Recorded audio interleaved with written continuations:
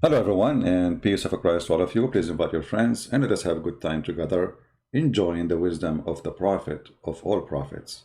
I mean, and I'm sure you know who is he. Uh, his first letter of his name is Muhammad. You can guess now who is the prophet we are talking about. I just gave you the first letter of his name.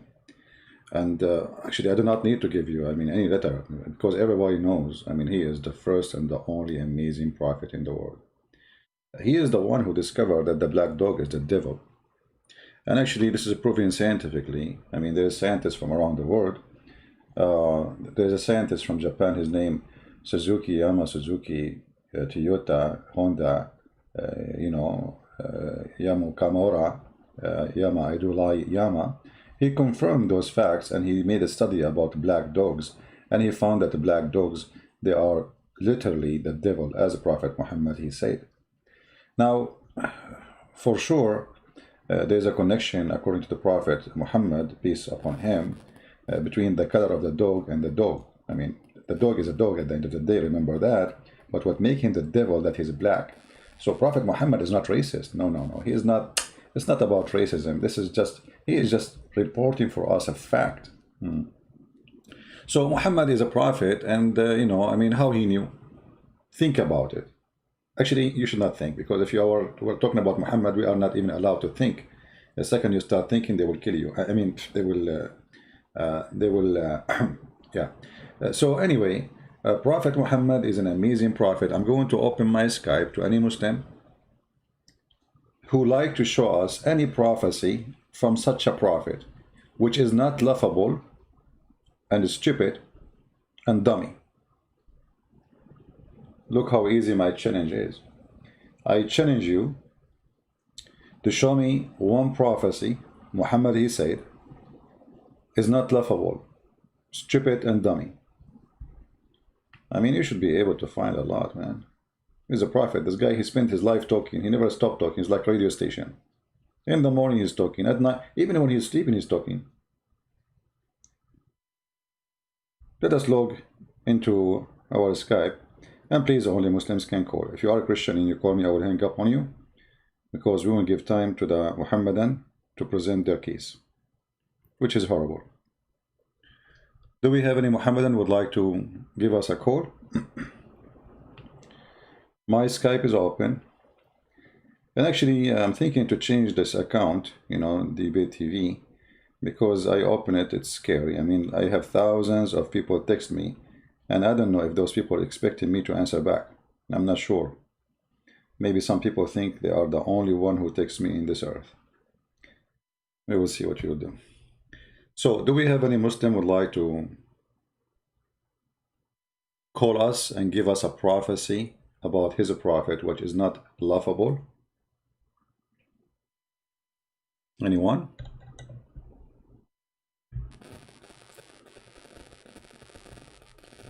There's no need for link. What link?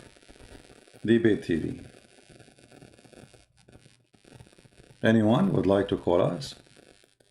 Remember, if you show us prophecy of Prophet Muhammad, Allah, he will give you extra versions in the heaven. This is alone is a reward for you. What do you want more? All my life, I wanted to have versions, like even when I go to buy milk, I buy olive version. They say to me, but you want to drink milk? I said, still, I'm going to buy virgin oil. Why? Because it says virgin. I cannot, I'm stuck. I go to buy tea or coffee, still I buy virgin oil. They say when I drink tea or coffee, what this is oil, you cannot. I said, it doesn't matter, I want virgins. It's my dream. He is the prophet who promised us virgins. Nobody else do that. And not only that, there's something unique about those virgins. Each time you do boom boom with them, they come back as virgins. That's alone is something. Imagine this. You take a car, you drive the car, you go back home, the meter of your car go back to zero. This is not a cheating, no. Come on, I just tried the car, it's used. It's virgin. So, you know, Muhammad, he has his own logic, and Muslims after him, they take the logic, and it's amazing logic. You think about it. I mean, you always think that you're 21 again. What 21? You are 14, I mean, 16, 17 again, right? So who is Muhammad and would like to give us a call and show us one prophecy of a prophet Muhammad who said the black dogs are the devil because they are black? How he knew this? For sure, Jibril told him, and Jibril he never lie. And who told Jibril? Allah. Allah, he knew best. I mean, it's proven. This is scientific. You know, they asked the prophet, what is the difference between a black dog and yellow dog and white dog? He said the black dog is the devil. And this is true. Look at him, actually. Just please look at him. If we let us do a scientific study case in the Islamic laboratory of the University of Mecca. If we make a study case, I forgot most of those kuffar here. They don't do any study. They are kuffar. Infidels don't even know anything about science. Disgusting people. Kuffar people. Yeah, what you can say, brother. The Quran says they are like animals. Al-kal an'am. First, here, brother, look with me at the tail. Focus with me, brother. Focus. Here we go. The tail is look like the word start with Allah. So this shaitan, he is putting Allah where? I mean, long look. I mean, what he is trying to say to us. What the dog is trying to say to us. So Muhammad, he been taught by Allah that this black dog is the devil. And look at his ears. Why? Because he's trying to spy at Allah. If you remember in the Quran, there's verses speaking about the shaitan. He tried to spy at Allah. CIA and KGB is not only on earth. Even Allah, he suffered from like Russian scandal, like Trump, Wikipedia, WikiLeaks, you know, those things. I mean, those are exist too in the heaven too, you know. So shaitan, he tried to spy at Allah. So look, he is in a large position. His tail is up, his ears is up, his eyes is focused, trying to read the Quran of Allah up in the heaven. And yet those kuffar, brother, they are not accepting that this is scientific. I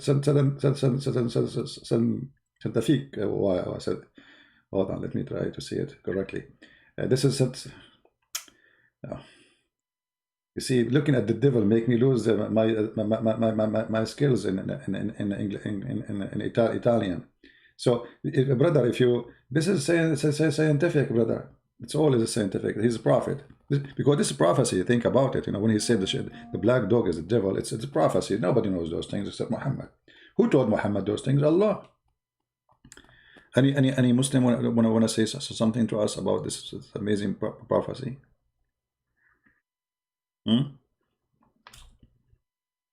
Anyone? I mean, how Muhammad he came to this conclusion? This is so good to be true. This guy is a genius. Anyone?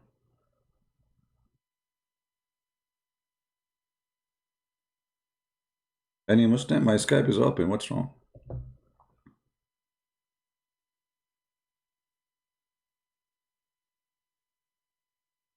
Any Muslim? Okay. I don't see any text from any Muslim. We have a caller. Hold on. We missed his call actually.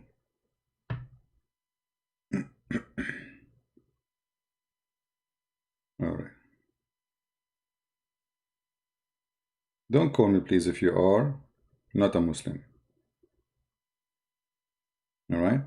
I think this is an ex-Muslim who used to call me, and I think this is him. Not sure.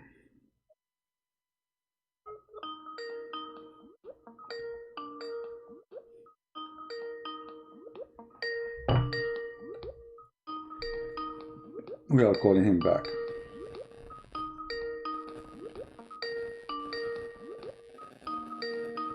Okay, he's not answering. Forget it.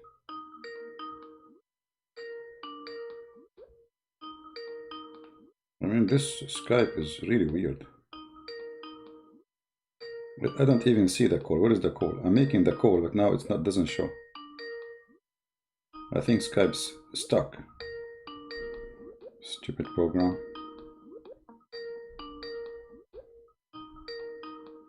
I am the one who's calling supposedly, but I don't see the call no more.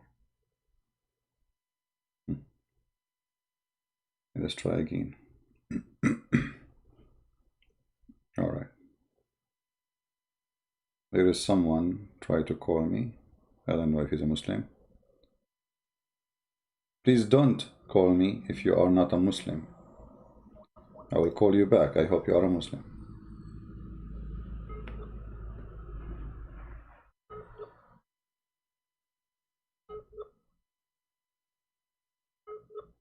Okay, it's not working. Do we have any Muslim who would like to call us and show us how Muhammad is a prophet? What is the sign for a prophet in Islam? Like, what make you qualified to be a prophet?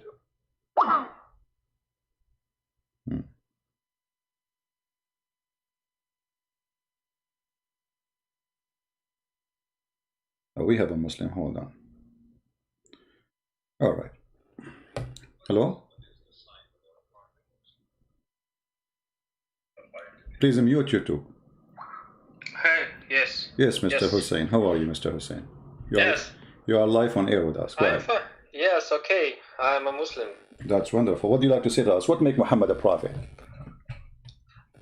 Because you know, Muhammad revealed the Quran, and Quran is a book of miracles and science and knowledge for all humanity. I like that. Can you give us an example? Yes. Do you know about prophecies about embryology? No, I do not know about and that. Can about that women's womb consists of 3 layers, and according to embryology, it is exactly correct. Okay, what verse we are talking about in the Quran? Actually, I can't understand. I can't figure out what the verse is. I don't remember. You know. Ah, okay. But Well, I okay, know exactly okay. Then it is in Quran. no problem. So Let me help you. I believe that Let me this help you. book is from Okay. God. All right, I will help you, my friend. The Quran says that women, she have a sperm, and her sperm is coming from her ribs. Is that the one you are talking Yes. about?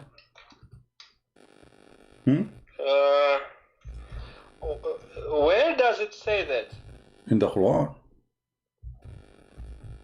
Actually, yes, I heard from some non-Muslim, propaganda that it is about women's sperm and man's sperm between the ribs or backbone, but I don't believe in it. But in the Quran in front of us, chapter 86, verse number 7.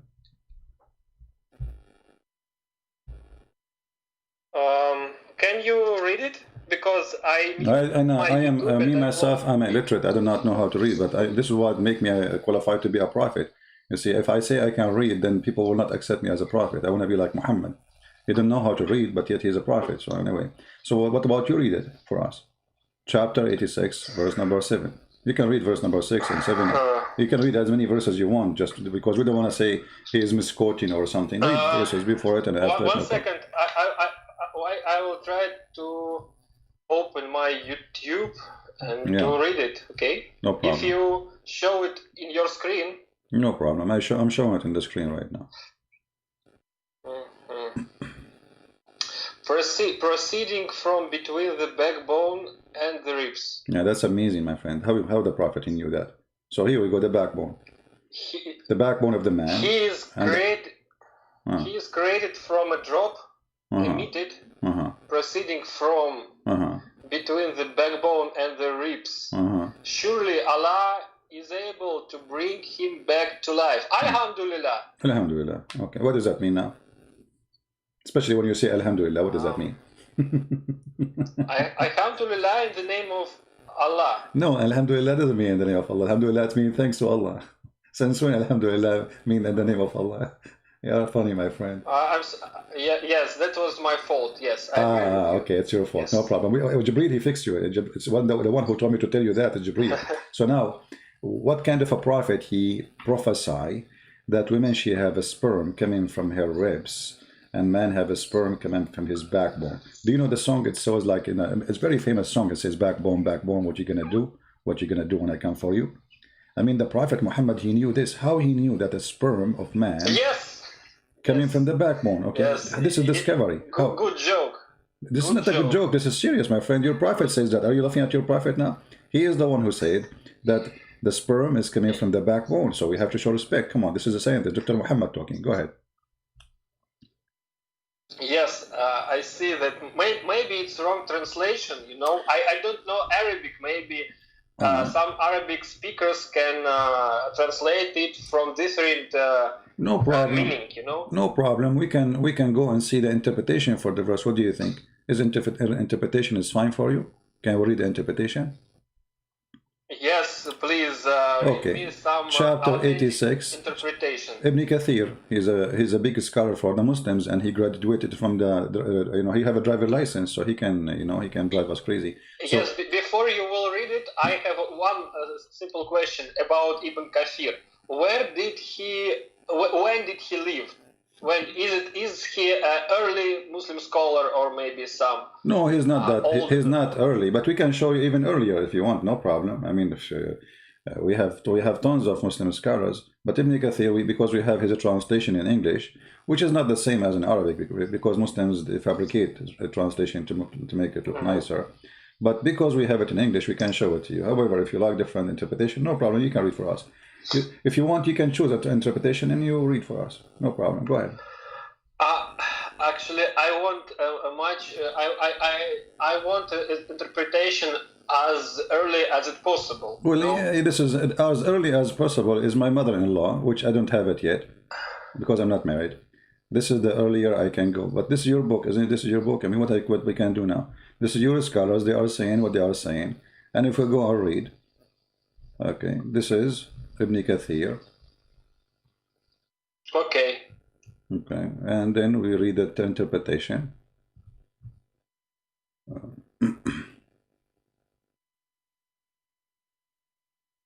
By the way, by the way, are you so kind? I heard your voice maybe in past year, and you were a little bit, angry. No, if a person speak to me, if a person speak to me kindly, I speak to him kindly. If a person want to play games with me, I spank him with no mercy. That's as simple as that. Okay, now this is Ibn Kathir. As simple as that. This is Ibn Kathir, as simple as that, So it says here, فَلْيَنْظُرُ الْإِنسَانَ مِمَّا خُلِقَ. Let us see what the man he is created from. And okay, he continues saying, خُلِقَ مِنْ مَاءٍ دَافِقٍ. He created from water gushing forth, meaning the sexual fluid that come bursting forth from the man and the women. Thus the child proceeded from both of them. Wonderful. So the child is created by a bursting liquid, which is stupid to say because women liquid have nothing to do with the creation of the baby. They have an egg proceeding from between the backbone and the ribs, meaning the backbone and of the man and the ribs of the woman. Do you see it? Which is referring to her chest. So what do you say now? I'm not a medical doctor. I am not too. Trust me. Once I worked, by the way, in a clinic. It was a crazy clinic, like for people, and everybody there his name is Muhammad, all the patients. But anyway, I learned from that science is unlimited, and the only way to reach to know about science is to join the school of Muhammad. And there I learned that women, they have a sperm coming from the upper side of their chest, which is the location of their necklace. This is why I'm still single. I mean, you don't want to go to the bedroom, your wife should take off her clothes, and instead of seeing breast, you see testicles. I mean, this is scary. What do you think? Yes, this is, I think that this is wrong. This is wrong. So why Muhammad is a prophet for you? Then you just admitted that Muhammad is lying. You just said, everybody heard you. Thank you very much. Actually, I think I thought a couple of times about why Jibril cleaned his breast twice. Yes, according to Hadith or according to Sirah. I heard some stories about Muhammad when he was young boy. Yeah. In the age of 6, someone, maybe Jibril, maybe someone else, came to him and cut his breast, and then Jibril put it to his breast some blessings and right. How to say. And after a few decades, this operation was repeated. So what? Why? Why? This is. Don't you think this is stupid? This is actually the story. I was there, by the way, when Jibril he cut his chest, and because I was giving like Jibril the scissor and the stuff to cut the chest, a lot of garbage was there. Unbelievable. I mean, we found hands of babies, we found fingers, we found lizard. Yes. Yeah. Okay. So now, what do you think? Okay, the Quran. We just proved that the Quran is a stupid book teaching that women have a sperm coming from her ribs, and the sperm of the man is coming from the backbone, which is both of them stupid and wrong. So how this can be from God?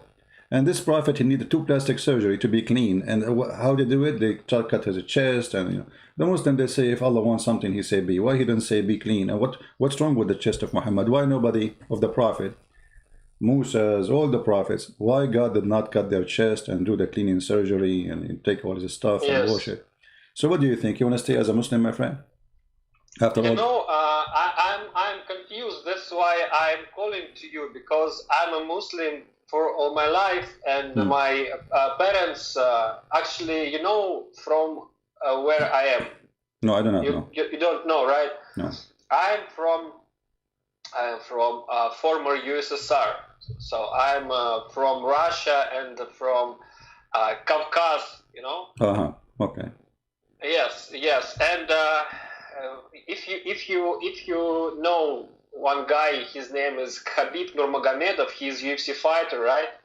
And people like him, they are very devout Muslims. And people from Caucasus, Dagestan, and Chechnya especially, they are really, really devout Muslims. They can kill you if you tell somebody that you are atheist, or maybe if you are gay or lesbian. Well, my friend, those dummies people, they are heroes in front of coward. Let them come to me and kill me, and let us see how good they are in killing. We don't care. All those things, they don't mean nothing for us. We are men. We fear no death. And this is all. If we are coward, we will not be here talking about the faith of Muhammad. So now I'm asking you, after you discover all this garbage about this is Muhammad and this is Allah speaking, there's no way we can say this is da'if. Yes. So how God, he says such a stupid thing if he's God? I think that it is it can't be from maybe from God himself, but maybe it was corrupted by people. No. Maybe Quran was in different shape. I don't know how to say. My friend. You do not know. Muslims who rewrite listen. They change the words and make let us say this is what happened for the sake of argument. But Muslims, they keep saying the Quran never changed, preserved, etc. So now, in order to save the ass of Muhammad, we say it's corrupt. Because it's impossible. Quran in our world, Quran is as simple as a book, which recorded in paper, right? And everybody can take this paper and rewrite it according to his meaning, right? But my friend, what this have to do with our topic? Somehow, you see, my friend, you believe? Okay, hold on. Save this book. Hussein. When I say to you Muhammad, where we find what Muhammad said, where Allah, his God, said in the Quran. So this is the Quran. And now if you want to say to me, the Quran obviously is corrupted, so why you are following a corrupted teaching and you call yourself a Muslim? Because in either way, you just say that the Quran obviously it's corrupt. But for me, you cannot corrupt the corrupt twice. Muhammad, he himself is a fraud. Muhammad himself, he said tens of things which is stupid, hilarious. And those Russian Caucasian Muslims, they let them fart from now until the coming centuries. They will not scare any of us, and we will laugh at their prophet as much as we will. Now, Why you want to stay as a Muslim with somebody say something stupid, that women have a sperm coming from her ribs and man have a sperm coming from his backbone? I mean, this is the most stupid idiot man ever. Yes. Thank you. So you agree that Muhammad is a stupid idiot. So do you accept to leave Islam, my friend? I agree that that thing from Quran is stupid. Okay, yes. But don't you agree with Muhammad is a stupid I'm not afraid this word. Yes, if Muhammad really said this, yes, he was illiterate. All right, no problem. Let us help you with Muhammad, what he said about this, because we can go and see what Muhammad said about things like that.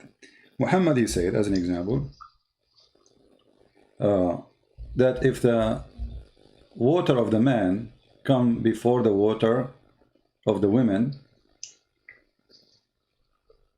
the baby will look like the father. Oh, yes. Okay. I heard this story, and something about Jews came to Muhammad and they asked him, right? Yeah, no, this is different hadith. The one I'm showing you right now is different one, yeah. Here it says, the Messenger of Allah said, the man water is thick and white, and the women water is thin and yellow, and which of them comes first, the child will resemble the parent. Okay. How in the world this guy is a prophet? And he is the same, using the same chapter of 86, talking about women have a sperm, and man has a sperm, but he did not talk where they are coming from, but he made even more stupid mistake by claiming that if you come first, you are the one who choose the gender and the look of the baby. But all of us, we knew that this has nothing to do with anything. Who comes first, who come after? Most of Muslim women, they never come, actually. Muslim men, when they have sex, they are like rabbit. They finish it after 2 seconds, you know? So, and this is what happened to Muhammad. That's why he never have kids. The guy, before he start, he finish. The women, before even she take her panty off, Muhammad is done. So now here we see Muhammad saying something more horrible about how the baby is made, showing us that he's a false prophet. How in the world do you agree that if a man have orgasm first, he is the one who control the gender and the look? If a woman have orgasm first, she is the one who control the gender. And look, he's describing what control the gender. He said the women have water, and this water is a sperm, semen. This is why he called both the man water and the women water. So he said the man water is white and thick. Okay, so he's talking about what? Obviously sperm, semen. And the women water is thin and yellow. So he thinks that the thin water in the vagina of a woman is a sperm too. And that will consider what will make the baby from both. But all of us, we knew that this is absolutely false. For what make the baby is not a water in the vagina. The women, she have an egg, correct? So Muhammad again is an idiot. But you know, yes, it looks like it was wrong, but I don't know. We have another hadith about great things about Muhammad, about his kindness, about he split the moon. And Muhammad, he split the moon. Muhammad, okay, hold on. My friend Hussein. Things about Muhammad. Hussein. I will be honest with you. Before I go live on air, this is between me and you. Before I go live on air, I split the banana. What split the moon? I mean, the moon is there. Do you see the moon is split? I mean, this is the most funny joke ever. I mean, how in the world even we can say such a thing? If the moon is there, do you see two pieces? Do we see two moons? So if Muhammad, he split the moon, what happened? Somebody put it back and glue it again, like a moon come back. I'm going to use a crazy glue with you. What the moon is a split? This is a joke. The moon is there, my friend. There's nothing split. The only thing is a split in the head of the Muslims. Where is the moon? Where is the moon which is a split? When you say split, it means became two pieces. Correct? Yes, but after he split it, then he merged them together. Where it says that? Where you get the story from? Where it says he merged them together? Where it says that? No, the Quran says if you go to the chapter of the moon, it's called Inshaq al-Qamar. The moon is split. That's it. And it doesn't even say who is the one who did that. So Muhammad the fool, he saw the eclipse. He thought this is the end of the time. And this is why Muhammad, each time he see the eclipse, he go crazy and he start praying like a madman. And even sometimes he forget to wear his clothes when he see the eclipse. So the Quran says, "Inshaq al-qamar." Okay, doesn't say even anything except the moon is split. And then he claimed that this is the judgment day hour. But this is a false prophecy. You see, we're talking about Muhammad, the false prophet. The hour is near and the moon is split asunder. So Muhammad prophesied falsely here that this is a sign of a judgment day. But this has happened 1400 years ago. Do you see it? If I say to you right now, the moon is split, and this is the judgment day started, and then 1400 years after go by and nothing happened, that's mean I'm fooling around. I'm not telling the truth.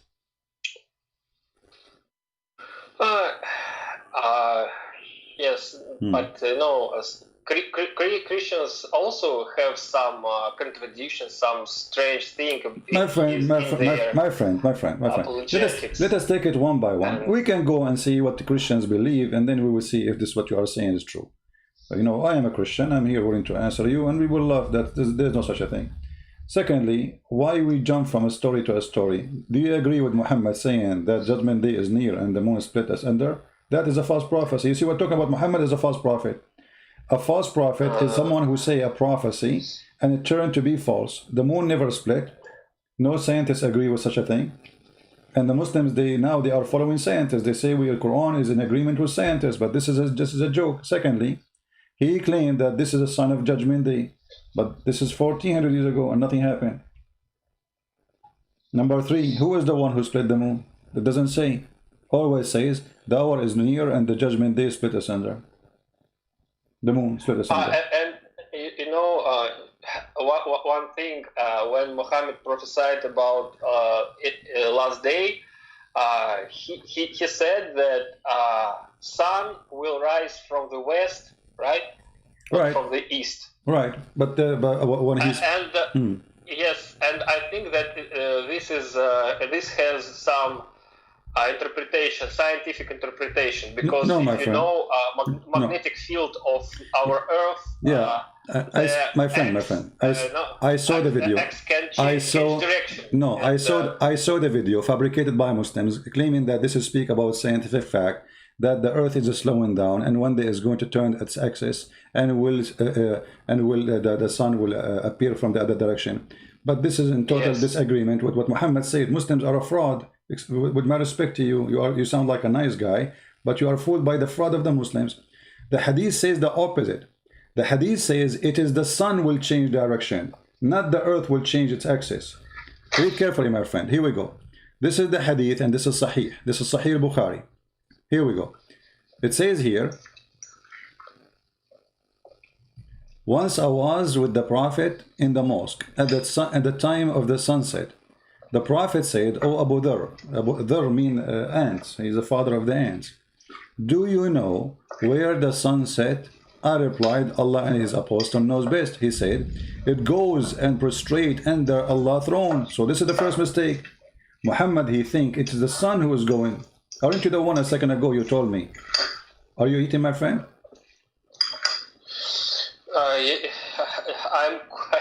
I'm cooking because. Oh, you are cooking. Okay. What are you cooking for us? Yes. I hope you will not use camel urine. Yeah. Don't use camel urine in the food. Now, listen. So who is the one who's going? Is the sun. It's not the earth moving. It is the sun. This is the first mistake. And then he says, and that is Allah's statement that the sun runs into a fixed course. All right. In different hadith, he explained more. Yes. He explained how the sun every day go and then ask Allah for permission to come back. And this is the hadith the Muslim they use, but the hadith is so clear. The hadith saying that if the sun asks for permission to come back, and then one day the sun will not be allowed to come from the east. Allah will order it to come from where it came from. So this is totally a deception of those who made those videos to fool people about how Muhammad discovered such a thing. Maybe it's just interpretation. No, my friend. Okay, no problem. Try your best. No. You see, all the hadith. The sun and see how it rises from the west. My friend. when your prophet says the sun goes, he said the sun goes. There's no other interpretation. Who goes? The sun. Who's going? The sun. Going where? Under the throne of Allah. So we cannot say this interpretation may be better than this one. It doesn't make any I mean, you cannot play that game, because simply the sun is the one is moving in all the hadith. All the hadith, the sun is the one is going under the throne of Allah. It is not the earth going around itself. Where the sun goes, do you understand me? When you say, do you know where the sun goes? What about Muhammad saying that the sun set in the murky water, in the muddy hot water? Do you see the hadith? And this is Sahih in chain. It's correct. They asked him, he said, do you know where the sun goes? So again, Muhammad confirming that the one who goes is the sun. It's not the earth going around itself, it's the sun going from point A to point B, and point A is the east, point B is the throne of Allah, and then ask for permission, and under the throne of Allah there is a hot muddy spring of water. Do you see it? Yes. Okay, so how this can be from God? What do you think? It sets in a spring of water. Okay, you know, we here in Russia, we don't discuss those things in mosques, and it's I don't know how to explain. It's maybe not forbidden, but just I don't know. My friend, me and Putin, talk about no problem. But me and Vladimir Putin, we speak every day about the Quran, and he die laughing. He call me every day before he go to bed. He say, "Can you, Christian Prince? Can you please help me? Give me a joke because I want to relax from all the hard work I do." So I tell him a joke from Muhammad, and he die laughing. And but the other day we stopped talking together on the phone because almost he have heart attack from laughing. Look at this. I mean, this is laughable. This is the most stupid statement ever. How this guy can be a prophet of God?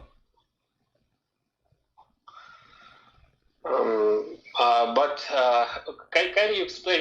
You are from Saudi Arabia, right? No, I'm black, a blonde African American from Japan. Who cares where I'm from, my friend? Who cares? I mean, we are talking about Muhammad, not about me. I just want to understand why so many people, 1.5 billion Muslims around the world, especially from Middle East, they can read all the hadith on Arabic, and they are still Muslims. Because nobody can leave Islam. Who dare to leave Islam? Go to the Middle East. If I am now in the Middle East, my friend, a second ago, there is something in Islam which is true. No, nothing in Islam. Nothing in Islam is true. You just told me that in Russia we have Muslims can kill you if you say something about Muhammad. Correct? This is exactly why there's people that are still Muslims. Give them a freedom, people will leave Islam. So terrorism is the reason for Muslims to stay as Muslims. Give them freedom, you will see most of them, they will leave Islam. Actually, the biggest mullah of Muslims today exists. His name is Al-Qaradawi. He said, if not the sword, Islam is gone long time ago. He said that. If not the sword, Islam is gone, history, from long time ago. And the sword will go, and here we go. The internet destroyed the sword of Muslims, and they cannot do anything with it. And we are laughing at Muhammad. What they can do about it? Nothing. So they are not the super nations anymore. They are not the most powerful. They are a bunch of small nations. Even the big ones are small because they are big population, but they are small in power. So they can say whatever they want. Who can stop us? Who can stop the truth? This is the truth. We are reading their books. We are not fabricating things. We are not making fun of Muhammad because we are just being idiots. We are laughing at what he said. We are not laughing at somebody or someone he did not say something funny and laughable. This is what he said. Why Muslims? They're still Muslims. Who said they are still Muslims? Here we go. You are calling me and you will leave Islam. Maybe in 2 minutes or 5 minutes or 10 minutes from now, I can tell you are out of Islam already. Aren't you? Maybe I'm not. No, I think maybe I'm not a Salafi or I'm not. I don't care if you are a Salafi or not. Do you accept? Do you accept? There are a lot of Hussein. Sufis and Who care? Who care, my friend? Who care? Who care? Who care? Who care? Who care? Who care? Who care?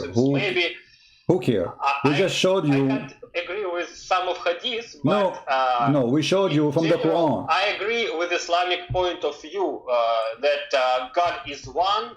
God is not human. So hold on. Who said that God is one and God is not a human? Where in Islam it says that?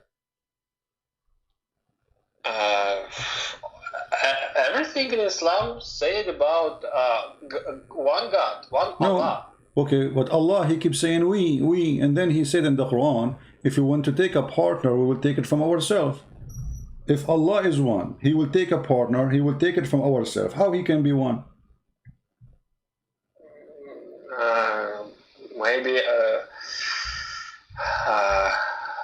Allah, when he says we, he means himself. Okay, but he want to take a partner now. So he want to take partner from himself, he want to have sex with himself. In the Quran, chapter 21, verse number 17, speaking about taking a wife, a partner. So if we want to take a partner, we will take it from ourselves. How he is one, yet he will take a partner from ourselves. And Muslims, in order to fix this issue, they have all a kind of false translation, but the Arabic is there and the interpretation is there. Even Islamic interpretation agree that this is about Allah taking partners, having sex with the whore. So if the whore is not from God kind, why he called from ourselves? Read carefully. Had we intended to take a pastime, i.e. a wife or a son, etc., we could surely take it from us. If Allah is one and the word we mean him only, so Allah will take a wife himself? Do you think Allah is a male and female in the same time is going to have sex with himself? No. Okay, but he says he will take a wife or son, he will take from us.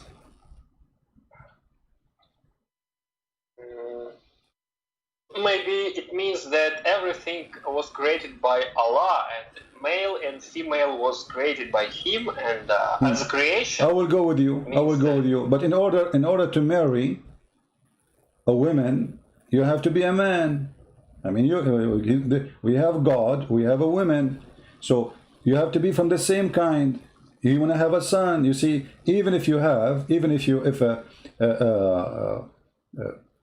if a dog have sex with a cat, the cat will not have babies. But the dog, it's possible that he can have sex with the cat. But still the cat will not provide babies. So in order to have babies, you have to be from the same kind. So now Allah is saying, if you want to take a wife, he did not say a wife, I will take it from a human or my creation. He said us. Us. The second you say us, it means we are from the same kind, the same equality. You see, if somebody says, who is here is an Arab, I say me and my cousins, etc. I say us. That means we are the one who qualify to be from one kind. So you don't say us unless it is the same kind. If I say who is Russian, you say to me us, correct? I am not Russian, you are Russian. Okay. So in order to have the title as us, you have to be from the same quality and the same kind.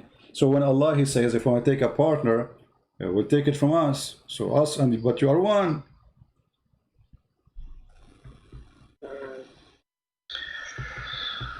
This is a complicated topic, maybe. Do you like versions? It needs... Hussein? What? Do you like versions? I like what? Versions. Versions? Yeah. Yeah. You like versions, don't you? It's a really confused question. Why? I mean, Allah, he promised you virgin. Each time you sleep with them, Allah will make them virgin again. I mean, isn't it obvious that this is the devil? Yes. Isn't it obvious that this is Satan? Isn't it obvious? Isn't it obvious that this is satanic, Hussein? This is satanic. I go to you and I say, if you believe in me as a prophet, I will give you a lot of women for sex, man. Come on, just do it. Believe in me, I am prophet. Isn't it obvious? To ask a person, do you like virgins? It's similar than to ask person, do you like to masturbate, for example? You know. Should I ask you the question? It's confused question. Okay, as long you mention masturbation, what about Muslims saying, I will show you something in the screen, and you help me. Is that okay?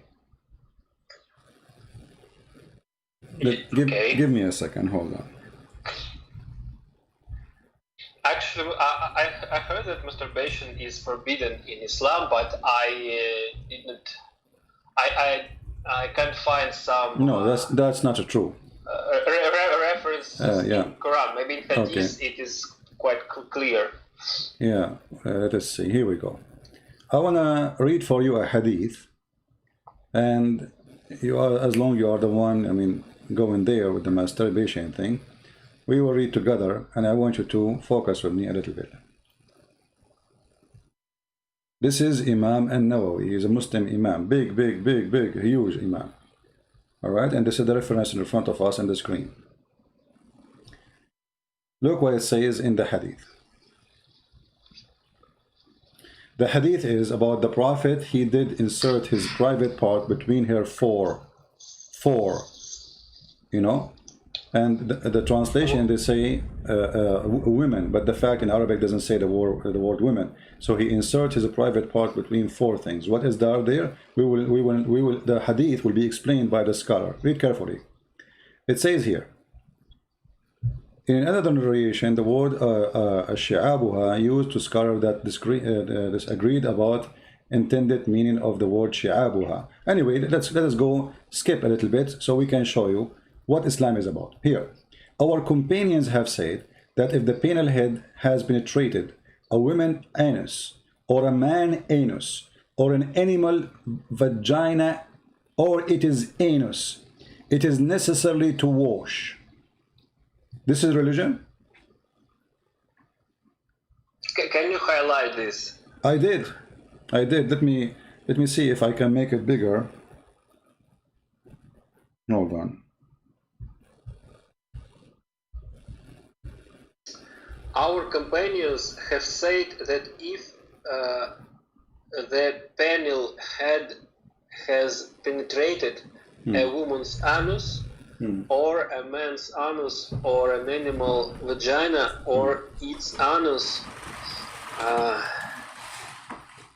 oh, it's lost. Okay. Then it is necessary to wash, whether the one being penetrated is alive or dead. What kind of religion this religion is?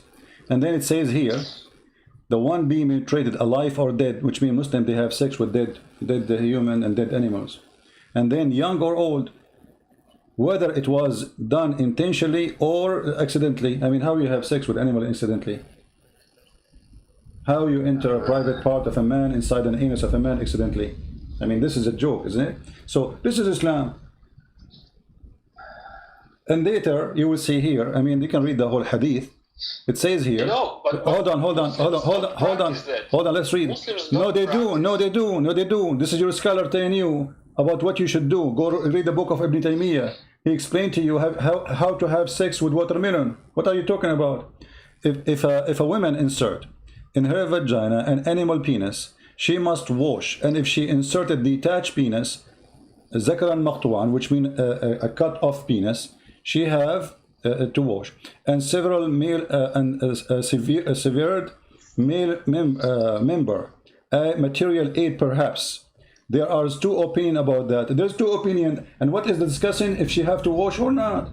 I mean, look at this discussion religion. It's not about the moral behavior. It's about, I mean, we are talking about animal penis. We are not talking about sex toy.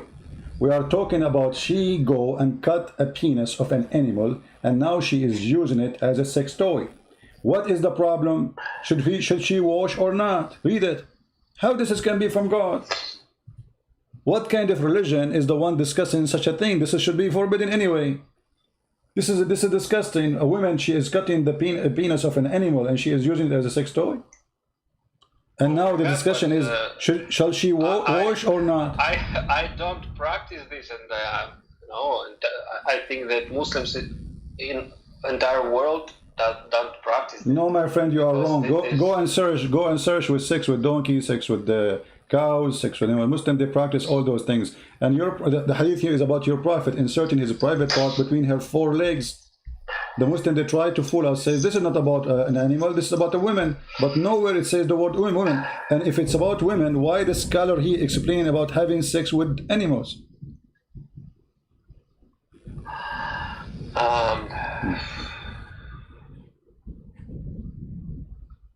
Maybe because people at that time of in 7th century in Arabia was practicing that, and maybe Muhammad wanted to I don't know how to explain in English, to make an order, and but you know, the Bible forbids such a thing long before all the Arabs exist.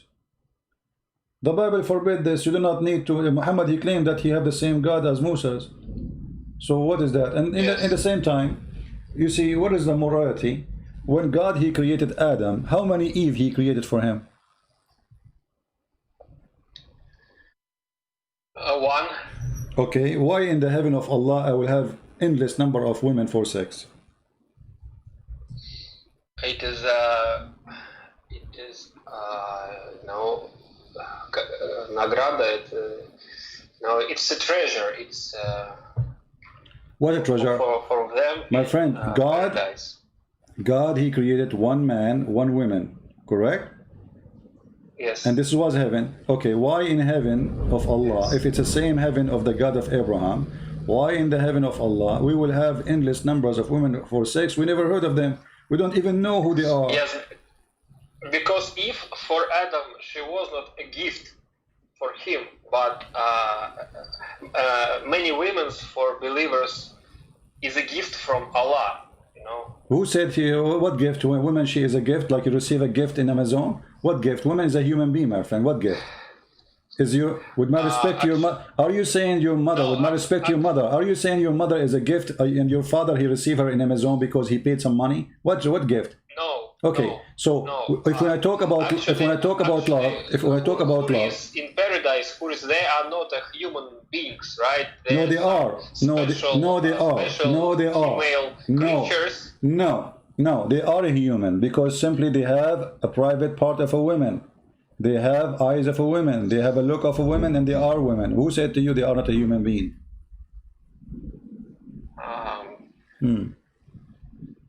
Because they don't look like women. No, they look like women. Who said that to you? Where do you get this from?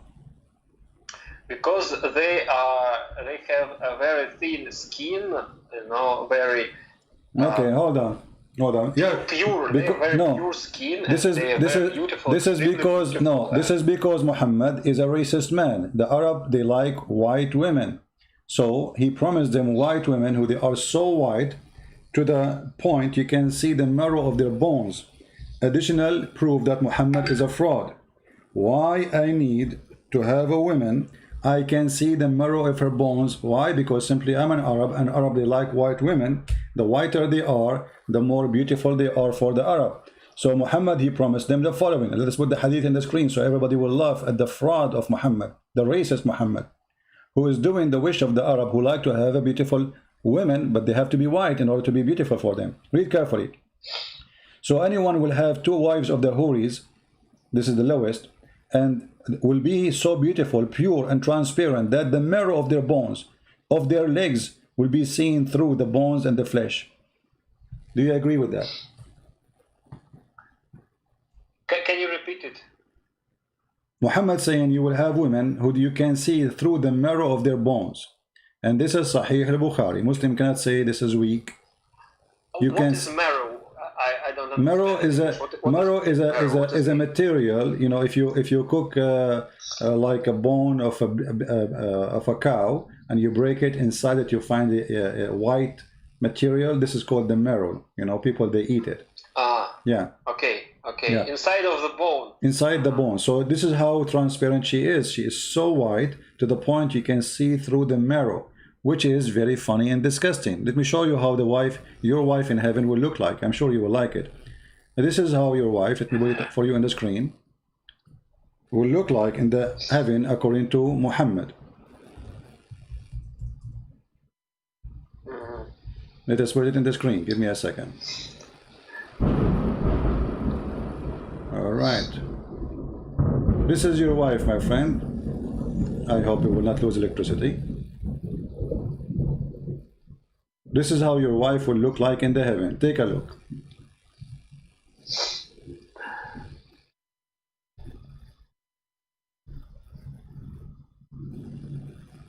What do you think? I can see anything on my screen. Maybe it's some delay. Maybe, yeah. Yes. Yeah. So this is what Muhammad, he promised you in the heaven. Is that a promise of God or a promise of an idiot? This is what he said. The hadith says, we show it to you. You can see through the marrow of their bones. This is what you will see. To be honest with you, I'm getting so excited now. I'm single, you know, and I cannot resist this temptation. I mean, this is so beautiful. Especially when look at those positions, man. Look at those men. I mean, come on, look at it. You are single. I'm single. You know, nobody's listening. Look at this. This is so beautiful, brother. Unbelievable. Look at this. Oh man, this is so crazy. This is so good. Oh boy, look at this one. Oh boy, I cannot. This is too much. I got to go. Yeah. So what do you think? This is a promise of God or a promise of a crazy man? Where did you get it from? These pictures? By Allah, He sent it to me with Jibreel.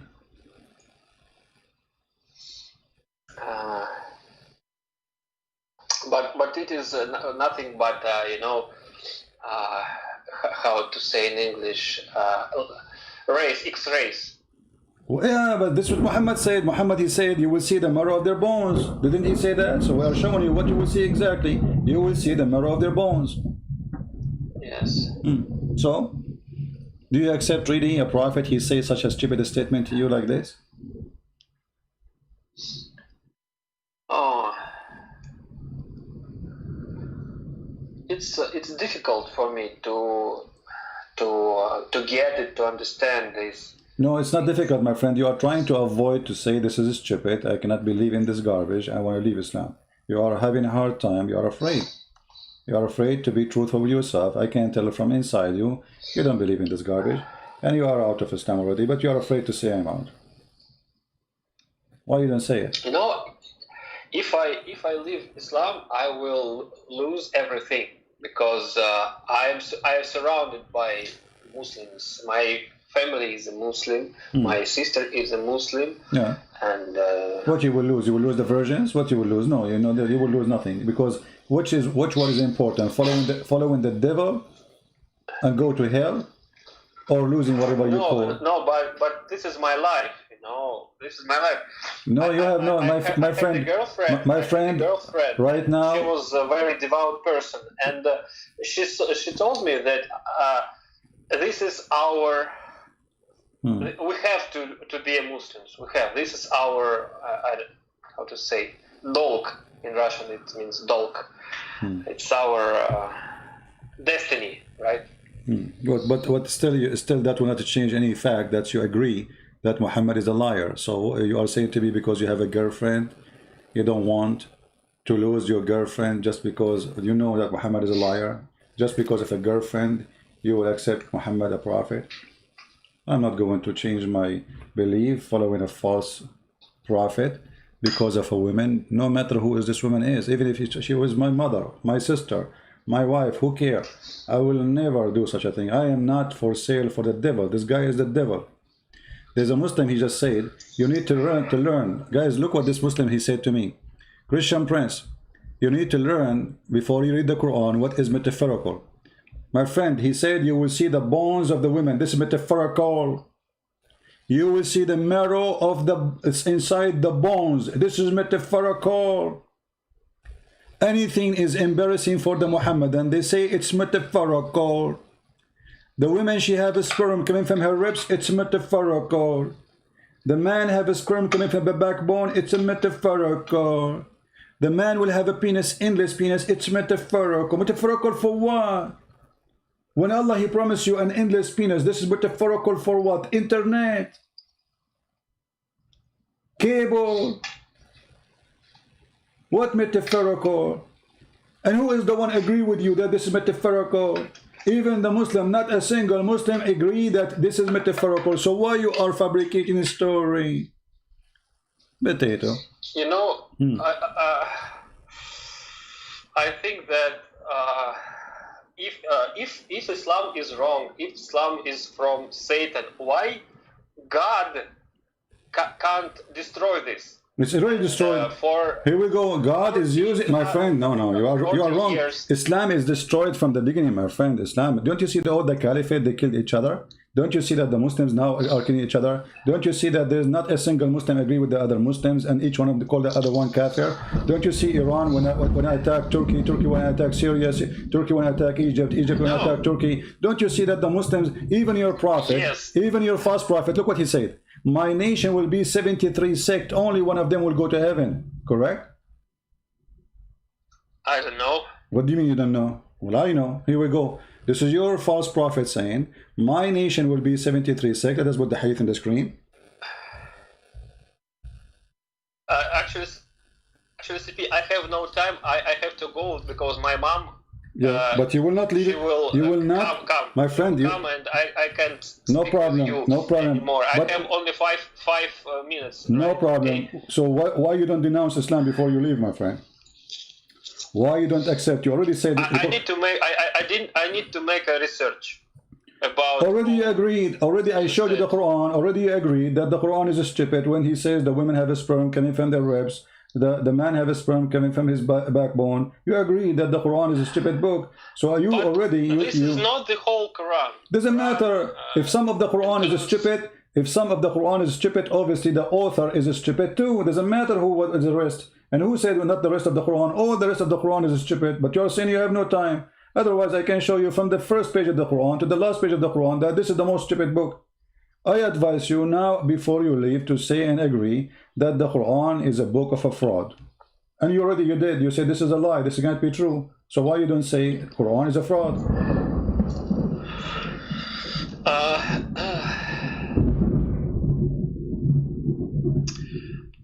You know, I agree that Quran has mistakes, like a Bible has mistakes. No, the Bible, no, does not. No, that's not true. That's not true. You see, first of all, the Bible is written by a man, which means there is opinion of a man and there is God words. If God words is wrong, that will be a different story. But if I say something and what I say, if you go in the Bible, you see that Satan, he speak. Bad people, they speak. Bad people, they do things. The Bible is a book of history reporting what people said and did. So you cannot say the same. In the Quran, every word in the Quran, according to Muslims, is said by Allah only. No other person involved. Even the angel, he is not even speaking there. Even the angel, he say what Allah told him. So when we go in the Bible, we see that David said, but David is a man, not God. We go in the Bible, we see that this person said, this guy, his name is etc. said, this guy, his name is etc. said, this guy, his name is etc. he did. It's not God talking. We call the book of God because it's teaching us about God, but this book contains history, stories of men and women who did things have connection with the establishment of the Jewish belief. So you are mistakenly mixing things up. The Quran, all of it, supposedly word by word, letter by letter, even the dots in the Quran, there's no dots actually, is made by Allah. So when we find a stupid mistake in the Quran, and not one, we find thousands, and then you want to say to me, same as the Bible, that's not honest from you. So if I am you, as long as you agree that the Quran is full of stupidity, you are following a stupid God. So why you don't denounce Allah and accept the truth? Because I have only one chance to accept Islam and only one chance to leave Islam, right? If I leave Islam, then Allah will never forgive me. No, my friend, no. Hold on. You have a wrong understanding. You see, Muhammad is the most hypocrite man ever. All those who are around him, he told them, if you don't accept Islam, Allah will never forgive you. And then they did not accept Islam. And then after that, they accept Islam. And then some of them, they even leave Islam. And he said, those who leave Islam, they let them die and they are kafir. And then they came back to Islam when he became victorious. And now they are great names in the history of Islam. Muhammad, he made them prince and princess to rule countries. So Muhammad is the biggest fraud in history. And why you are worried about the dead man? Aren't you worried about the living Jesus? Christ is alive, my friend. He is going to come in the judgment day. Even in the stupid Muhammad storybook, he admitted that Jesus is coming back. So in the judgment day, you will not stand in the front of the fraud Muhammad. You will stand in the front of the living God, the Messiah. Aren't you afraid from that day?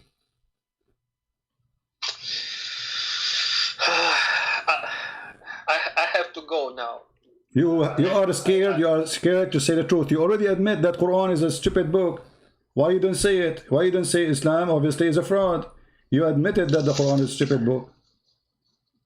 CP,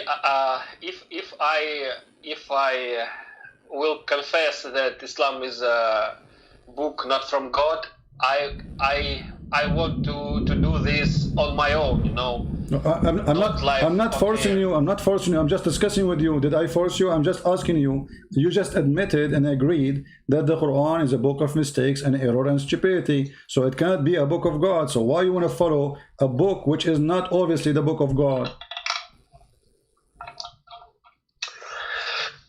It seems so. Yes, I agree. It seems so, but if we, my friend, you did not need to say anything more. That's it. You left Islam. You just said. It seems so. It seems that the Quran is a fraud. So you are out of Islam already. I mean, you don't want to say the word "I am out of Islam," but you just said so. You said it seems so. Yes, according to you, Christian Prince, it seems so. But no, not according to me. No, it's not according to me. No, don't change the word. Don't change the word. You are the one who said it seems so. I said to you, I said, Hussein, I said, Quran is a book full of errors and mistakes, and you agree with that. And then you said it seems so. This is your opinion, not my opinion. So not according to me.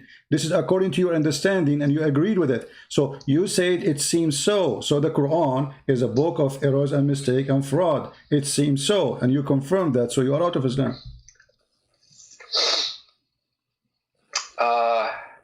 Actually, I have a question. Was Jesus a Muslim, and his followers, were they Muslims? My friend, how Jesus, in order for Jesus to be a Muslim, he have to be child molester like Muhammad. Jesus never have sex, never slept with a woman, never touch a woman. Muhammad, he did not kill. Muhammad did not steal.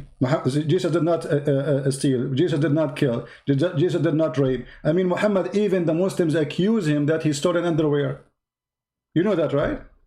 Even underwear, he is a thief accused of stealing underwear, which is stolen from the Arab.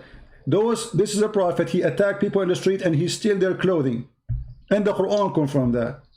So how you can say Jesus was a Muslim? Why? He was a thief, he was a gang, he was a caravan rider, he was a pirate, he was a rapist, he was a child molester. How he can be to be a Muslim prophet? You have to have the qualification. And what the qualification? Number one, you have to be a person who have no dignity. Muhammad, he go to the house of his own wife, and his own son wife, and he flirt with the wife in the house of the son. This is not even a friend. What do you think, Hussein, if your father, he come to your house and he flirt with your wife? He said to her, "Oh, you are so sexy. I like you." Huh? What do you think about your father if he do that? With my respect to your father. My father is a nice person. Okay, but that's not the question. What do you think if your father, I'm not saying he is a bad person. I'm saying if. And I know your dad is not a bad person. I'm saying, what do you think if a person, your father or my father or anyone, he come to the house and he flirt with his own son wife? Do you think he is a good person or he is a piece of garbage?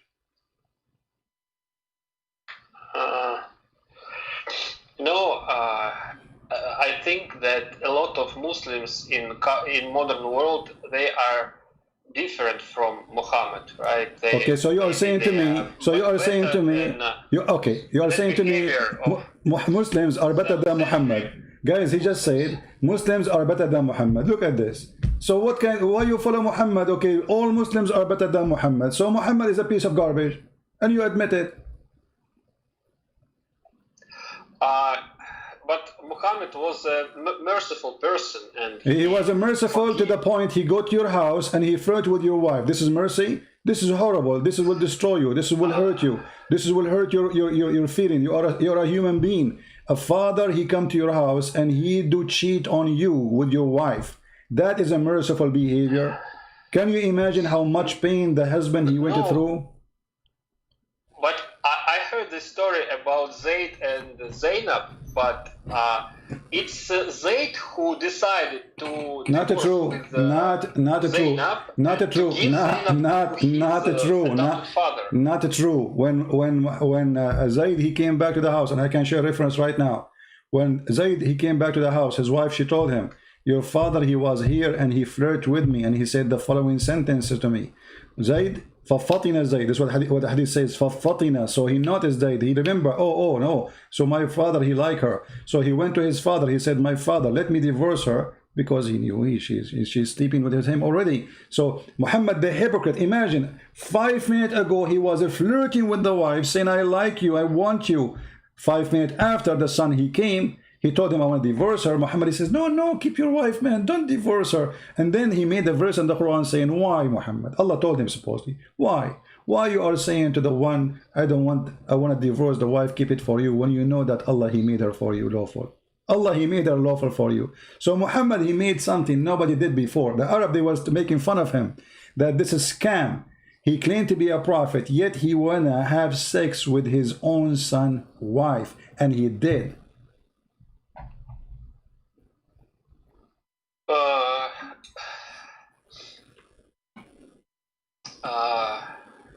I don't know. No, you know. I mentioned that guy Habib Nurmagomedov, right? My friend, forget about this Habib.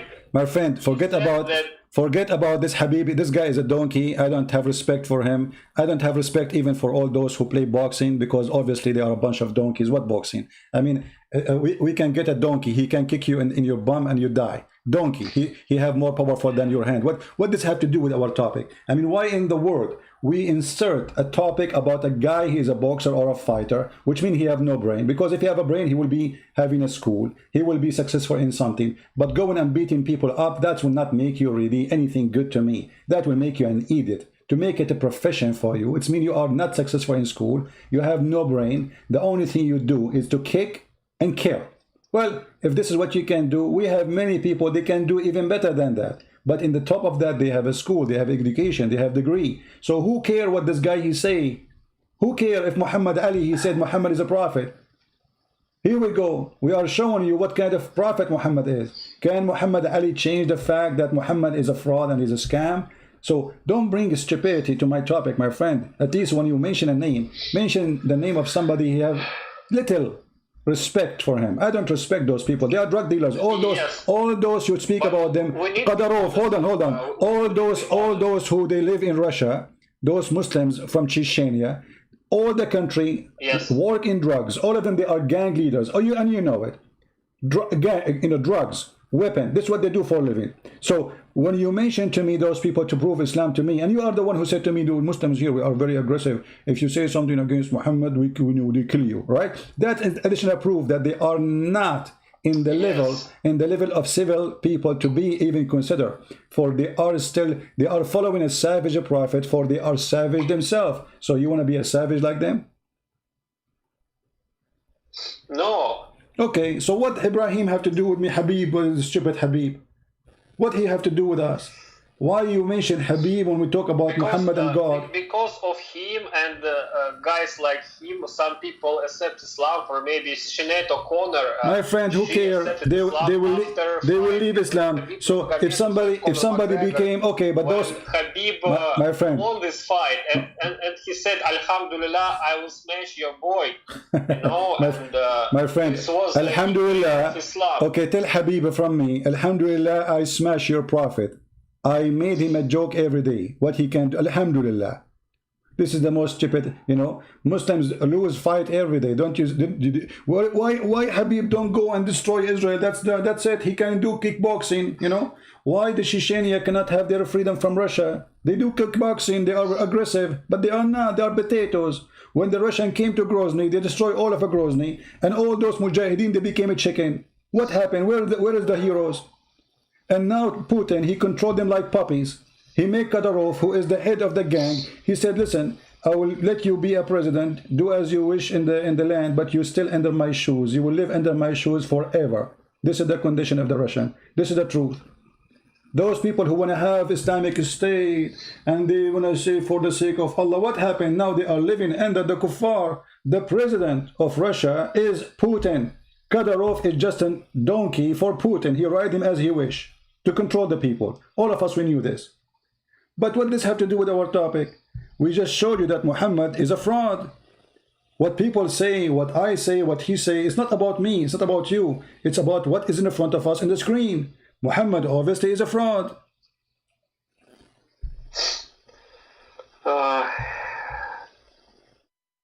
Yes, I don't know what to say. You know, I don't know what to say because you have a very strong point. You say you leave Islam. What do you say? You say Muhammad is a fraud. I'm out. That's it. Be a man. Be the man. Be the man. As I said before, and some people in the chat, they begging me to leave Islam. I see this, but guys, please don't force me to do that. Because we are not forcing you. We are not forcing you. We are not forcing you, my friend. Take time. We are not forcing you. We are saying be a man. You already left Islam. Actually, you agree that the Quran full of stupid things. You agree that the stories of Muhammad is disgusting. So, and everything I said to you, you did not deny it. You said, I agree with you. So what is left? You left Islam already. You say it, you don't say it, it doesn't matter. You are already out of Islam. The one who says the Quran is not the book of Allah, obviously is the Muslim no more. And you said that. You said the Quran obviously have a lot of errors and mistakes. That's mean the Quran is not the book of God. This is what it's meant by saying the Quran is full of errors and mistakes. This is not the book of God. You just said that. You know, if somebody in Chechnya will find out that I left Islam, I need to escape my hometown. Nobody knows your name. Homeland. Nobody knows your full name. Muslims from Chechnya did. Okay. They live now in Canada, in Europe. My friend, they live in Canada. They are far. Here we go. I live in USA. People make fun of Muhammad all over. They can do nothing. Nobody can do anything. Trust me. We have, where are they? Who they are? We make cartoon of Muhammad. We laugh at Muhammad. We do whatever about Muhammad. Where are they? They dare even to put their head in the street, says we will kill you. They cannot. They don't dare. Stop. You know, you are living in fear, but they are the one in fear. You see, when somebody says we will kill you, if you say something about Muhammad, because he's fearing that you will speak out, you will say you will be free. He's afraid from you. He is afraid from you, not the opposite.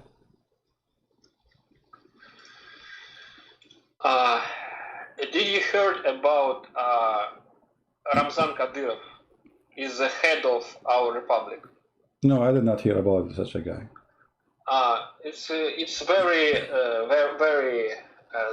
very powerful man, and USA put him to a blacklist and forbid him in USA. You know, because he's a very aggressive guy and he killed all of his enemies. Praise be to Allah. Praise be to Allah. He's practicing Islam. He's a good guy. Praise be to Allah. My friend, who care about this shit? Excuse my language. All those people, they are shit and they will go in the sewage one day. But there's one name is going to stay in the heaven. That is God, the Messiah. Don't worry about the poo-poo of a human being. All those poo-poo will go. All this poo-poo will go. Nobody will stay. They will take nothing with them. And they are no powerful. You know, actually, they are no powerful. They have no power. They are just a bunch of gang. They are limited in their areas and they are stupid and they have no value actually. This is why even countries are forbidding them from coming. Why? Because they are so much exposed as a drug dealers. So who respect those people? Nobody. They can have money. They can be rich. You know, who care? You will see a woman, she became a superstar. Why? Because she's a porn star. Imagine a star. Who care? I mean, it doesn't matter how many stars you put next to this name. Still, he is a porn star. What a star! You know what? Orthodox Christian priests in our country, they support Islam, support Islamic Republic, and they say that Islam is good and Islam is the religion of God. No, that's not true. That's not true. That's not true. Just a few years ago, a Christian priest, he's an Orthodox, he was killed by Muslims for exposing Islam. That's not true, my friend. Orthodox. No. What is his name? I forgot his name. I am not a Russian. I don't remember Russian name. But you can. Maybe Daniil Sisoyev, you mean? I don't know his name. You can search his name. But anyway, Orthodox priests, they don't say Islam is the truth. Orthodox priests, they suffer a lot from Islam. That was true, actually. A Russian Orthodox priest, Daniil Sisoyev, was killed in his church during praying by a Muslim, jihadist. Correct. So yes, that was true. But we are here to say that the priest who died for sake of the truth, his name will be remembered under the throne of God. So we don't fear no one. They can kill, they can attack, and those people who kill, they will go and be executed anyway by the law, and we don't fear them. So, and not only that, you can imagine how many people who wonder why this guy was killed and start reading what he was saying. This is why I encourage all people who want to expose Islam to write books. So if one day Muslims kill me, let us say, for the sake of whatever, and then my books will be not only read by 10 millions, will be read by hundreds of millions. Because people want to see why this guy got killed. People who never heard of me, they will be wondering, and my name will be written in the book of God. So we fear no one. The truth is going to be always superior. Criminals will never win. They can kill the body, but they cannot kill the soul. The Bible says, fear not those who destroy the body, fear those who destroy your soul, your spirit. So our spirit is always with the Messiah, and we fear nobody. And Muhammad is the biggest fraud. They like it, they don't like it. They have guns, we have more guns. They have weapon, we have more weapon. They are men, we are more men. And they are cowards. But this is not. I have one question before I leave now. From the chat, one supposedly Russian girl quoted John 3:16, «Ибо так возлюбил Бог, что отдал Сына Своего Единородного, чтобы каждый верующий в Него не погиб, но имел жизнь вечную». Okay,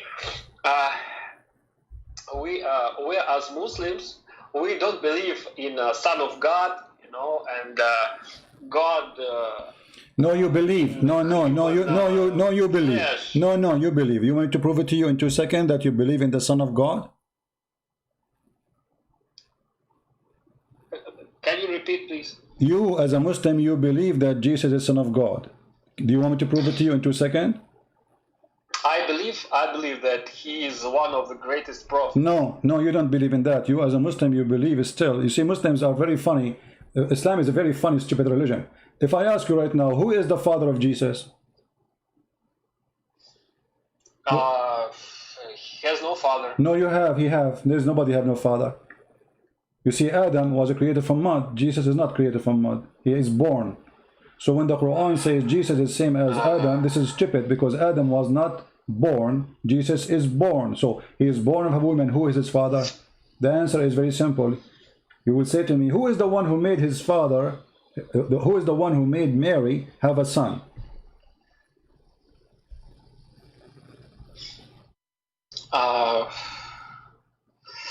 If I sleep with the women, I made her have a son. Is that correct? Yes. Okay. Yes. Who is the one who made Mary have a son? Is it a man or God? Is it a man or God?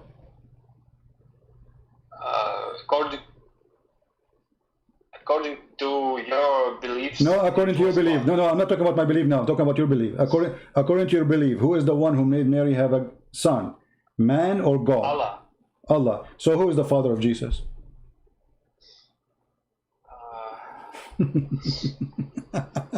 Islam is the most stupid, dummy religion ever.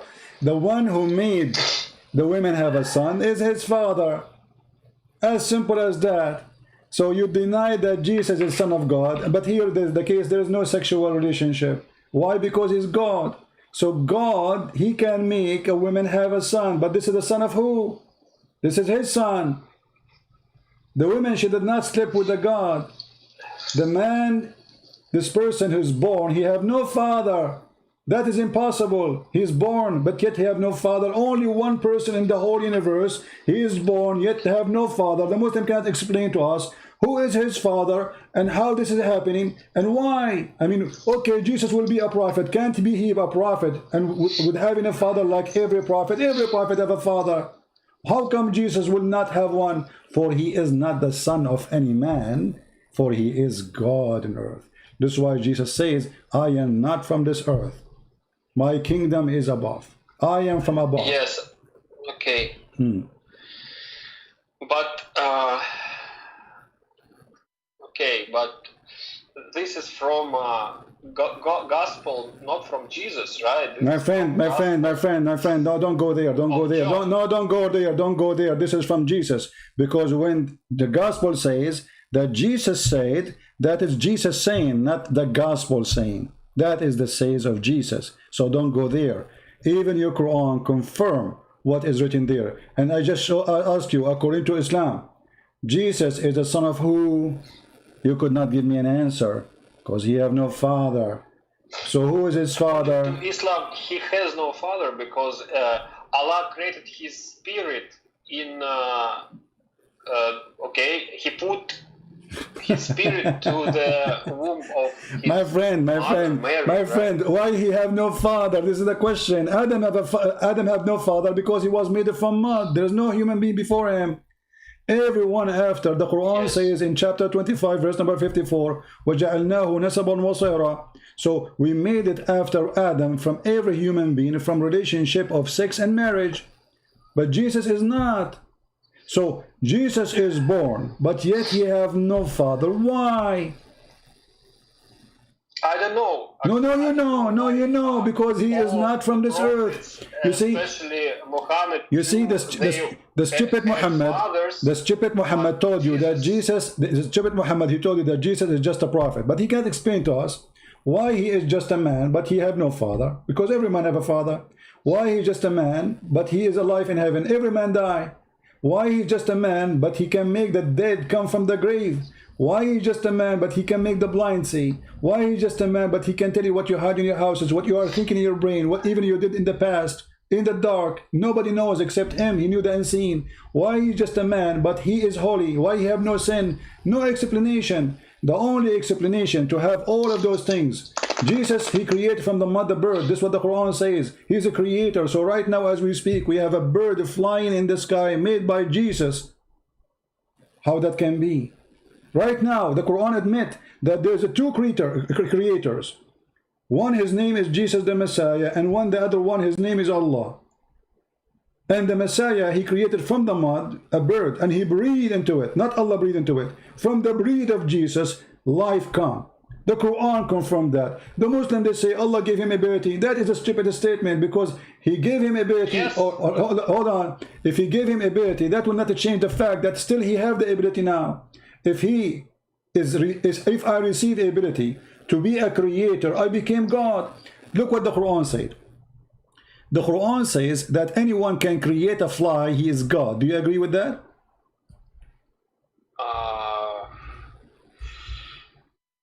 Can you show me the reference? No problem. This is the reference. This is your Quran saying, you are worshipping God, they cannot even create a fly. Chapter 22, verse number 73. So what is the reason to worship somebody? If he can create a fly. The Quran confirmed that Jesus can create not only a fly, he can create birds. Fly don't have a spirit, they are just the creatures programmed. Jesus, in the Quran, he gave a soul to the bird.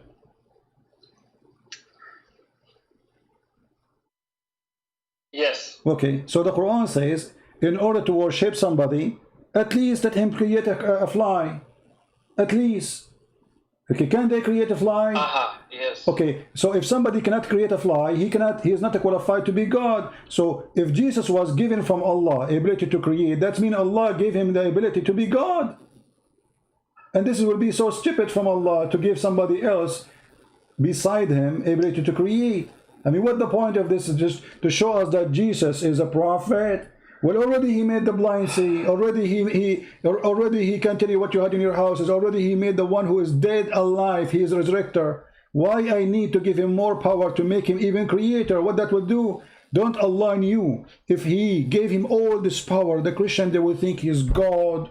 So if you think about it, the Christian believe in Jesus, that he is God, because of the stupid Allah. Why? Because the stupid Allah, according to the Quran, gave him all this power, to the point those Christians became so confused how this guy can be a man, yet he can do what God can do. Obviously he is God. So if the Christians mistakenly worship Jesus by mistake as God, the fault is the fault of the stupid God of Islam, because he is the one who gave him the power according to Muslims. However, this is a stupid claim, because there is no proof that Allah himself can create a fly. It's just a stupid book written. I can say right now, I am the one who gave Jesus the power to create a bird.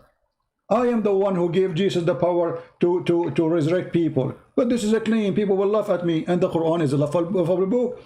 The God of Islam, if he is the one who gave Jesus what he have, he should know even how the baby is created. We just showed you that this stupid book believe that men have a sperm coming from the backbone and women have a sperm coming from the ribs.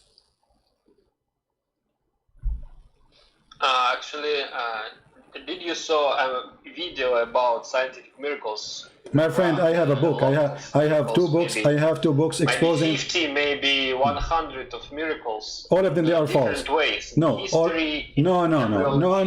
Not even a single one of them is true. And I challenge any Muslim beside you to show me one of them is true. All of them, they are fraud. I have two books. They are nothing but exposing those lies.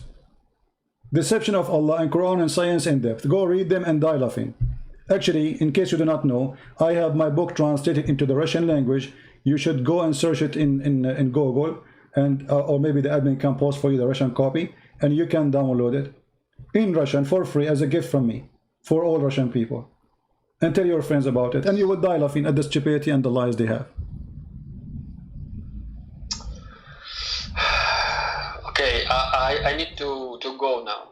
But you left Islam already. I'm so happy for you.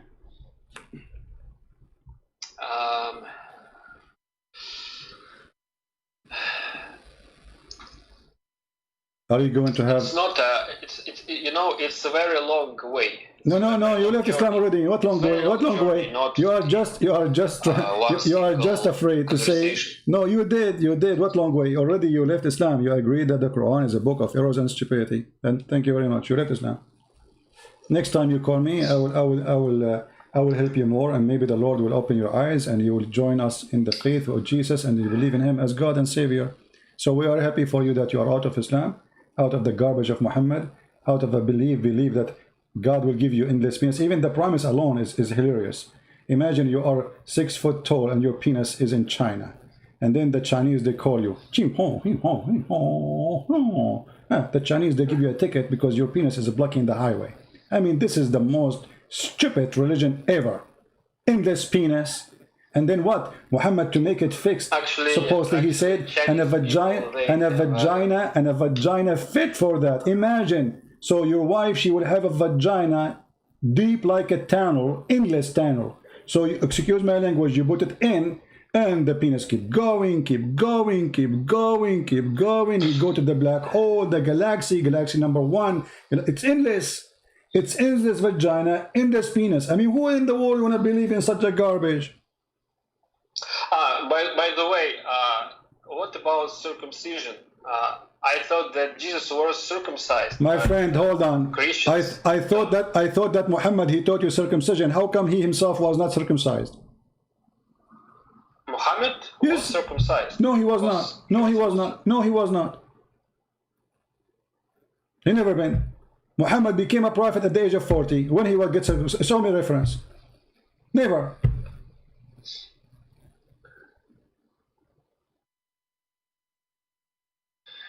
Okay, I have to go now. Okay, go and circumcise and let me know what will happen. Can I call you later, maybe tomorrow? My friend, anytime I am live on air, you are welcome to call me. God bless you, and we pray for you, and we are happy for you that you are out of the cult of Muhammad. Take care. Thank you. Bye-bye. Take care.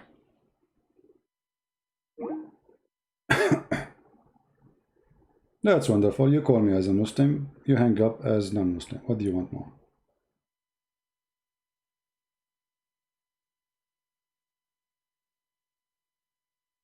Who's next?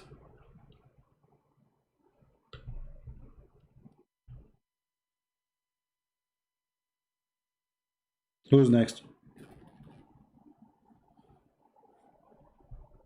How many millions will leave Islam after reading my books, which translated to all languages for free? You know, I receive a message, somebody says to me, Christian Prince, don't you need to support yourself? I mean, you give all those books for free. For sure I need to support myself, but my friend, helping people is more important, and the Lord will provide. The Lord will provide. The Lord will never leave you alone. You worry about the money, the Lord will send you good ones who help you. Which one is more important?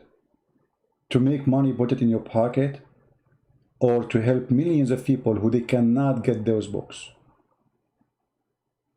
Hundreds of millions in Indonesia, they are thirsty for the truth. It is for free, and the Lord will pay me in his own way. And he never ever left me alone. So help them, those who need help. Poor Muslims, they've been fooled, they've been lied to. And I will make more and more books if the Lord, he gave me life to live. Actually, I'm waiting for this stupid corona to stop, have mercy on us, so I can go somewhere and just like a place there's nobody to talk to, no good internet. I need internet still, but I don't want a good internet, because if I have a good internet, I will be tempted to go live. You know what I mean? So I want to take like a vacation, not a vacation, just to write, because you know, when I was writing the book Sex and Allah, it took me a lot of time. But when I took 1 month, actually a month and about 6 weeks, I was able to finish the book in about maybe 29 days from my travel time. The place was so beautiful, very quiet, just in the beach, you know. I got a very, very amazing deal. I stayed there, the place have nobody. Every day in the morning, I wake up, start working on my book, and almost by noontime, I stop working because it gets so hot. So you need sometimes a special atmosphere to be able to write. Writing is not, you cannot force yourself to write. You know, ideas, they come by themselves one after one. So the Lord will bless us with more books, and more books will be published for free. I'm trying to publish the new book in Polish for free for Polish people. I hope very soon. I'm just getting too much busy every day, and we will do more.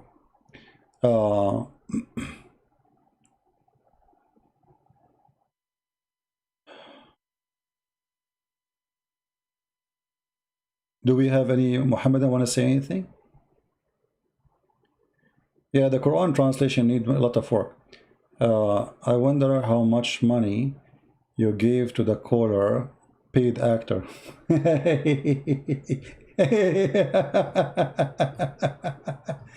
Hey, Abdul, let me tell you something. Just to show you how Muslims, they help us to expose Islam. Do you remember the guy, his name is Fifi? He said there's a guy who left Islam, his name is Iqbal, something like that, and I forgot his name. And they said that the guy, his friend, he knew him. Even he used his name. So we said to them, why you don't go and record the guy and get him busted if he is really a fraud? They did not do that.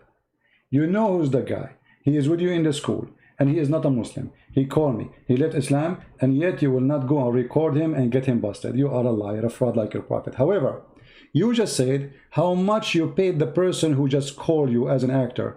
My friend, just to show you how stupid you are, I just said I'm giving my books for free. I am not a rich man. If everyone, I will pay him. I don't even use my name. In order to get paid by me, you have to know my name, and nobody know it. In the top of that, because you are a fraud like your prophet, you think we are a fraud. In fact, paying people to convert to our religion is in Islam, not in Christianity. Do you want me to show you the verse in the Quran? In your book, the book of the devil, your prophet, he paid the most important names in Islam, those who became the caliphate of Bani Umayyah, he paid them a lot of money to convert to Islam. And as long you are saying this is devilish and this is from Satan and this is satanic, this is the verse in front of you, and I challenge you to call me and tell me you are a liar. Do you dare? You got busted. In your Quran, Allah, he ordered Muhammad to pay people to convert to Islam.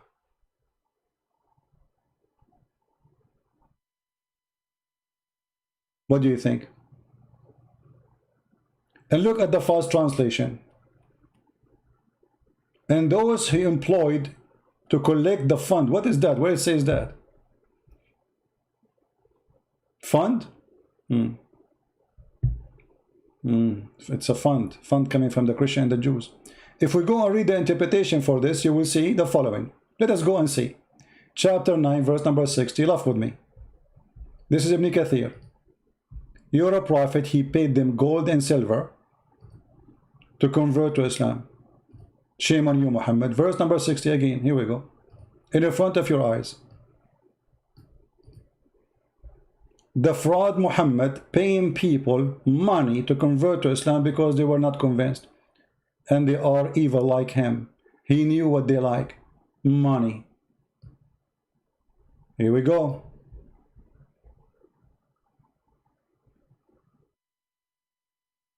المؤلفة قلوبهم, people who their heart is attached to their money. Let us see what happened here. Ibn Kathir, he cut it off, the translation. They cut it off. It's not there. What? What happened? Where is the interpretation for the verse? It's gone, brother. Let us see, maybe here. Some people are giving because some of their peers might embrace Islam. Do you see it? Do you see it? And look here, they cut the whole story. They cut the story about a family of a scumbag who refused to convert to Islam unless he got money. And later his family became the caliphate. Let us go to different page and laugh together. Are you there, Abdul? Read carefully. You see, you opened the door for us to expose your prophet. Chapter 9, verse number 60. Let us see what happened in details. The scam of Muhammad. Ta-da-da, ta-da-da, ta-da-da. Ta-da-da, ta-da-da, ta-da-da. Who is a Muslim would like to call us and read for us? Who are they, those who Muhammad he paid them to convert to Islam? Any Muslim want to tell us? The names are in front of us. Any Abdul? He have the courage? Read carefully. And those who his heart are reconciled by giving them some gifts, such as Abu Sufyan and his companion. There were 15 men. The leaders of this family, Muhammad, he gave them gold and silvers and horses and camels in order to accept Islam. And this is your interpretation in front of you. So you think I am a fraud like your prophet, and you are the one who used the word busted, which means the one who paid somebody to convert to a religion, he got busted. Well, this is your prophet. The caliphate of Bani Umayyah, they are fraud. They converted to Islam because of money. And later they killed the grandsons of Muhammad. They took over the business of Muhammad. And that's why Muhammad, he paid them, because they are gang. They are criminals.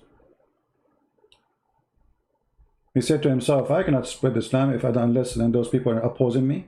Let me pay the. I cannot win war against them. Allah cannot win war against them. Let us buy them. How much money you want? Do you see it?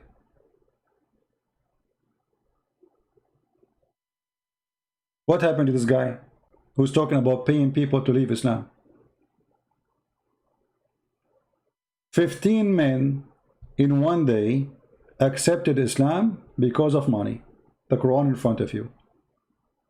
And what the Quran says, those who their heart are to be reconciled. How reconciled? By money. I mean, you are buying heart by money? Yes.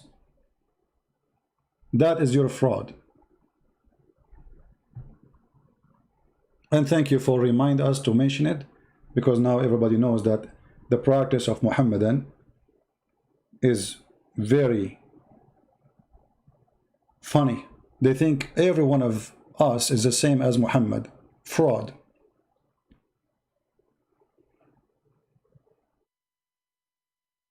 Who's next?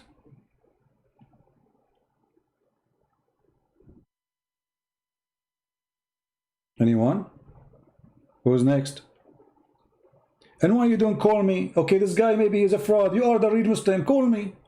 Maybe you can do better. And then after you leave Islam, you will accuse yourself that you get paid by me. What do you think, guys? Call me and let us see if you will leave Islam or not. Because anyone leave Islam is a fraud. You are the only Muslim here. Call me, potato. Be the man. You see, all those cowards, they say, hey, Christian Prince, we can debate him face to face, but they will not call me. Why? Because they're potatoes. They knew they are no match.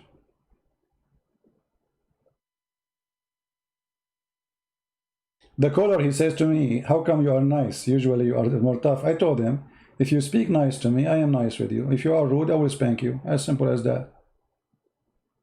Go call. Be nice. Be polite. I will be more polite with you. If you want to be rude, I will whip the floor with your face. As usual. And not only that, give me your Skype, I will call you. Your Majesty, especially if you are a sheikh, I will be honored to call you. And use your beard as a mate for my front door. Who is a Muhammadan, who is a sheikh, he have a beard, he want to challenge me? Long beard, short beard, we accept all sizes. Size doesn't matter. Anyone?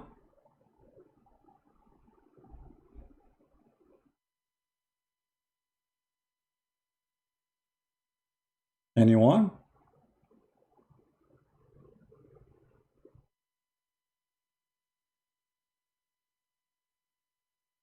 Anyone, he called me, he leave Islam, they say Christian Prince, he paid him. Obama, he said he left Islam, he's a Christian now, he must be paid by me. The son of Hamas, the son of the founder of Hamas, he left Islam, he must be paid by me. I mean, it's obvious, Christian Prince is a billionaire. The poor Christian Prince, he have a car, he want to get rid of it so he can get a bigger car so he can go and do some stuff. But he cannot, it's very expensive. But I am the one who's paying everybody. My car is in the size of a donkey. It's a very old car. But still my car, I'm not complaining, by the way. I say thank you, Lord, for this car. Still I have a car. Once, guys, but not this car, the car before it. I left the car and the keys was inside the car by mistake for almost 2 weeks. And the window is open. Nobody stole it. This is the benefit of having a car like this. Nobody will touch it. You know?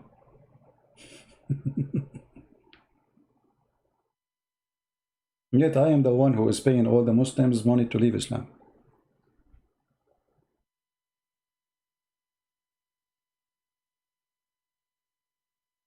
Muslim Ibn al-Fajr, answer my call. Oh, I don't see your call. And you are Muslim Ibn al-Fajr or al-Fajr. Guys, this guy is the son of the dawn. That's mean they make you the son of the Satan.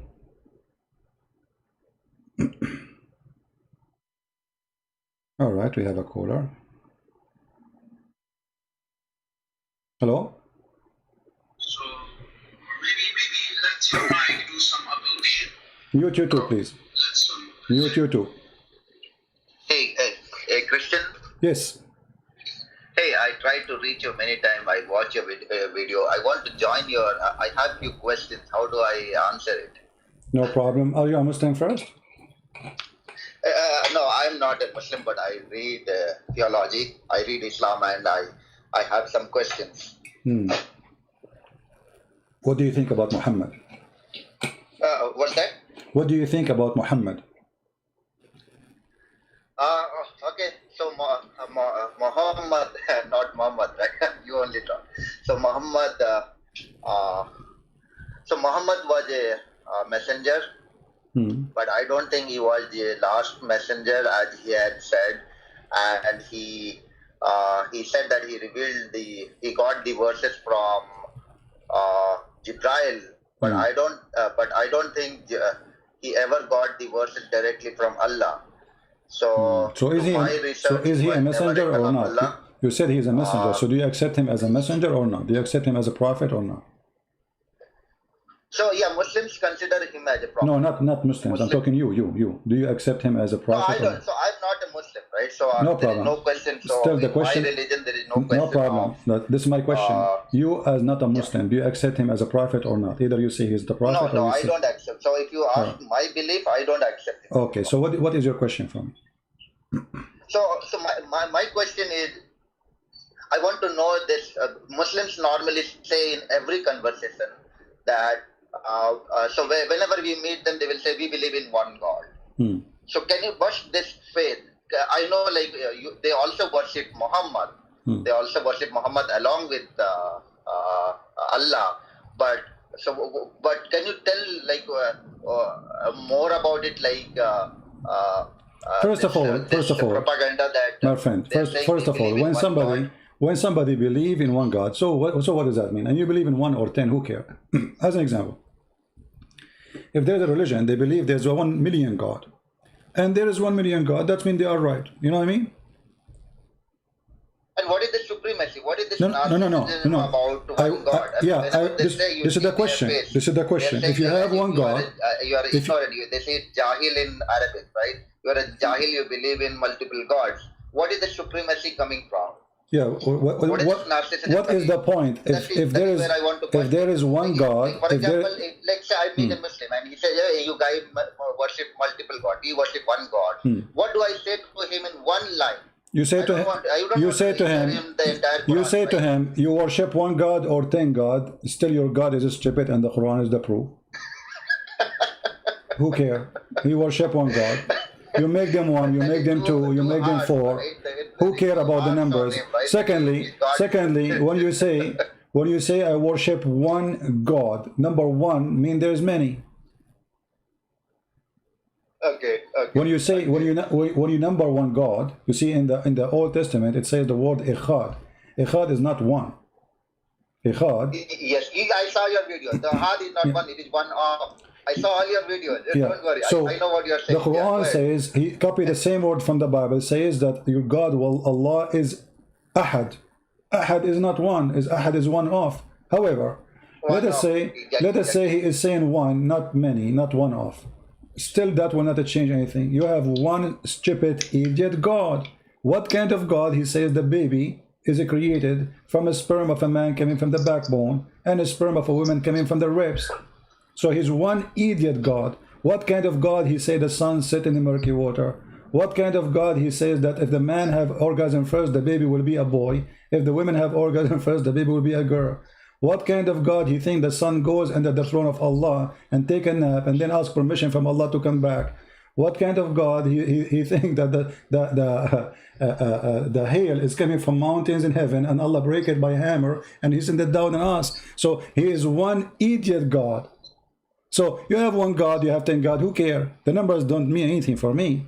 And we have one God. So okay, and what is next? You have one stupid God.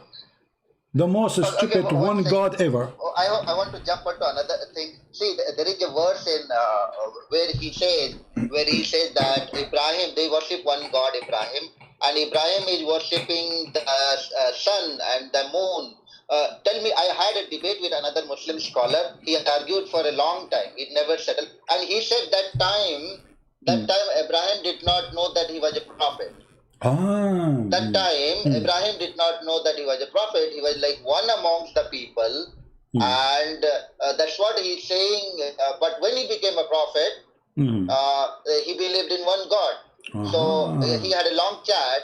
And he said another thing. So what do you have to say? The first question is, who is Abraham?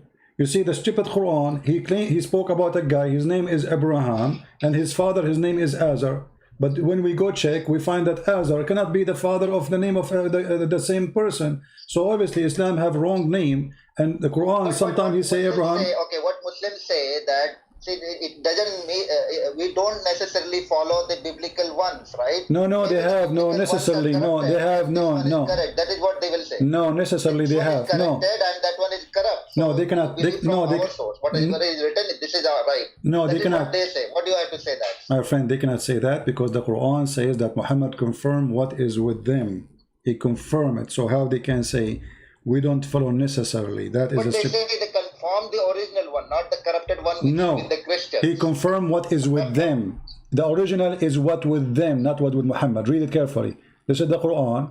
It says confirm what is with them, and what is with them is what with us. This is in the year 600, not in the year 10 or 1 after Jesus. This is 600 years after Jesus. The Bible is published all over the place in the world. How you say we confirm only the original, but by saying I confirm what is with them, and what is with them, what he confirmed. So Muhammad did not say I confirm the Bible which is with me. He said what is with you.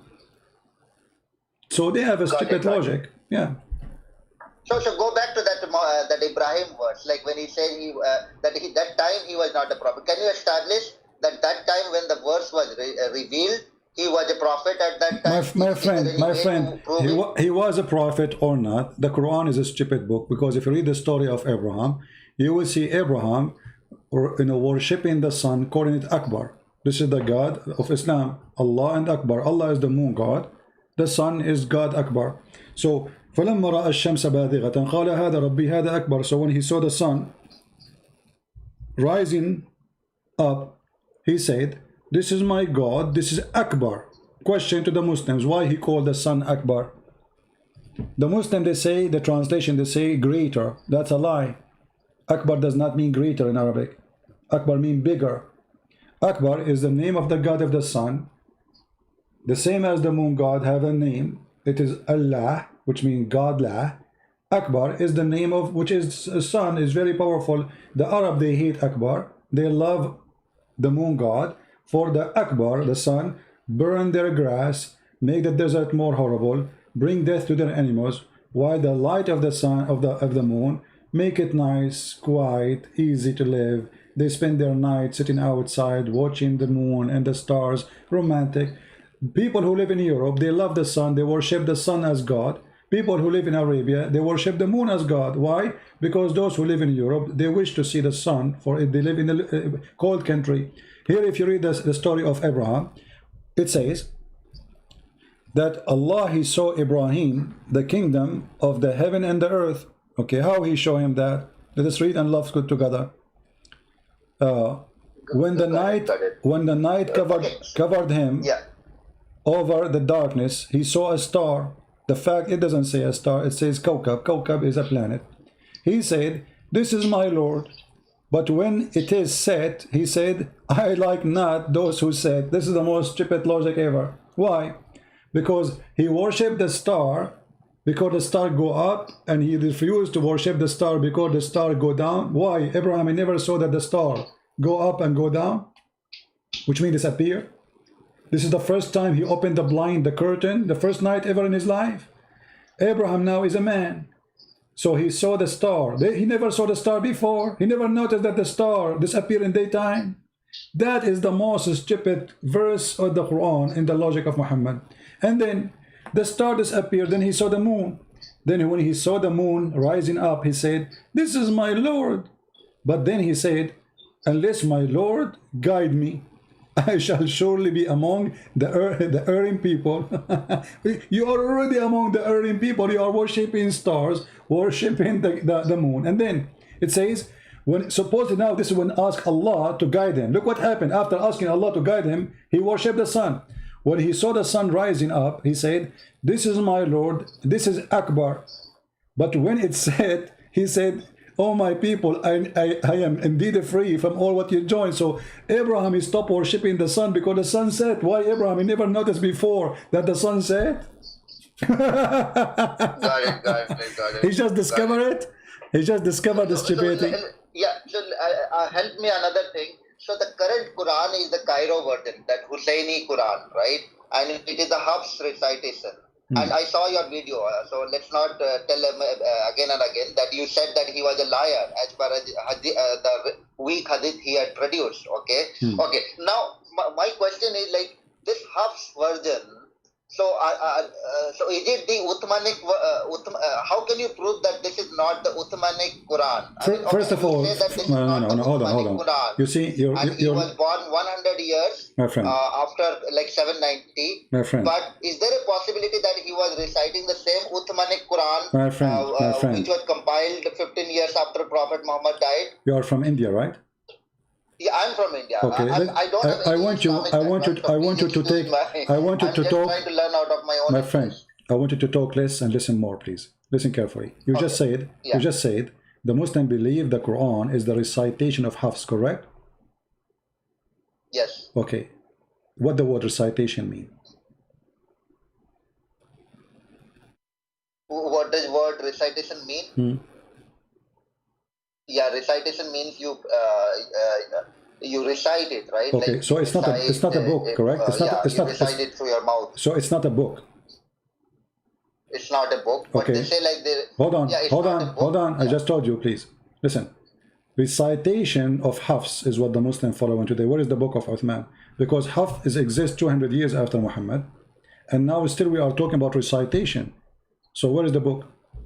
Recitation. 200 years after Muhammad, we don't have a book. We have recitation of a guy, his name is Hafs.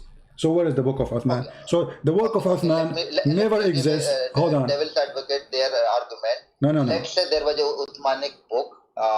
They cannot. Let's assume for a moment. My friend. It is exactly the same Quranic. Doesn't matter. Where is the book? No, doesn't matter. Isn't it then they say Uthman, he burned other Quran and he wrote a Quran. So why we have recitation? We should have a book. Do you understand? Okay. As long he made a book. For a moment, what they say? No. That they are reciting the same book. No, they cannot say that because it says no.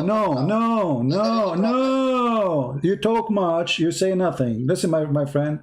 When you say that Uthman, he wrote a book, you do not need recitation. You have the book.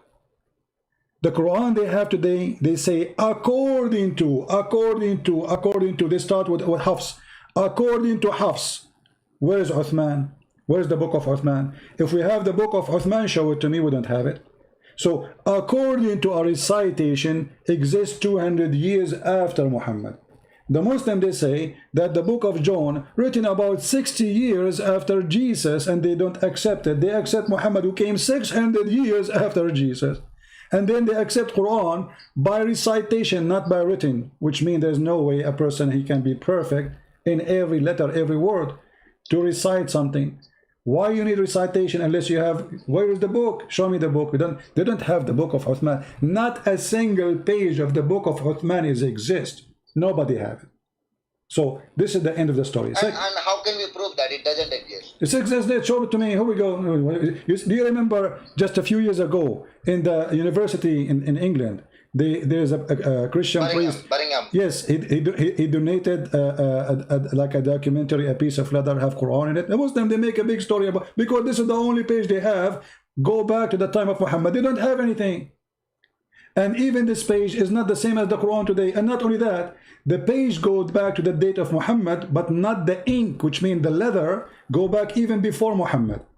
The Arab before, they used to stain the same leather because it's expensive, not like now a piece of paper, you can throw it in the garbage anytime. So they write in it, they wipe the ink, they wash it, and they write again, and they wipe the ink, and they wash it, etc. So the ink in it is not from the time of Muhammad. It was the leather from the time of Muhammad. And the Quran is there. If you go right now and search the document of Quran of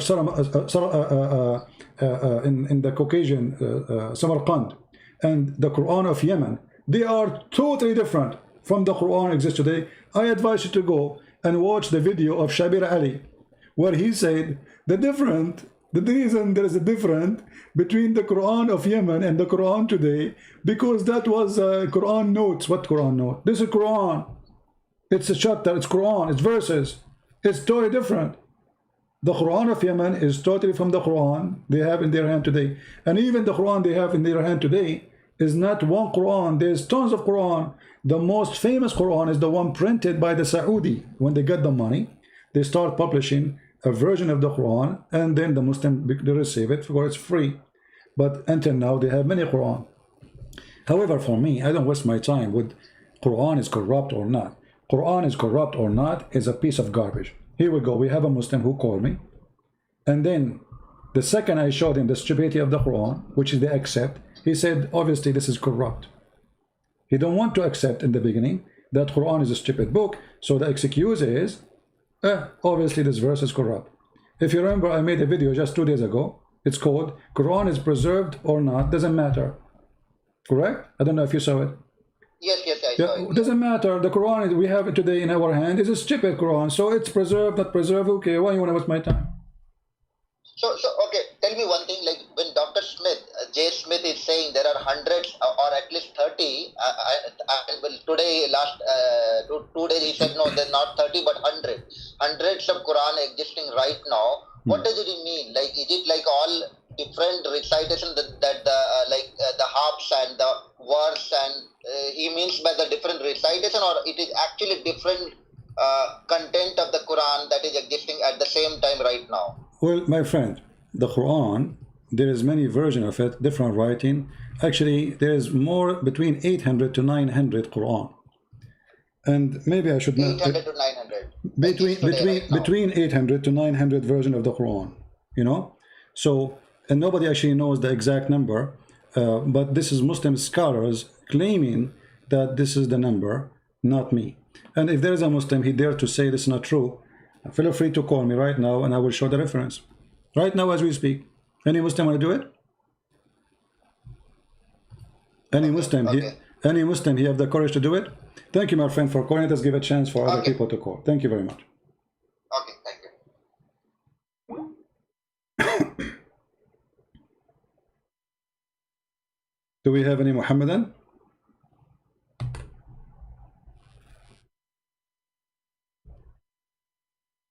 Any Muhammadan?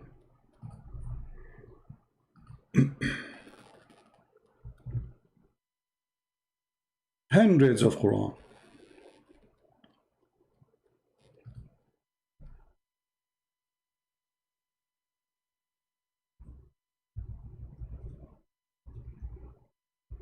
Anyone?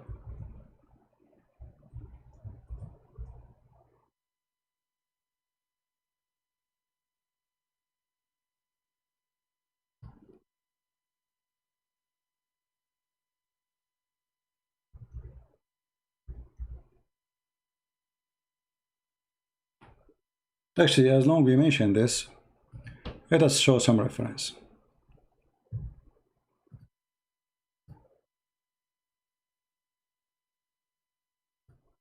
I don't talk about those things because, as I said, I mean, when I want to waste my time proving the Quran, the Muslim they have today is different from the Quran, which was exist in the time of Muhammad, because the time of Muhammad or now is same as the same garbage.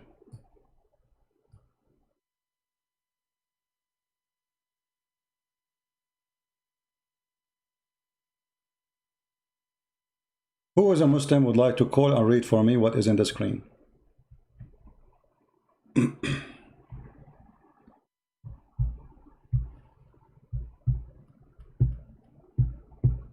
Anyone?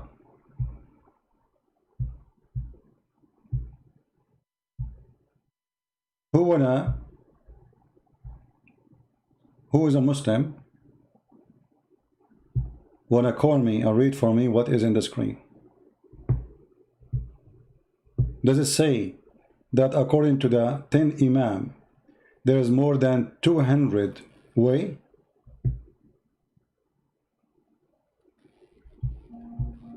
Actually, 980. Let us see if we have a caller.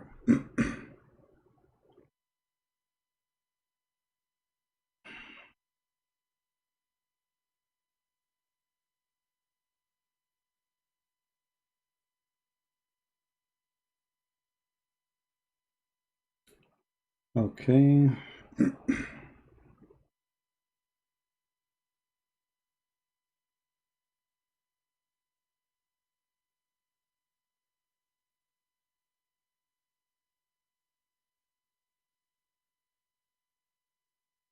I hope the caller is a Muslim. Hello? That's CP? Yes.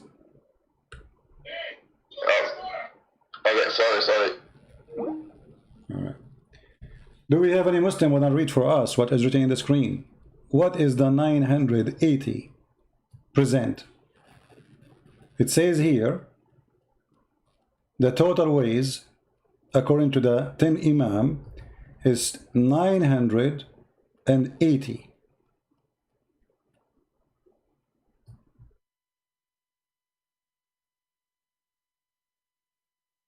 Anyone can tell us? Is that a fabrication? This Muhammad, he can call me. He do not need to say, I want to call you. I don't have time for kids. Any Muhammadan?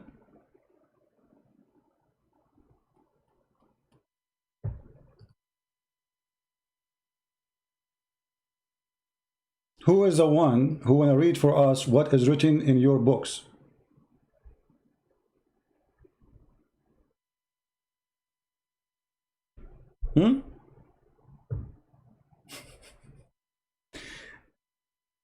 This is Kitab al-Hadi.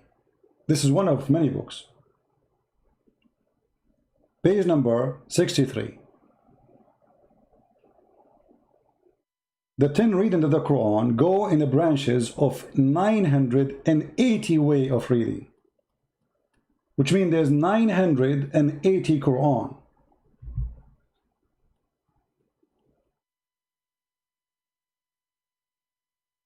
Who want to say I'm lying?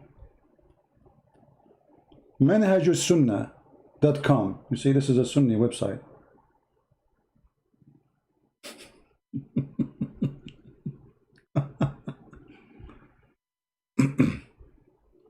النشر في القراءات العشر, volume number 1, saying the same. I mean, all those your books.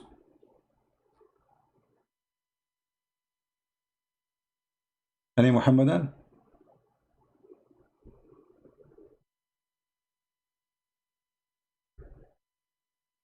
Who want to call us and read? So when a Muslim, they speak about Quran, not to change, and we laugh, you know, this is, I don't waste my time with this. I mean, Quran change or not is still a stupid book. Why do I want to waste my time with it? All those your books. Speaking about hundreds of Quran. The Muslim, they say different reading is different Quran. And the funny here, it says the 10 reading of the Quran, if you see the title, as an example here.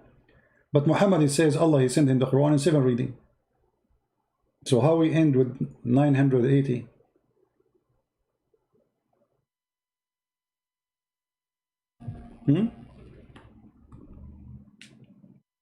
Someone is asking me about a Muslim made a video about a prophet, he married Rebecca at the age of 3. My friend, we do not even need to refute that, because where it says that, there is a phrase in the Bible says that this prophet, he married Rebecca at the age of 3. That is their fabrication. They cannot find any verse. This is a fabrication. They are trying to make, it's not only Muhammad, a child molester, who married a child. They want to say in the Bible, I can't find you someone else, he married a child too. But let us say, for the sake of argument, if there is someone in the Bible, he married a child, he's a child molester too. That will not fix Muhammad's story. So in order to make Muhammad better in reputation, they fabricate a lie. We cannot find it. The guy who is sending me the text saying, can you refute this video? Why you don't read the video? Why you don't read the text where it says there that this guy, he married her at the age of 3? Does it say that? Nowhere. So why you need to refute such a lie? Nowhere. Show me where it says that. The guy who made a video for you saying that he married Rebecca at the age of 3, can he show you where it says he married Rebecca at the age of 3? If I see my wife, if I am married, let us say I saw my wife when I was young. She was a 3, I was 10. And then after 20 years or 30 years after I married her, does that mean I married her when she was a 3? He saw her when she was, first time he saw her, she was a 3. From that they make a story that he married her at the age of 3. Desperate, bankruptcy, stupid cult. This is what happened when you are following a bankrupt God. They want to say, okay, not only our prophet is a child molester, we have other ones too, brother. But that will not change anything, even if this is true or not. And we know it's not true. But that will not change the fact that Muhammad is a child molester. He's a pedophile. Can you find me one place where it says such a thing? Nowhere. But we can find where Aisha, she said that the prophet, he did marry her at the age of 6. She was his wife officially. He was fondling her between the age of 6 and 9 and the age of 9, he did intercourse with her. Can you show me something like this? Show me where it says in the Bible that this prophet, he married Rebecca at the age of 3. You cannot find it. It's their fabrication, liars like their prophet. Do we have any Muhammadan want to say anything?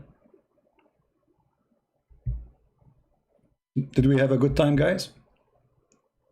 Praise the Lord. We have a Muslim who left Islam today. I hope next time he call me, he will accept the Messiah as his Lord and Savior. And God is good, my friend.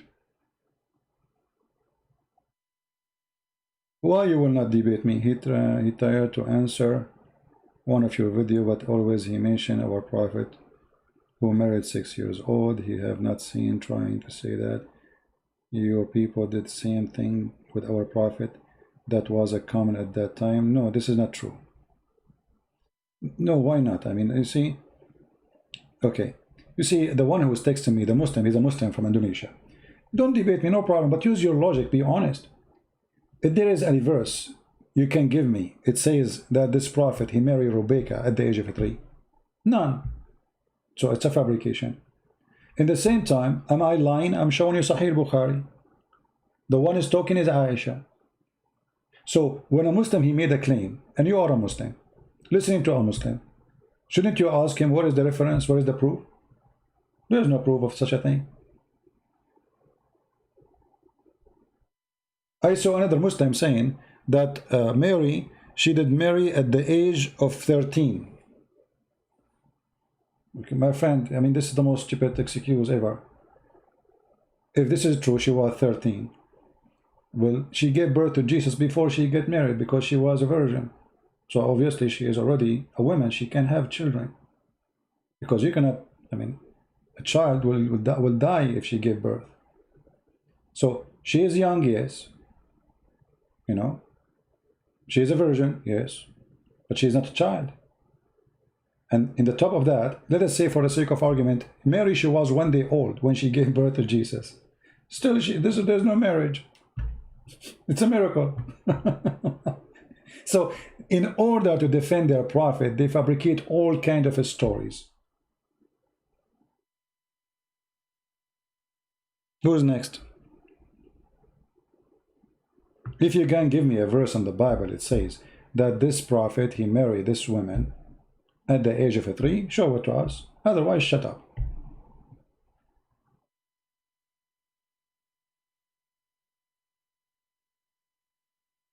Any Abdul? Any Muhammadan?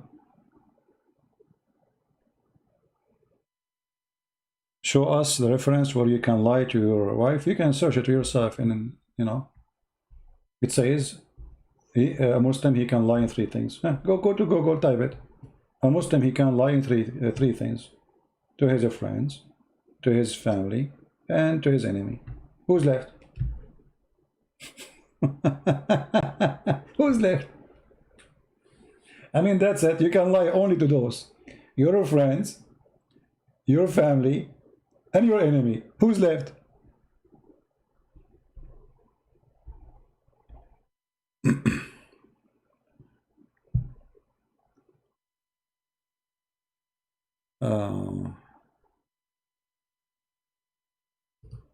No, nobody can write better than the Quran, because I have to be more stupid than Allah to write better than the Quran.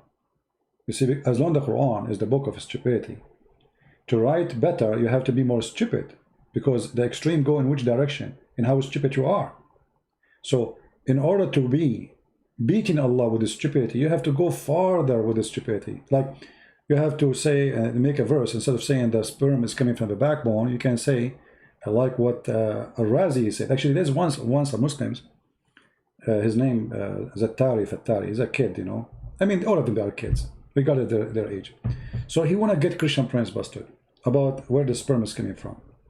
He said, we Muslims, we go by real scholars, scientific scholars, not like those. So if you want to quote for us, quote Al-Razi. Al-Razi said, wonderful, Al-Razi. We went to Al-Razi. Do you know where the sperm is coming from according to the Muslim scholar Al-Razi? Anyone remember? Who remember where the sperm is coming from according to the scientist Al-Razi, who is a Muslim scholar? Anyone remember? From the brain. So this stupid, he made a video, and then when I showed everybody what Al-Razi said, he disappeared. Al-Razi, he accepts Al-Razi. Al-Razi is way more stupid than Allah. Allah, he says the sperm coming from the ribs. Al-Razi go farther and he says the sperm is coming from the brain. Why?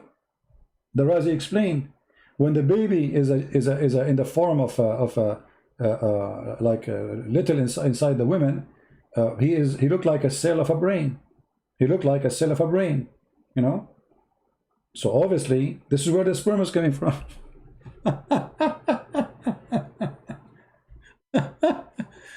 Yeah, this is why I say stupidity is amazing. All right.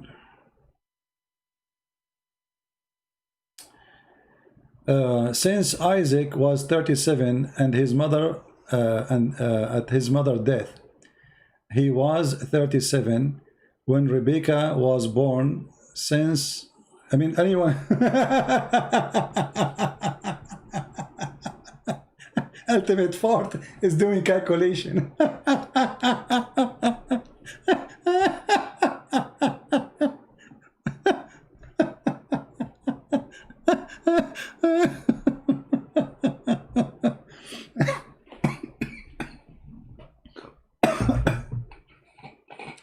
Yeah, let's get some water.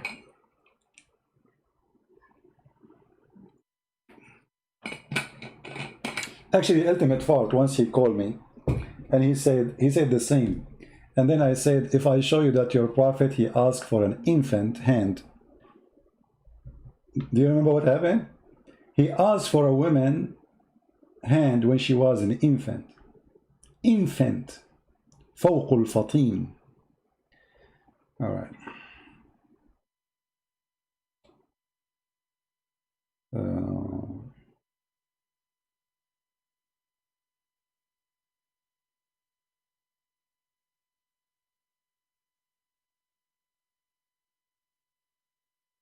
He tried to answer one of your video, but always mention our prophet who also married. My friend, either you bring me the guy who want to debate me, and so we can laugh.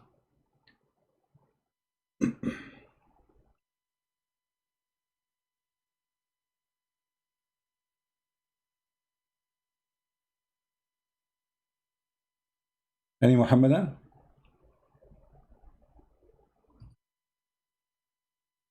Any Muhammadan? Who's next?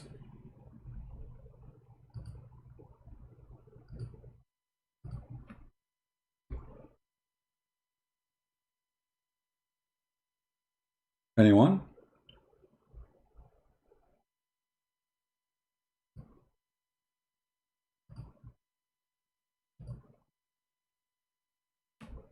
The Muslim, they have an agenda to say to you, our prophet is not the only one a child molester. That is a very stupid argument. Because still your prophet is a child molester. He's the only one or not. And all your calculation is funny and we laugh at it. The same as the calculation they do to say that Aisha, she was 18 when Muhammad married her. They do the same game. False calculation. Aisha at the age of 17, when she was going 18, Muhammad was dead.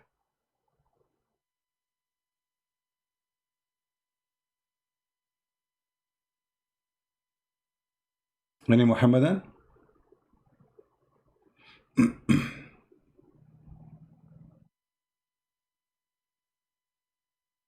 Who is a Muhammadan wanna call us?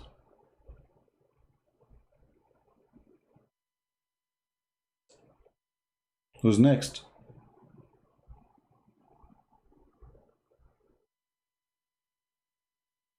Anyone?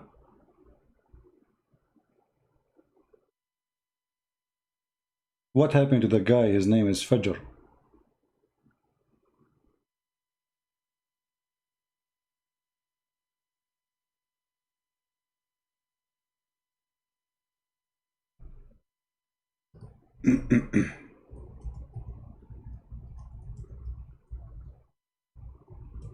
We have a Muslim here.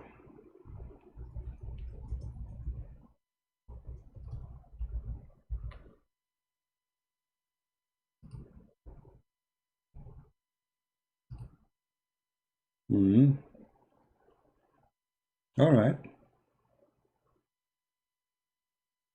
You have a Muslim, he wanna speak to me in private and look like he is almost leaving Islam. That's wonderful.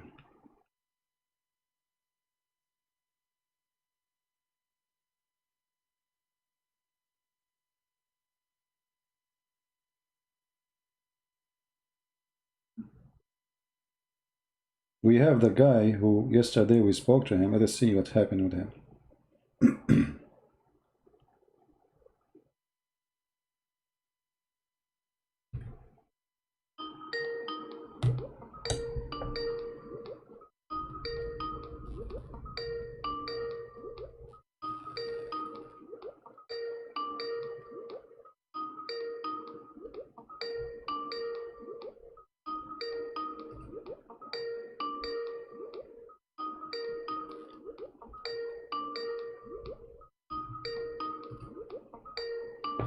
He's not answering.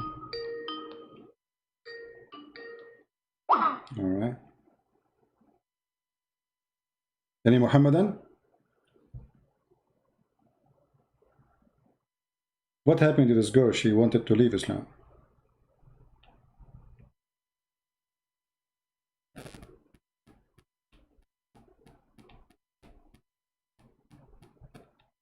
Let us see. I will text her.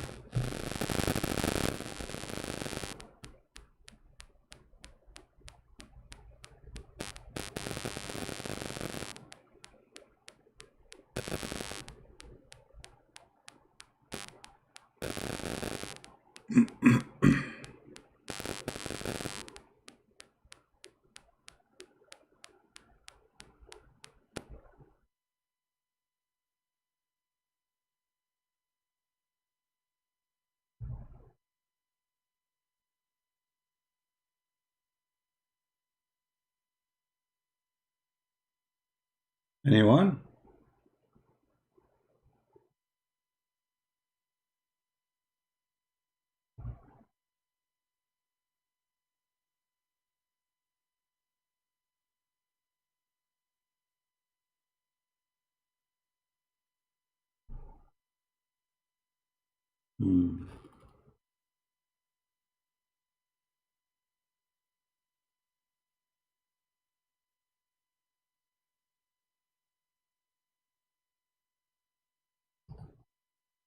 So what do you think, guys? Are we out of customers? I'm just looking for a customer. I cannot find one, but I can do. I feel like more, you know, I want more Muslims to leave Islam today, but you have to invite more people.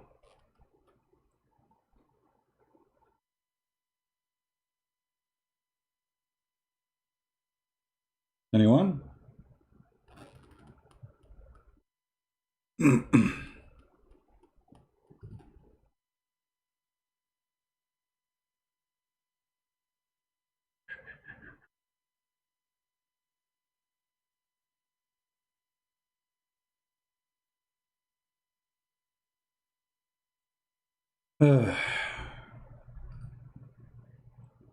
The most stupid cult ever. Base their defenses based on three: lying about their prophet, lying about our prophets, lying about the meaning of their religion. Nothing there is truthful. I cannot find one Muslim can be truthful with me about anything. The second he became a truthful, he leaves Islam.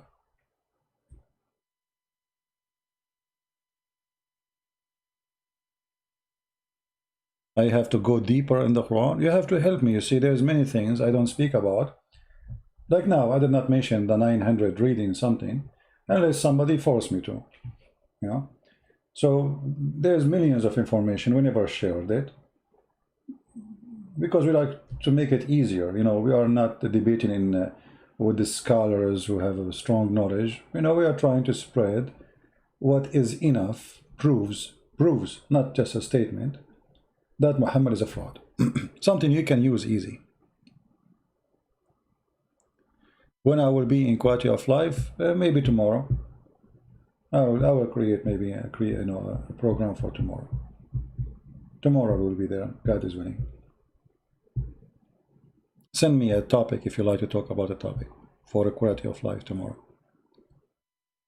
Do we have any Muslim want to say? Let us make it simple. You see, I always make it simple for the Muslim. I say how you can prove to us that Muhammad is a prophet, and always they fail. They cannot make Muhammad as a prophet unless they make lies about the Bible or they fabricate that Muhammad is in the Bible. But yet they say that the Bible is corrupt. There is no proof of Muhammad to be a prophet. You see, the first thing a prophet, he should prophesy. All the prophecy, because when Muhammad speaks about science, this is prophecy. This is something taught to him by God. And then we find that this science is stupid. That means his God is stupid, which means him. Right? You scared of Fifi? Well, I am very scared of all of you, to the point I am the one willing to call Fifi, but Fifi, she will not receive my call. You know what I mean, guys? I am afraid of Fifi, to the point Fifi will not take my call. And I say to Fifi, please call me. You see, he was afraid.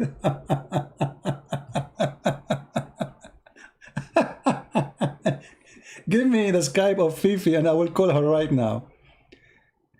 Abdul, can you give me the Skype of Fifi so I will call her right now in front of you? I will put it in the screen. Ali, are you there?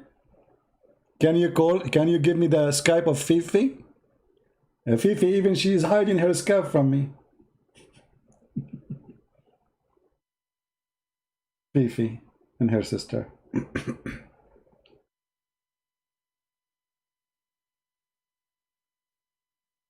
We are afraid from you, my friend. For sure, you are a hero. All of you. Mimi, he promised the Muslim to debate me. We called him. Did you say that? Hang up on him. Where is the debate? Yeah, I said that. Suckle me. Coward. He cut the video of his sister was saying very filthy things about Jesus. Coward, the video editor. He do video editing for everybody. He's like Muhammad. Quran is the editing book of the Bible.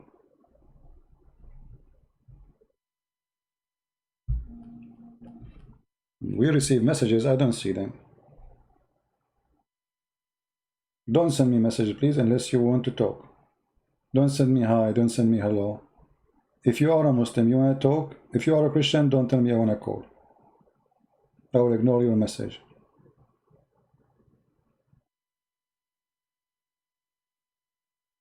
Any Muslim?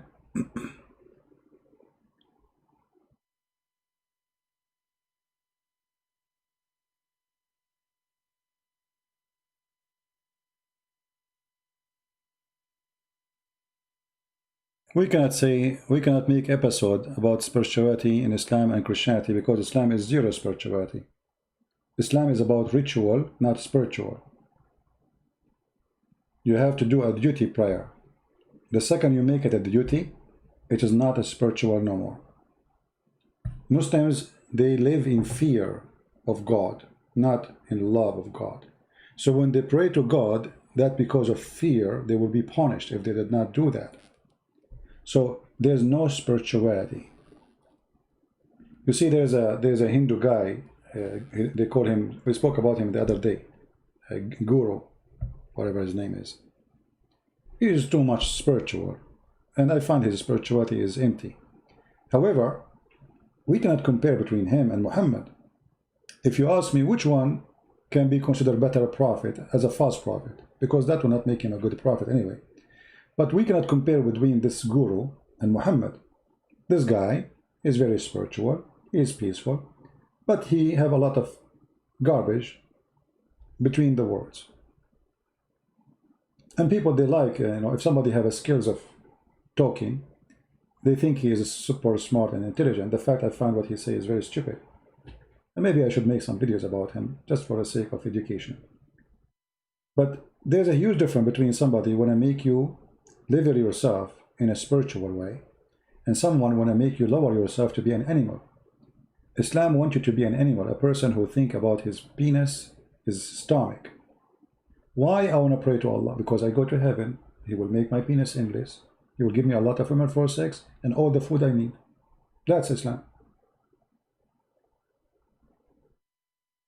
Right? A human first, CP, you talk a lot. Well, I am here to talk, my friend, and the stupid you is here to listen. Because if you think I talk a lot, and yet you are here, that means you are a donkey. Let me look at this guy. He is saying to me, you talk a lot, and yet he is here. I mean, why you are coming here? Do you see cartoon in the screen? Do you see like a movie? There's no movie. So why you are here? Because you are a donkey. Don't come here again without your parents. Do we have any Abdul want to say anything? Why many churches in the USA, EU get attacked this month? Well, I don't know about any church get attacked. I mean, we heard about one church, but I don't think anyone will dare to do so. Because you see, Christians are very peaceful, especially in USA, but the second you get close to their church, they will treat you nicely in their own way. You know, Christians in the USA are very well armed. You can be free, do as you wish, etc., but don't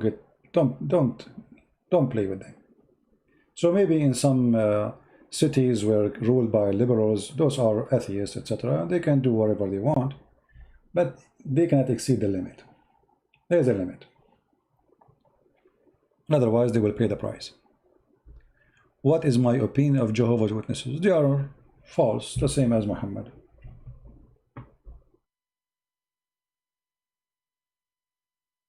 They are false.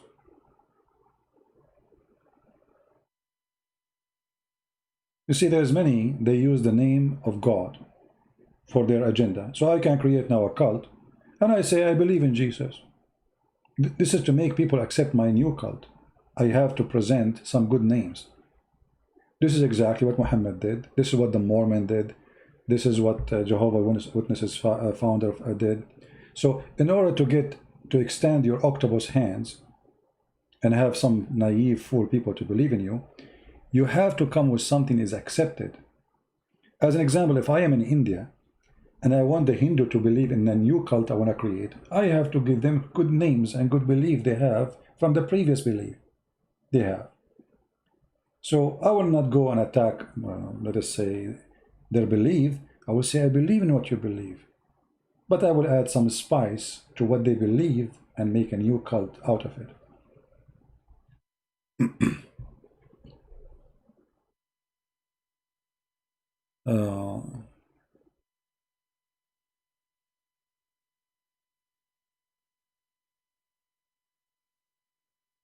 You know, Jehovah's Witnesses, they cannot stand a debate for 2 seconds. The same as Muslims. Last time I was in France, they ran away from me. Twice, actually. The second they notice that you have you are a person who have education in the topic, they run away. There's a video from Amir Stein Center. They say we Christians can learn so much. Well, this is Amir Stein. Obviously, they are a bunch of a fraud. They got paid. They hire those people. It's sponsored by Muslims, obviously. They send you a check. Can you make a nice video, please? You know, give you good money. People, they have no dignity. Everything they say there is a lie. And we made videos about them. We got them busted. My friend, there's many people, they are for sale. Think about it. Very simple. You know that there's some women, they are willing to take off their panty to make a porn, right? Okay, why they do the porn? To make money. You know that there's some men, they are willing to take off their pants and have sex in the front of a camera. Why? Want to make money. So if there's a human being is willing to do that and publish himself having sex with women to millions in purpose, not like somebody secretly record him. No, they are doing it with no shame. So is it a surprise for you that somebody will make a video saying Muhammad is a great prophet to make money? Because if those people, they believe Muhammad is a great prophet, why they don't become a Muslims? You know what I mean? If Islam is a wonderful, either Muhammad is a false prophet or not. So if Muhammad is a great man, Islam is a great religion, why you don't become a Muslim? Obviously you are not convinced. So how you are not convinced of what you say to me, yet you say it to me? Because if you are convinced, you will join the religion. Do you understand what I'm saying?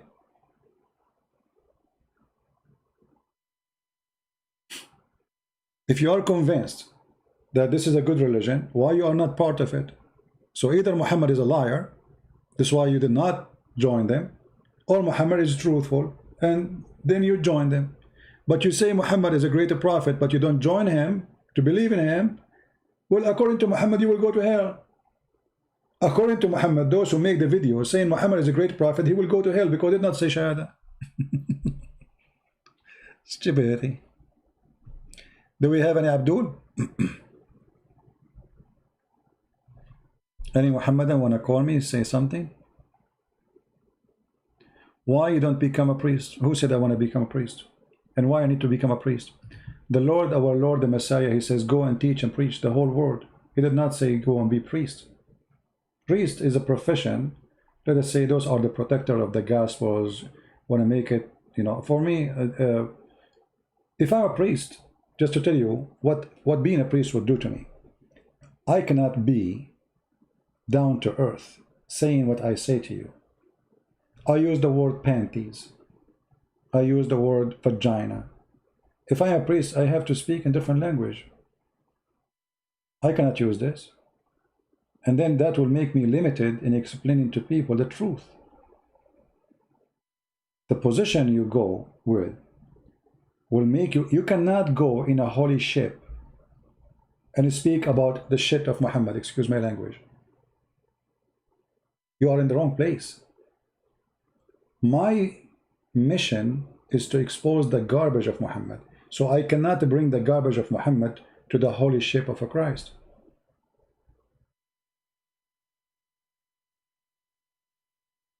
That will be the wrong place. That will be embarrassing. So having a title, just for the sake of the title, you have to respect the title. So if I'm a priest, I cannot even talk for a second about the faith of Muhammad, for he's so filthy to speak about him.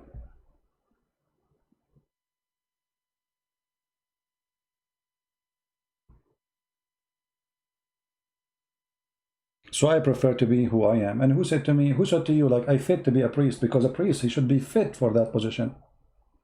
You know? I don't fit in any way, in any mean. I'm a soldier, I'm a warrior. I'm a person who say things as it is. I don't care what people say. Priests, you have to be careful because people, they will be all over him, whatever he say. You remember the guy who was a Protestant church priest? He said Islam from the devil. The cameras, you know, CNN, Fox, they made the guy a devilish. The guy is saying the truth. But just because he's a priest, you know. And the funny, the Muslim, they post picture of him in McDonald's and they say the punishment of Allah. Look what happened to him after he insulted the Prophet. The guy was volunteering with his church to work in McDonald's for free. They made it that he's working in McDonald's.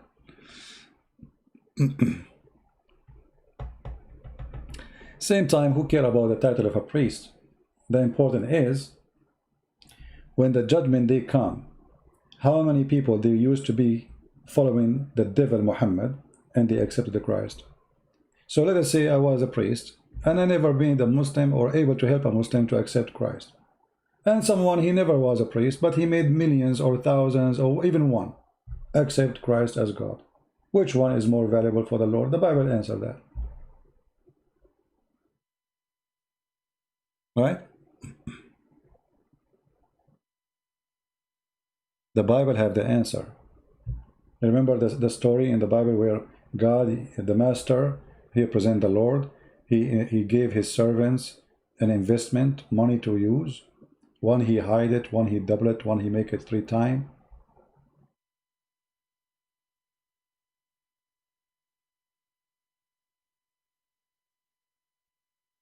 Did you just say it? You are, we are warrior? Yes, I am a warrior. I'm a warrior of Christ. What's wrong with that? And I'm a soldier too. I was in the army. What's wrong with that? You don't like it? So you can understand the warrior as you wish. No problem. I don't care what people think. Bite your fingers.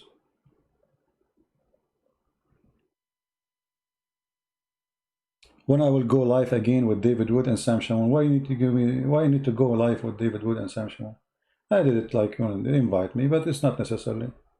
Actually, I don't prefer the group broadcast. You see, for me, even I say no Christian call. I want Muslims to call me. Why? Because we want you to hear the other side of the story. So either we are being truthful, or it's going to be a monologue. You know, 2 Christians talking, saying things about Islam. This is what the Muslims do. Muslims, they have a program, they bring 2 or 3 Muslims, and only Muslims talk, and they laugh at the Bible and laugh at the Christianity and blah, blah, blah, blah, blah. But they will not dare to debate the one who knows. It's just 2 people talking. I don't want to do that. I want Muslims to call me, and you listen. Right? You listen what Muslims they say. Live on air. No editing. No pre-recording. I don't know who's calling. I don't care. Right? And by doing that, you learn, all of you, you learn how to debate Muslims. You learn their logic. You learn how they lie. You learn when a Muslim is a truthful, when he's not. So this is a living school of education, of debate. We Christian, we need it from long time ago. You see, the reason, like when Didat was in his time, he was debating Christians because nobody taught the Christians about Islam. Nobody. Internet was not like now, you know. I remember during the time of Didat, I used to have internet, which is DSL. And then when you log in the internet, it takes you sometime an hour to get in, and sometimes the modem is stuck. You have even, sometimes even if I formatted the computer, you believe it? Anyway, so it was horrible to go in the internet, and there's not like now, you know, it's the speed, and it was garbage. But things now changed. Today, the phone is a computer. I remember my first cell phone is in the size of my head. And it doesn't have a screen. It has buttons, you know, you just to bunch the numbers. Today, your phone can do what computer can do, literally. So Christians, they did not get the opportunity to receive the education for 2 reasons. There's no teachers and there's no tools, which mean Christians and churches, they were busy just praying for their Lord. They never mention Islam. Until now, most of the churches, they never mention any other cults. So Christian, he go to the church, he learned nothing about other cults. So when he faced the other cults, he will be confused how to answer them. They come with sometimes serious questions. And he never learned from his priest anything. Well, what he learned, pray to Jesus, worship Jesus, wave your hand to Jesus, we pray to you. That's it. Thank you very much. But this is not the church. All the life of a Christ in this earth was about education, teaching, not just praying, not only just about being moral, good person.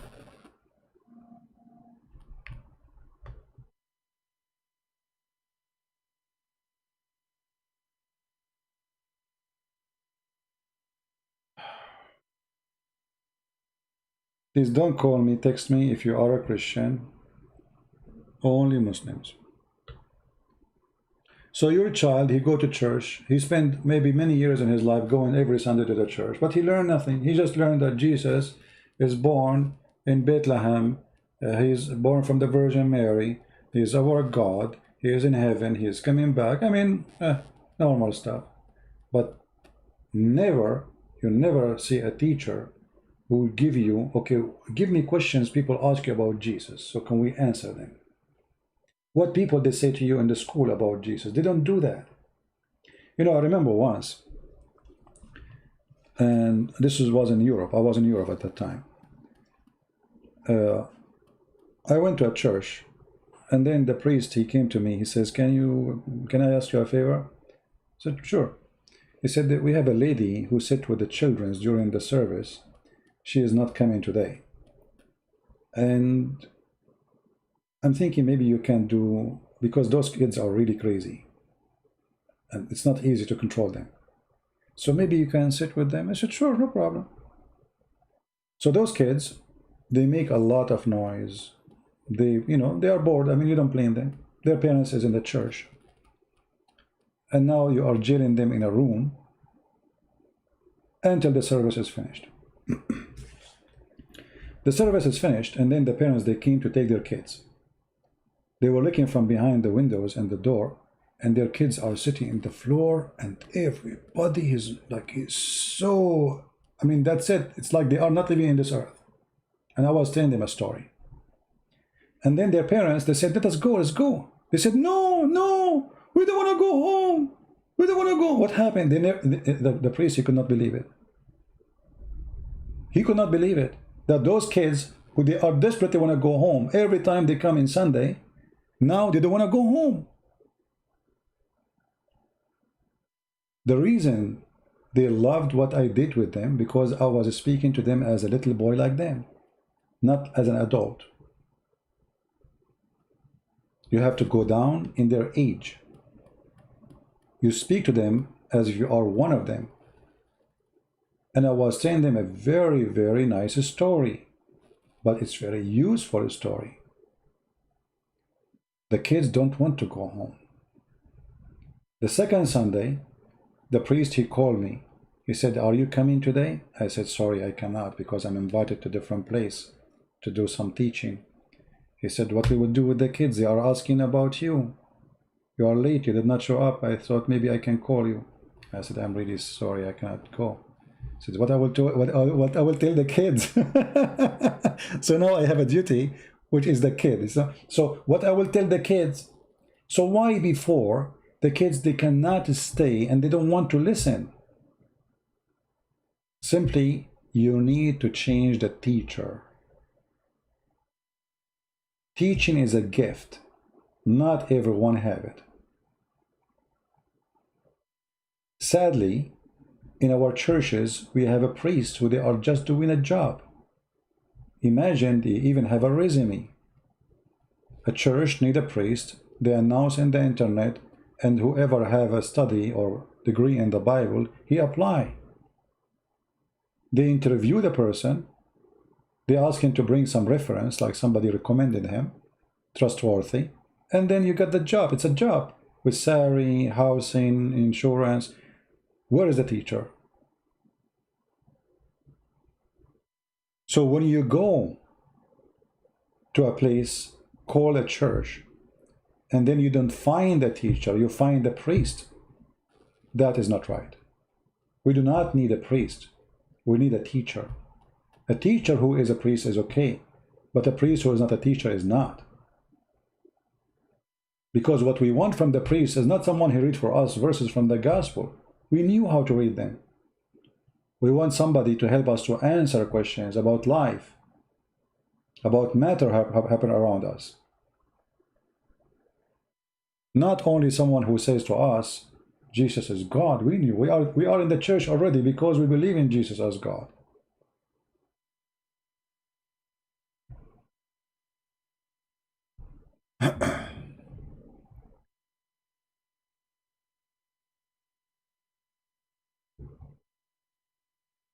Well, Eva, your daughter was dating a Muslim. You see, this is the problem, and the problem too. Christian children, they grow up, and then she became a female, growing woman, and then she don't know that Islam is evil. Just she met a Muslim. But is it right to date a Muslim? Because you see, when you say, okay, you want to marry him? You marry a person who believes in everything opposing Christianity, and he believes even that his God ordered them to kill the Christians. So it's not the fault of your daughter. This is the fault of the parents who did not teach their children until it's too late, maybe.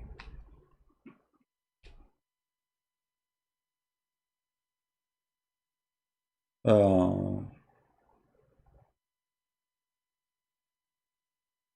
we have any Muhammadan want to say anything?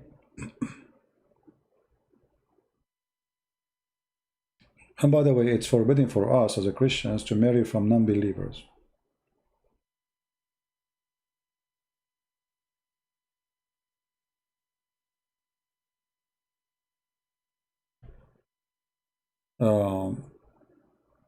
When you want to come to Indonesia so we can do fishing? Well, my friend, I'm afraid if I go to Indonesia, even if I go, I cannot tell you. Because I'm sure millions will be waiting for me. You can imagine how much love they have for me there now. You know?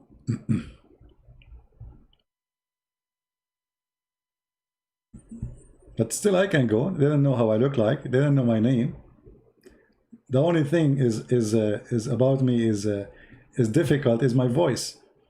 You know, my voice is easy to recognize. I don't have a normal voice. I mean, it's kind of unique, different, easy to recognize. But God is good, and we go everywhere. Why not? And sooner or later, I will be in Indonesia, don't worry.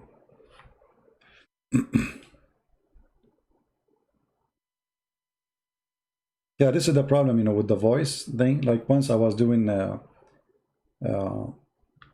seminar in the Philippines. They did not say Christian Prince. They say, I don't know, they introduced me like in Middle Eastern. I forgot what the name they used. Anyway, so two girls, like at the end of the seminar, you finish and people, they come, shake hands with you, you know, invite you to their houses. Very nice people. Then there's two girls, they were standing, but the other one, she is pushing her to talk to me, and I noticed them. They were waiting for a while. And then I said, yes, sir, can I help you? I said, I have one question. Are you Christian Prince? I said, yes. She said, see, I told you, this is his voice.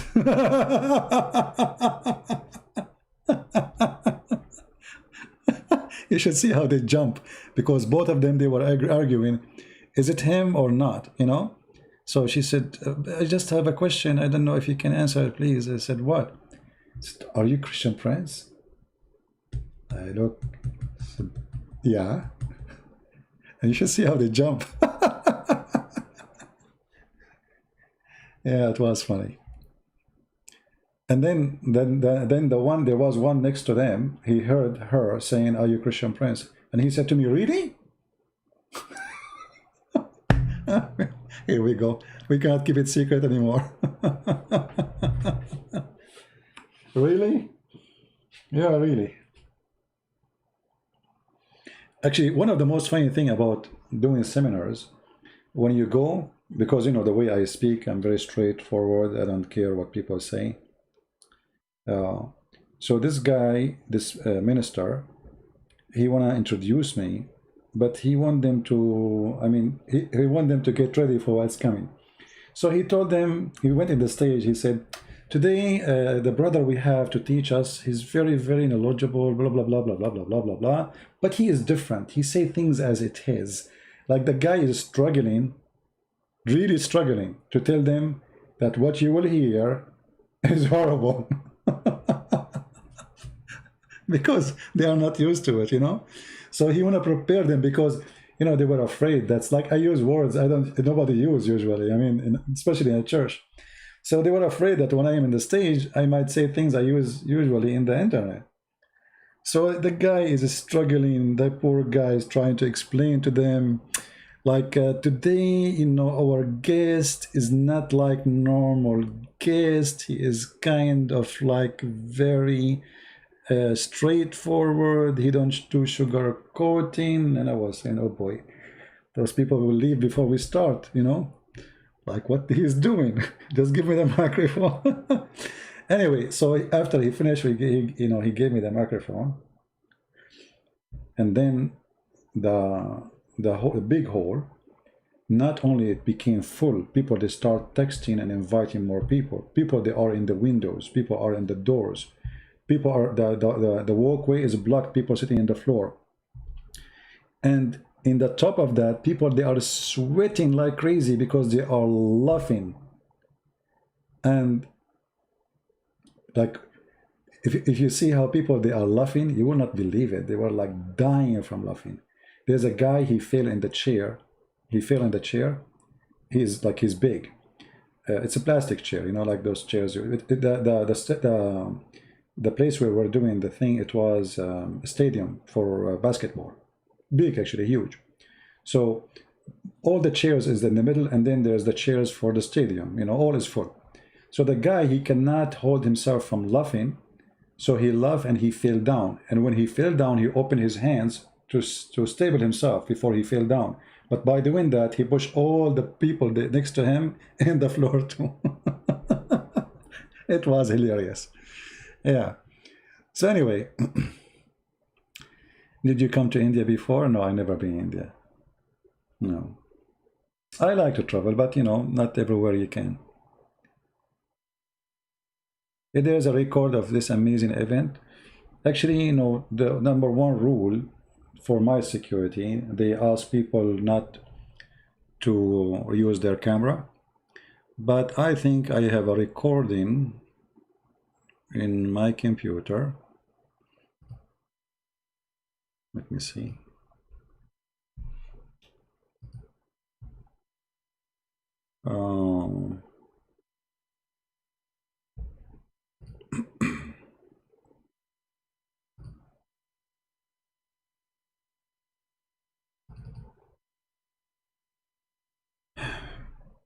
Yeah, for security reason, everywhere we go, they put a big sign asking people not to record anything. But still, I have some recording. Let us see. I'll try to find you the same event I'm talking about. Give me a second.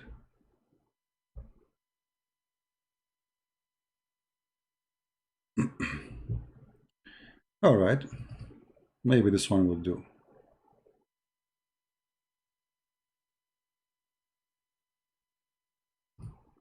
We need to choose one which is not showing me in the screen.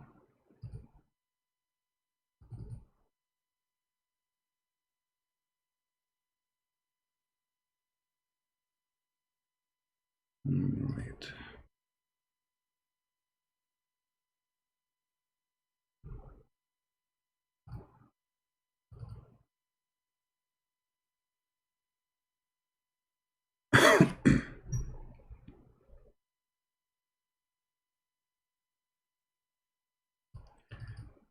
Maybe this one. No. I am there. Let us see this one. Maybe this one will do. This is in the beginning when we started. Let us see here. Give me a second. Take a snapshot of it.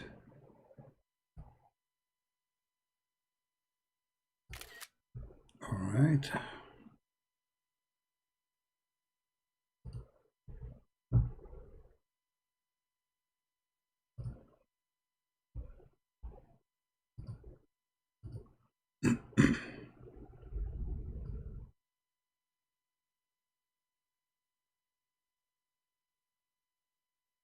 Okay, this is the this is in the beginning. They did not, you know, like this is just before we start. Let us see, hold on.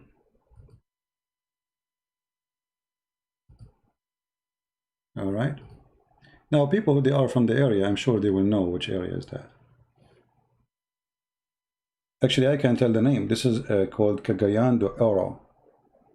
Cagayan de Oro. Those who are from the Philippines, they knew the area. It's full of Muslims, by the way. A lot of Muslims was there. All right. So this was a stadium. This is a basketball stadium. And later, all the sides, when we started, all was full. All right. Yeah. There was Muslims in the, actually there was a Muslim, she is coming from, according to the Filipinos, she is a princess from big tribe of the Muslims. She became Christians. She was in the front, you know, she introduced herself to me. Yeah. No, not Baguio. Baguio is too far away. Cagayan de Oro, this is a Muslim area territory. If you remember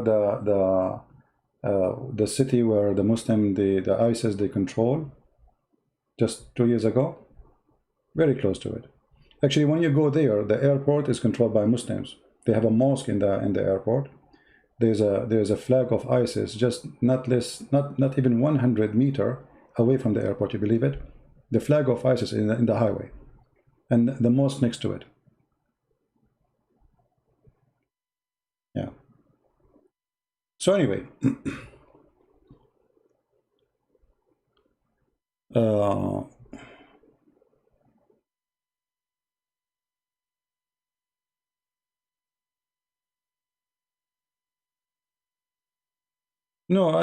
the reason I don't go, I go and do seminars. I'm not afraid of anyone, but I'm a private person. I don't like to be famous and by look, and Otherwise, I have no fear from anyone.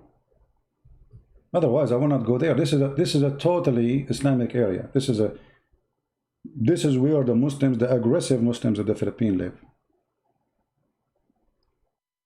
Yeah, I've been in the UK for sure. Yeah, this is ISIS territory. ISIS, not long after, they occupied the city of Marawi, which is very close to the city. And those Christians who invited me there, they were very worried. So I did not ask them. I mean, they have people to do security. They are armed. They waited for me in the airport, etc., because they were worried about what will happen. But I told them I'm not worried about anything. Don't worry about it. But they were, getting ready for the worst.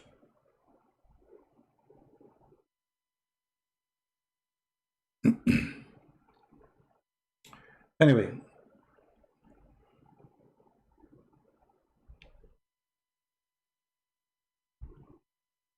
Yeah, actually, I was surprised how the Muslim there, they control the area, I mean, you go in the airport, all the girls wear hijab.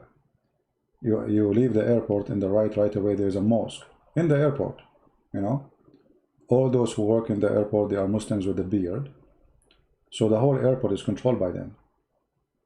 The airport exists in an Islamic area.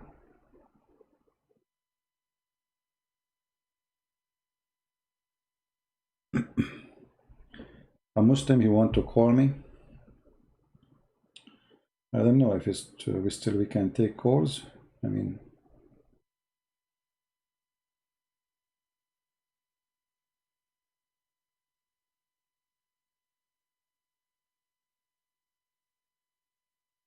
let us see.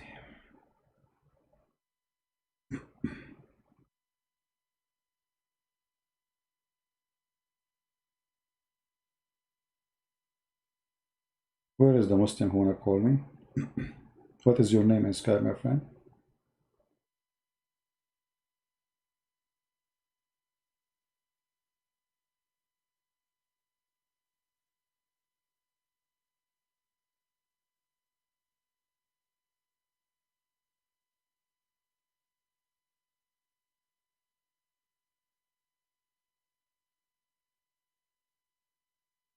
Where is the Muslim wanna call me?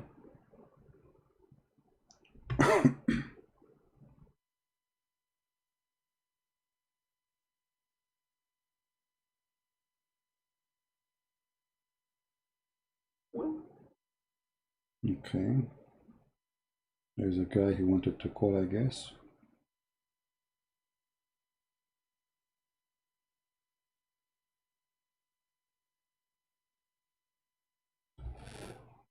Hello? Hello?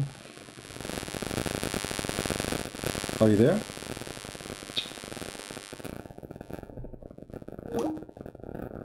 Muhammad did not answer. He called me, but he did not talk.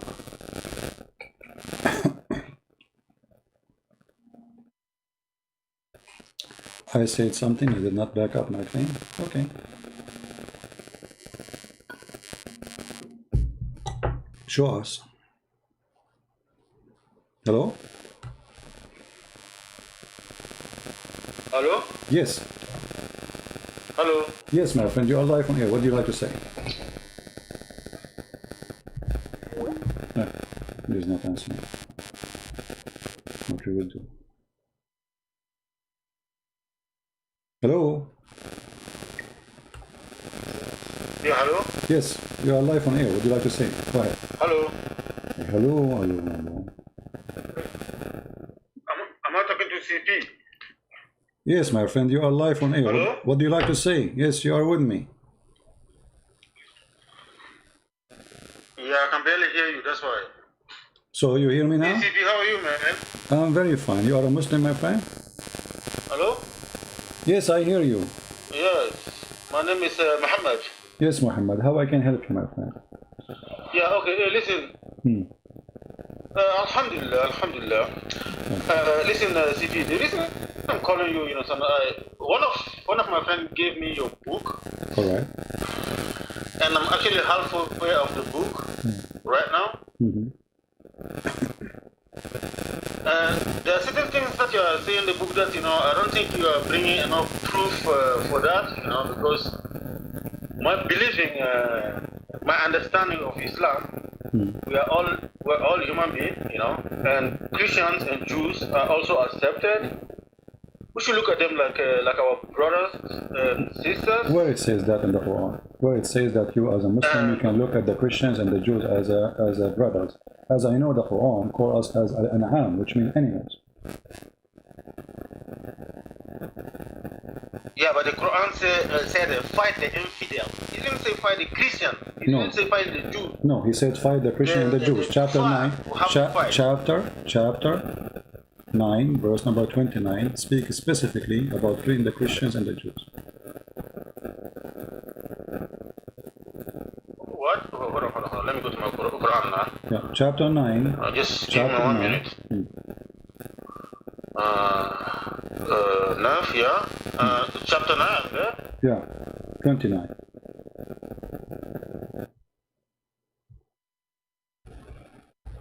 You have to kill the Christians. Either they pay you money to live, or they die, or they convert.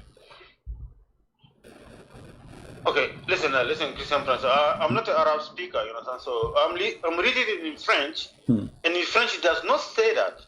Well, read for me what it says in the French. Does it say there fight the Christians and the Jews? French, no. In French it said fight combattez ceux qui ne croient pas en Allah ni au Jude.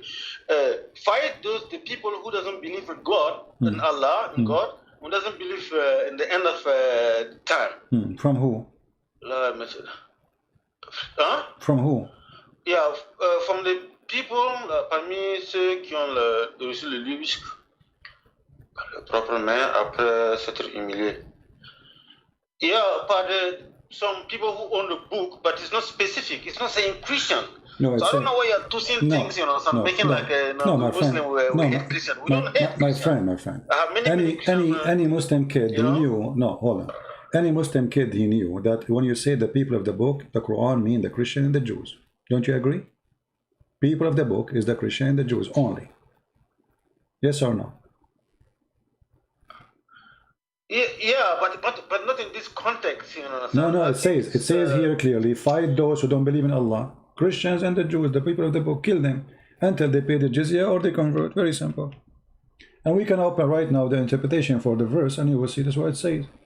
Even it says that the Prophet he ordered to humiliate the Christian, spit in their face when you see them in the street, force them to walk in the sewage. I can share the reference right now. You can go to Ibn Kathir right now if you don't believe me. If you have Ibn Kathir in English, in French, I don't know if you have such a book in French. No, show me from here. If I can. No problem. Okay, we go to Ibn Kathir. Here we go. Hold on, let us do that. This is Ibn Kathir. This is chapter 9, and this is verse number 29.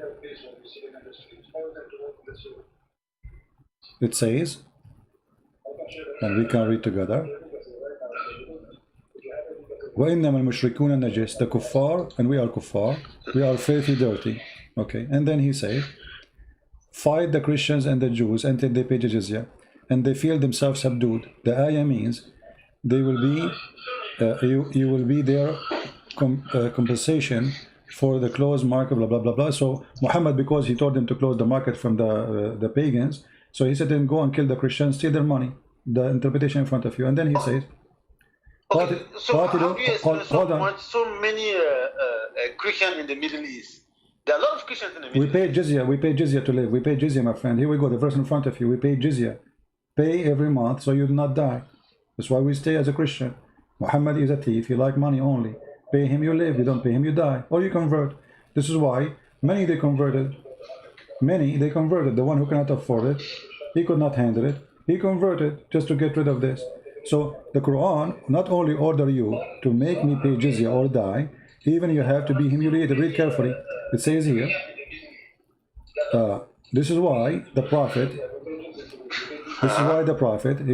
until they pay the jizya, for they do not choose to embrace Islam, and yadin wahum sagirun, with willing and submission and defeat.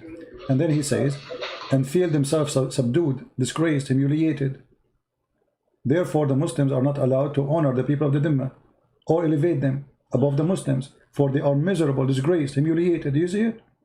And this is why the Prophet, recorded by Abu Huraira, he said that don't initiate the salam to the Christian and the Jews if you meet them in the road. Force them to the most narrow alley. The Christians been ordered, Muslims ordered, when they see a Christian in the road, they have to force him to walk in the sewage. And this is your Prophet saying that. Yeah, man. Man, I don't know, man. This is disgusting, isn't it? I mean, I see you. Imagine if I see you now in the street, because just you are a Muslim, I force you to walk in the sewage, I spit in your face, I insult, humiliate you. For what? Just because you're a Muslim. You did not do anything to me. Is that fair, my friend Muhammad? No, yes. Okay. What kind of religion is religion? So this but sadly, you know for you know yourself that most of Muslims we don't do that now. No, you do. No, you do. No, because in France you are not the one in control. But if you go not long time ago, before the Christian became powerful, and they are the one everybody trying to copy their lifestyle, civilization, etc. The Muslim was doing that not long time ago in Syria. They practice Islam on us. Go to Syria. Go to Iraq. In Saudi Arabia right now, if you preach the gospel, they will kill you. So what are you talking about? You live in France. You are not the one. You are not the one in charge. If Islam ruling in France, real Islam, not you, Then France will be different. Anyone who speak against Muhammad will be killed immediately. Everybody have to pay jizya. This is Islam. This is the order of the Quran. This is not a hadith. This is not a statement of me or you. This is Allah's statement, and this is His Prophet explaining it. Yeah, listen, I hear what you're saying, you know, son. Listen, like I said, I'm reading your book halfway, you know. The many things you said that I actually never heard about it, you know. And I'm still reading, you know, so like the name of the Prophet Muhammad was Qatam. Yeah, I never hear something like this. Yeah, Muhammad is not a name because even the Quran. Well, what I know, even the Quran, my friend. Muhammad was one of the most kind person, you know. So when he was that's a lie. That's a lie. That's a lie. How he can be kind? How he be kind? He kind. He rip a woman to pieces when she's alive. Her name is Qurfa. There's books. It's called Ghazawat al-Rasul, written by Muslims, not by me, about the invasion of the Prophet. See and go and see how he tortured people, how he put nails in their eyes, how he cut their fingers, he cut their hands just to enjoy torturing. Even the Quran says that. What are you talking about? Muhammad is a nice person. Is it nice to cut the fingers of your enemies? Is it nice to split the woman to pieces when she is over the age of 80 just because she refused Muhammad? Is it nice? Okay, somebody, let us say for the sake of argument, somebody who commit a crime.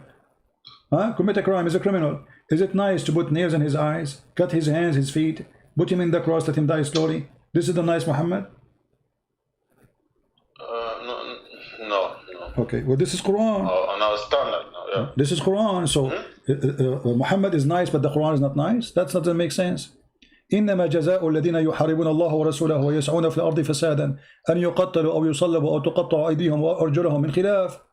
Chapter 5, verse number 33, read it.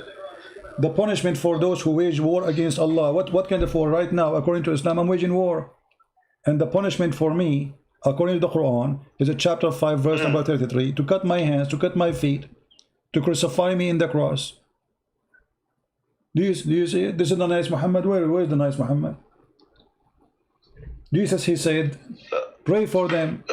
Pray for your enemy. Love your enemy. Pray for them. Pray those who curse you. Muhammad, he says, those who wage war against Allah. How you wage war? By refusing Islam. Cut their hands, cut their feet, put them in the cross. This is the nice Muhammad. Yeah, because Christian friends, don't forget, you know, the Al-Quran, the Sunnah, they said, you know, everybody was born Muslim. My and friend, it's later that you change, your parents change. So my friend, I don't know how to explain this. My friend, this is a very stupid statement with my respect to you. I know you are just telling me what the Quran said or what Muhammad said. If everyone is born as a Muslim, and then he said that then his parents, they change him. This was the hadith, right? So how somebody convert to Islam later? This means Muhammad is a fraud again, because there's people who converted to Islam and their parents, they did not make them convert.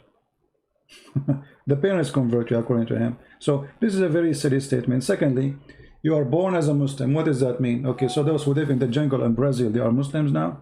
They did not change anything. They are naked in the jungle. They are born Muslims. This is stupid. And even if you ask the Muslim what Muslim mean, he don't even know what Muslim mean. What Muslim mean? Tell me. Here we go. You are a Muslim. Do you know even what Muslim means? Submission to Allah. False. False. No way. No. That's false, my friend. Totally. That's false. False. That's false. The word Muslim is to surrender. It's an army statement of surrendering. Secondly, when you say surrender to Allah, you don't even know who's Allah. How you can surrender to a person you don't know him? Who is Allah? Allah is the greatest. Allah, you know. Listen. No, don't tell me. Listen. No, I'm listening. Who is Allah? You don't know. No, my friend Muhammad. You don't know. Muhammad. No, you say to me he's God. Okay, who's Allah? I'm not asking you what he do for living. I'm asking you who's Allah. You don't know. God. Who said was God? Muhammad. Okay, who is Allah? You don't know. Did Muhammad speak to Allah? No. Did Muhammad speak to Allah? Allah. Did Muhammad did what? Did Muhammad ever spoke to Allah? Yes, you know, where? Isra wal Miraj, he went to Allah. No, he did not speak to him.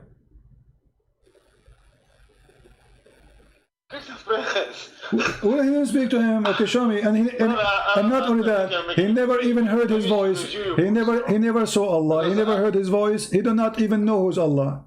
let me ask you a question just to show you Islam is a joke. I'm not trying to insult you, by the way. I'm trying to have a conversation with you. Just bear with me. If I ask you now, is Allah a spirit? If Allah is a spirit, Yes.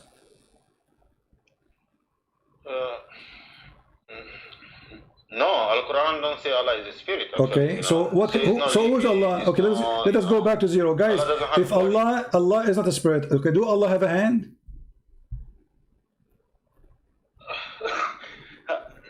Physical things have hands, Christian. I just asked you, is Allah is a spirit? You said to me, no. So he's physical. Allah have a hand. Allah have a foot. Allah have a head. So he's physical. I asked you, is Allah is a spirit? You said no. So he is physical. He is not a spirit. Spirit don't have physics. Isn't it you who said to me, no? Listen. But you know, the Al-Quran or Sunnah never said, that Allah has a body. No, you are wrong. No, my friend. Here we go. Okay, here we go. Okay, now, my friend, you see, with my respect to you, you sound like a nice person. I welcome you to call me anytime, but you do not know your book. Thank you. You know, the Quran is stated clearly, not only Allah, he have hands and foot, he have two hands. Like as an example, chapter 2, verse number 27, verse number 63. It says, Allah have two hands, and if you go right now. Yeah, just give me a minute. You said chapter 2? Yeah. Al-Baqarah. Actually, there's many verses, but let us go. No, we go to verse number. Let us see.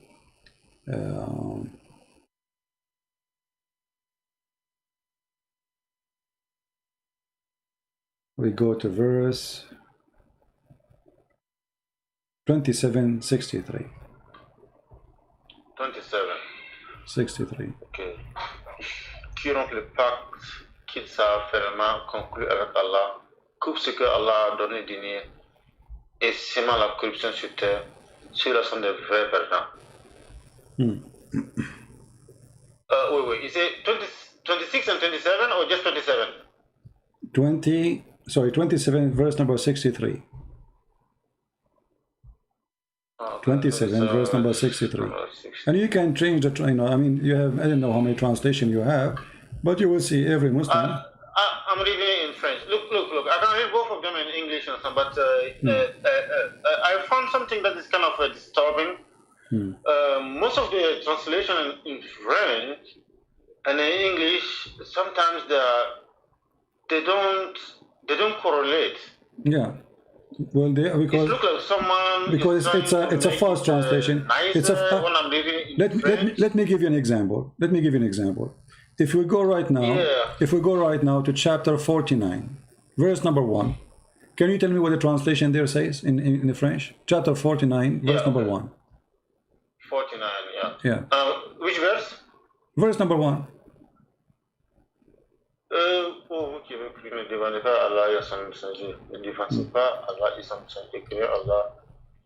He said, you who believe, yeah. Don't take side against Allah and His Messenger. Does it say? It's weird. It doesn't make sense. Hold on. Okay. So it says nothing about the two hands of Allah in the translation? No. Okay. Well, here, let us see. Let me show you. I'm going to choose translation. I will choose all the Muslim translation for the same verse. Here we go. This is a Muslim website, and you will see the hilarious translation, which is absolutely a lie, all over the place. Each one of them, he give us different translation for the same verse, and you will not find. Few of them, they say the word that Allah, he have two hands. Let us see. This is the translation I'm showing on the screen. Look how many. All right. This is the translation. Where is the word the hands of Allah? Read. This is here. Dr. Ghali says, literally between the two hands of Allah. Do you see it in the screen? Do you see it? Mute you too, please. Yeah. Okay. How come this translation? He's a Muslim, Dr. Muhammad Ghali. Why he is saying literally between the two hands of Allah, and then the rest of the translation they did not put the hands of Allah? What happened? Where's the word of hands of Allah? Is gone. It's gone.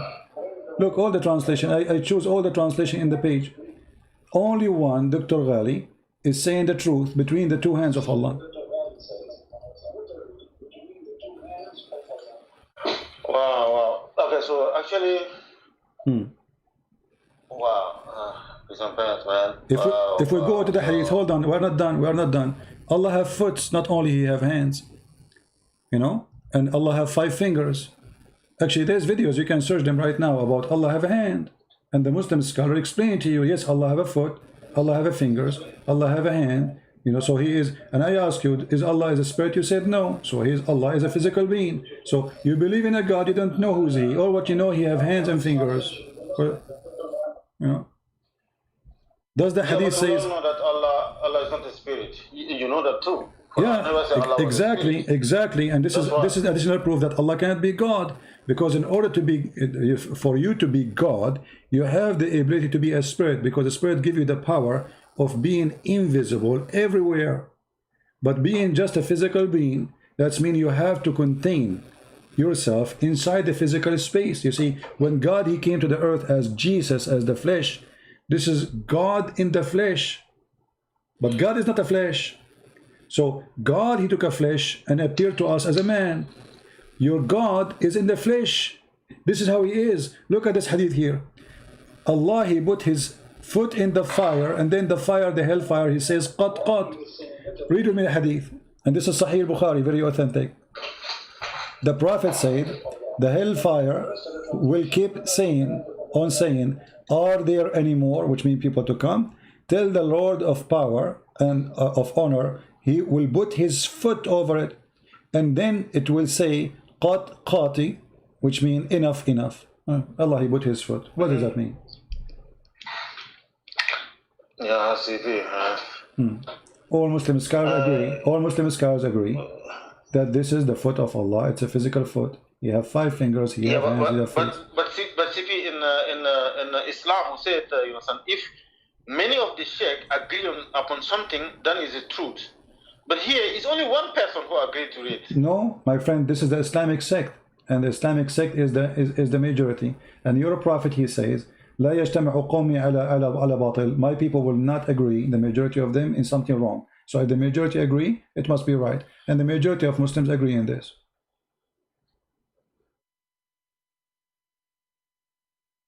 Yeah, man.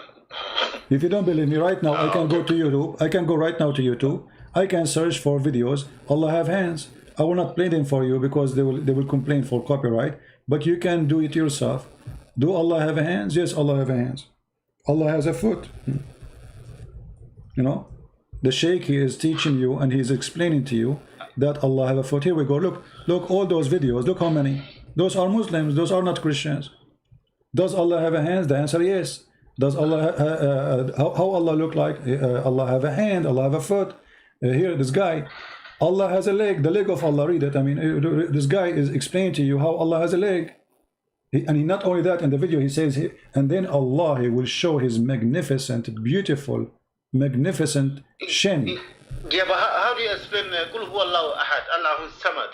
Allah. How do you explain that? Okay, that's a stupid statement actually, because you just said Qul Allahu ahad. Allah, the word ahad in Arabic, Allah ahad, that means Allah is one off. To make one. No, my friend. No, you see, this is wrong Arabic. You see, this is not Arabic word. This is why it's coming stupidly wrong in the Quran. If I type, do you see my screen right now? I will put the word ahad for you in the screen.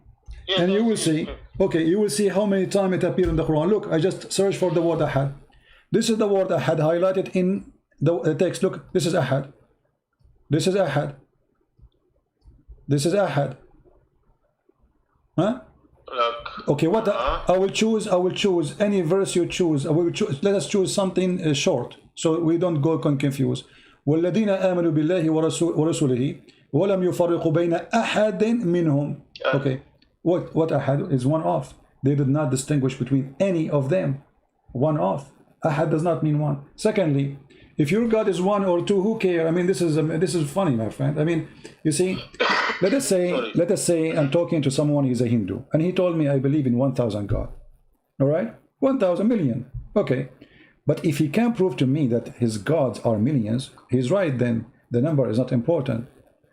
The question is, You believe in Allah as one or two or three, who care? But Allah as one is a stupid God. He says stupid things in the Quran. Allah is one, but he said that the sperm of the man coming from the backbone of the man. I mean, how the one God, he's one. Now, this is actually make it even easier for me to get Allah busted, because we cannot say other God said that. Now we have one God. He is the one who's talking, not the second God, not the third God. So he have one God, and his God says that the sperm of the man coming from the backbone of the man. But this is wrong. No science agree with such a stupid statement. When the God of the Quran in chapter 86 says that the woman, she have a sperm, and the sperm is coming from her ribs, that's the most stupid God ever. So he's one or two or three, who care? He's a stupid God still. Yeah, listen. I'm not into the Quran science and stuff like this. Really, I've never looked into it because I don't believe the Quran is like a scientific book. Doesn't matter, my friend. But God, so, Muhammad, when God he speak about how he created the baby, shouldn't God knew how he made the baby? I mean, come on, this is not about science now. This is about how it made. Forget about science. Science is something we practice and we learn from it. But God now, supposedly, his name is Allah, is teaching us how he made the baby. Shouldn't God who made the baby knows how the baby is made? If he gave us wrong way, ring of formation, that means he is not the one who made the baby. If I go right now to a person, he said, I am the one who made the car, but he cannot put the engine together. Obviously, he is a fraud. Correct? You cannot be a person who make a car, but you do not know anything about mechanic. So the God of Islam, he's telling me how the baby is made, and then we find that this is stupid. So he cannot be the God who created the baby. Yeah. I know science is telling something different, but there are a lot of sheikh, some that you can find on YouTube who can explain it maybe. Like I said, I never look into this thing because for me,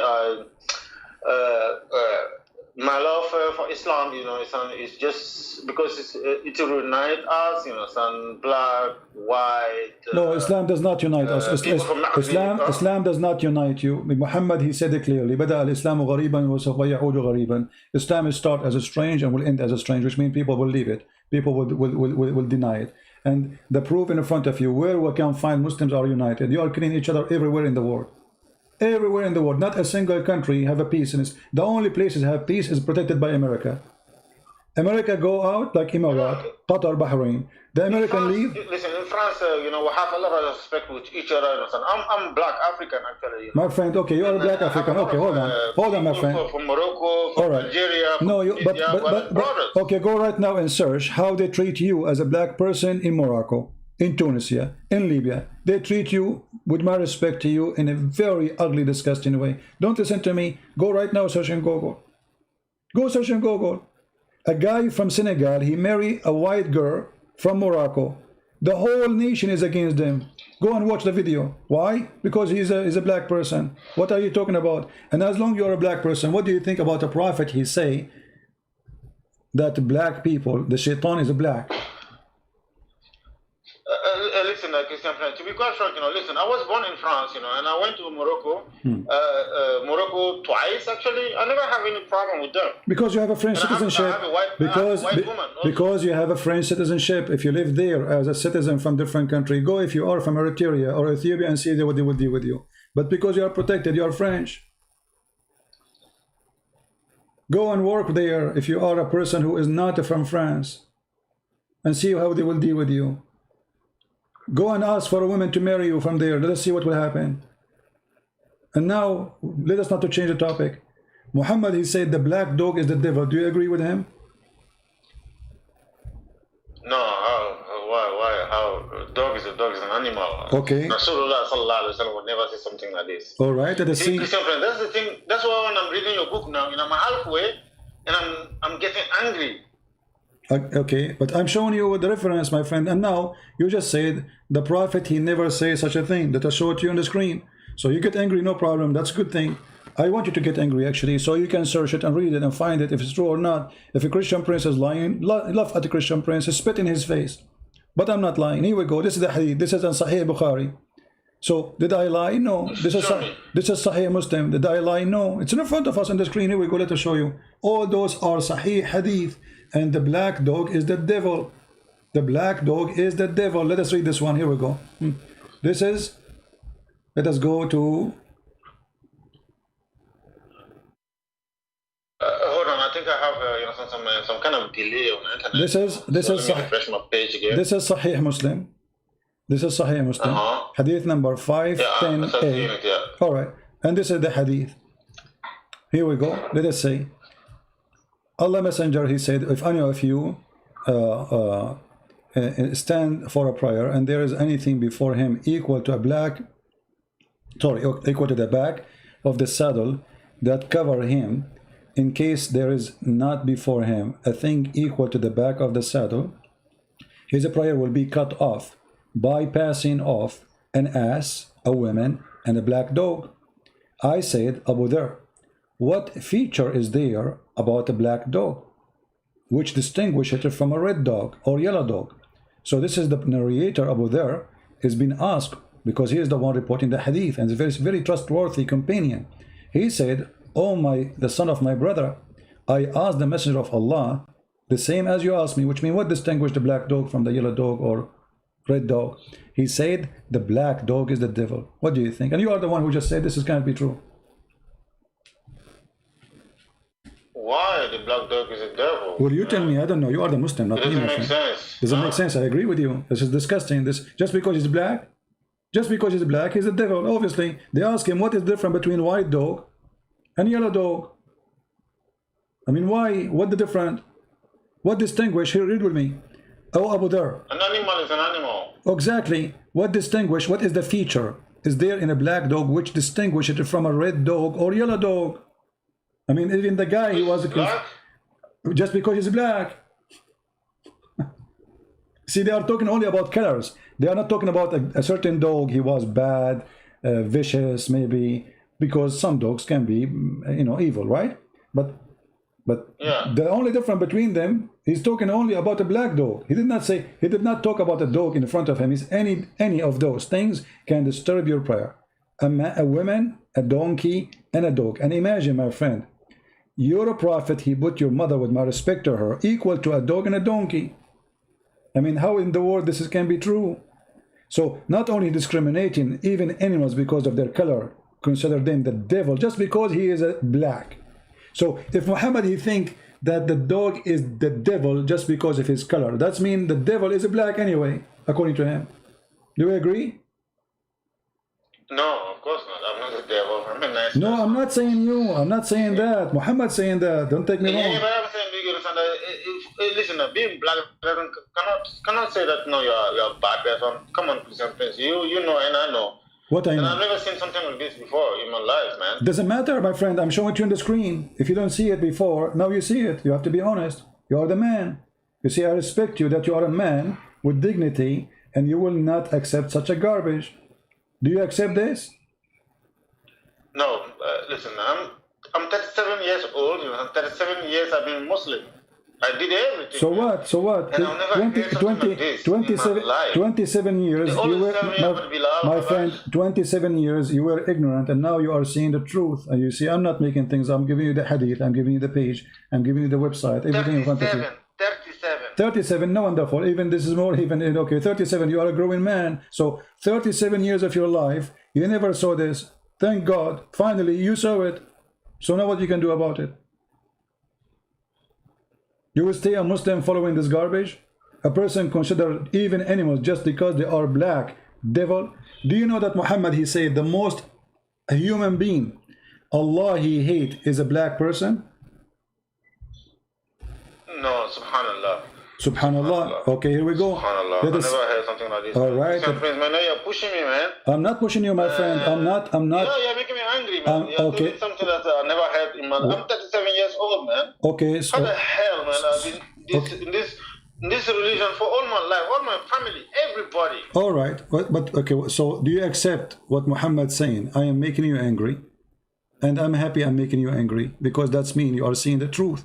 The truth is making you angry. I'm so happy for you. So do you accept that a black man is the most person Allah he hate? Why? We're all people. You tell me. Why Allah the most person? I'm telling you, we're all people. How can Allah, choose the black man and hate? What have we done to him? My friend, I haven't done nothing to him. I am the one is asking the question. You are the Muslim. You are the. Yeah, but I'm answering you, you know, son. No, I'm really getting angry, you know, son. Come on, man. Because of my skin color, I'm a bad person? Well, Someplace. Come on, man. Okay, I'm not the one saying that. Your prophet saying that. Why you are blaming me? Here we go. The hadith in front of you. And this is Sahih. This is Sahih Muslim. Read it. The most person Allah He hate is a black person. Let me wait for you on the screen. So you get angry. Okay, what I can do? I mean, you want me to change the statement of your prophet? This is your prophet saying that. The most person Allah He hate. The most Allah, among the creation of Allah, the most person Allah He hate is a black man. Do you see it? Are you looking at it? Okay. So who is the one who said that? You say you are making me angry. I'm just showing you what your prophet said. And here we go. This is the reference as it is from Sahih Muslim, hadith number 1066G. Sahih hadith, very authentic. Just a minute. Let me put it. Baby, I'm in a conversation, yeah? Please. Sorry, my wife was coming here. No problem. I to leave. No problem. I'm talking. I'm angry, actually. I don't want to put it on her. Yeah, go ahead. It says Sahih Muslim now. Sahih Muslim, hadith number 1066G. And I'm showing it to you on the screen. Read it. It's in the screen. Yeah, now I see it. There was some kind of delay. Okay, so what we will do now, the most person Allah He hate between all the creation of mankind is a black person. Why? What is the color have to do with this? He didn't say an evil person. He says a black person. Wow. Who is going to destroy the Kaaba? A black person. Who is the devil? A black person. Who is the most person Allah He hate? A black person. The dog is a devil. Why? Because he's a black dog. What do you want more? So that's one.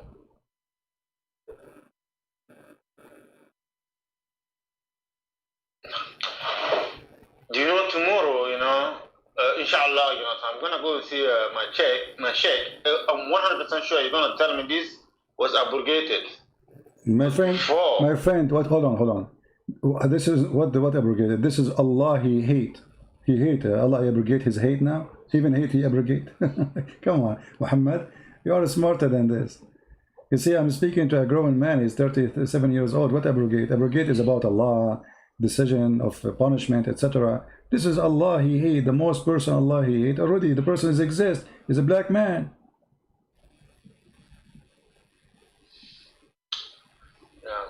Yeah. Muhammad, he said, وَقْتُلُوا كُلَّ أَسْوَدٍ بَهِيمٍ. Kill every pure black animal. Every black animal. Why? What's wrong with the black animals? Why we need to kill every black? I think black is beautiful. I like black dogs. I like black cats. You see, for me, I believe all the creation of God is a creation of God. Their color doesn't make any difference. But when you say وَقْتُلُوا كُلَّ أَسْوَدٍ بَهِيمٍ, obviously you are a filthy racist. So kill. Do you read this hadith? This is Sahih. So kill every one of them which is totally black. I mean, why you want to kill animals just because they're black?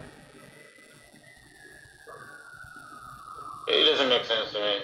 It doesn't make sense to me too. I grew up here in France, and I was born here in France. I grew up here in France. For me, it doesn't make sense. My friend, nothing. Do you see? It says Sahih. In my life. Do you see? It says Sahih. Do you see the reference? It says what? Sahih. Sahih. Yeah. Okay. So kill every pure black. So what the problem? What the problem with those dogs or those animals? They are pure black. If you see a pure black animal, kill him. Why? Because he's a devil.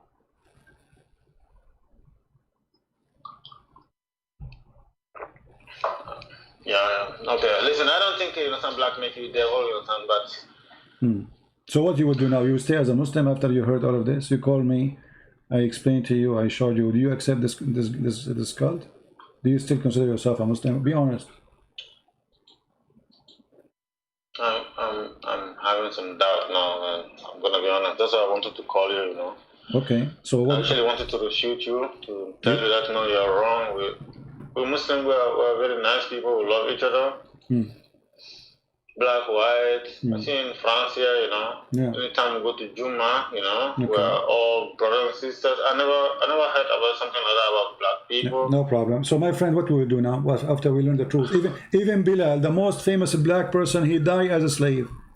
Bilal, after the death of Muhammad, Christian, now you're pushing. No. what? Wallah Azim, that is not true. Oh, here we Bilal go. was freed from day one. Day one. Okay, let us see if this is true. It's true from day one. Okay, can you show Come me? on. Can you show me a reference? Come on, man. Okay. Huh? Can you show me a reference? No, from day one, you know that, you understand? Bilal, No, when he I do was not know that. Azan, you know, his master was very angry, and then the Prophet sallallahu alaihi wasallam asked, I think it was Abu Bakr, to go and buy him, and that's it. Bilal was free. Okay, well, let us see. Let us see if this is true or not. Isn't it Bilal who came to Abu Bakr after the death of Muhammad and said to him, if you bought me for the sake of Allah, then release me for the sake of Allah. And if you if you bought me for the sake of yourself, then keep me for the sake of yourself. Did he say that to him? Begging for his freedom? Wait. Are you putting on the screen now? Because I think my internet Okay, is kind of sluggy. let me find the hadith for you. Give me a second, please. Man, Christian Prince, you are pushing too much, man. Yeah, well, I am here to show you the truth, my friend. That's what I'm doing. I don't waste my time. I say the truth, and the truth will set you free. So let us see, where is the hadith? Give me a second. Here we go.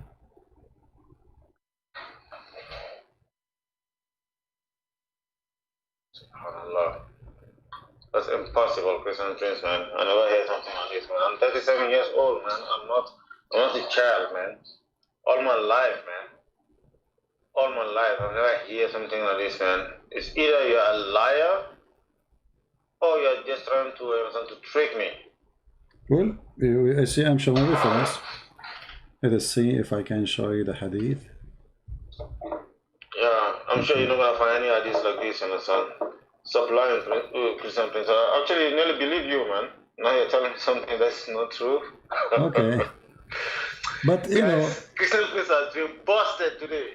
Yeah. I'm getting busted. Alhamdulillah. Alhamdulillah. How you did not bust me anything, but you agreed with me actually. I just did, man. What you said is not true. Okay. Come on, man. I'm 37 years old, man. How old are you, man? How old are you? I'm very old. I'm born before Muhammad, before Allah. No, that's not true. Muhammad was born before Adam. Let us see. Let me get you the hadith.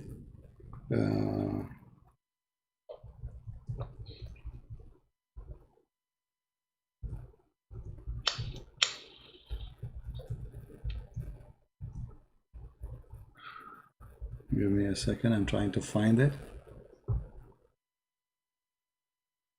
Yeah, man. I can give you 100 years. I'm waiting. Guys, everybody who's in the chat, Christian Prince have been busted today. Takbir, Allahu Akbar. Allahu Akbar. And if I show you the hadith now, what you will do? Show me the hadith. No, I want you to agree. Show me the hadith. If I monkey dance for you, okay, if I show I'm 100% sure. if I show you the hadith, are you going to agree that Muhammad get busted? Because a second ago you said, if I don't show the hadith, I got busted. So if I show the hadith, Yes. that means Muhammad get busted. Okay, thank you. If you show the hadith, Muhammad gets busted. Right. But I'm sure you cannot find this hadith. Well, here we Still go. looking. The hadith in front I'm of you. refreshing my page. The hadith in front of you. Here we go. It's in the screen. Sahih al-Bukhari. Hadith number 73755. I want you I still don't see anything, man. I want you to denounce Allah and agree that Muhammad got busted. Wait, I don't still see anything. It's in the screen. On my screen. Refresh your screen. Yeah, I'm refreshing now. Yeah. Okay.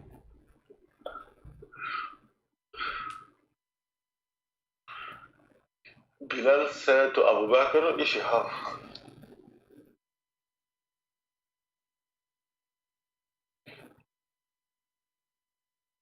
Why you are so quiet? Who got busted now?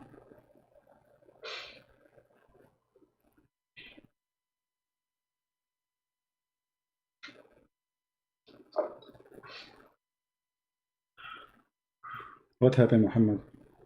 I was busted 2 seconds ago. And you agreed, if I show you the hadith, Muhammad get busted. Say it then. Say Muhammad get busted. The poor guy is begging for his freedom. Muhammad is dead.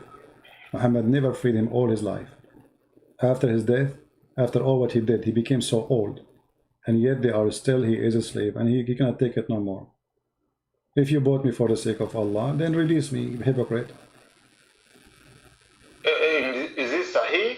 It's Sahih Bukhari. It says Sahih Bukhari, hadith number 3755. I mean, how Sahih it can be more than Al-Bukhari?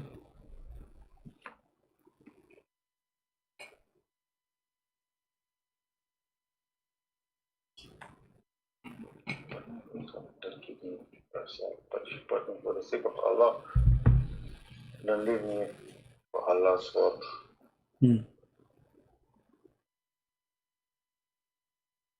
So what do you think? Do you like to be Bilal, the slave of Muhammad? Spending your life as a slave? The prophet who treat you nicely? The guy, he was servant. He died as a slave. It doesn't matter how nice I am to my slave, you are a slave. You are my slave. As simple as that. How ugly is that? A human being want to be nice to a person, he will not accept him to be a slave. He will take him as a friend, companion, not, slave is a slave.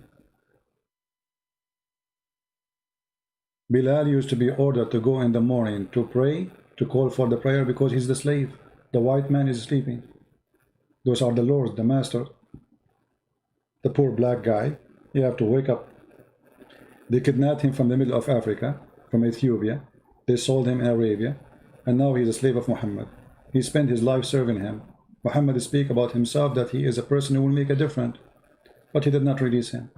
He died, and he still, Bilal, he's still a slave.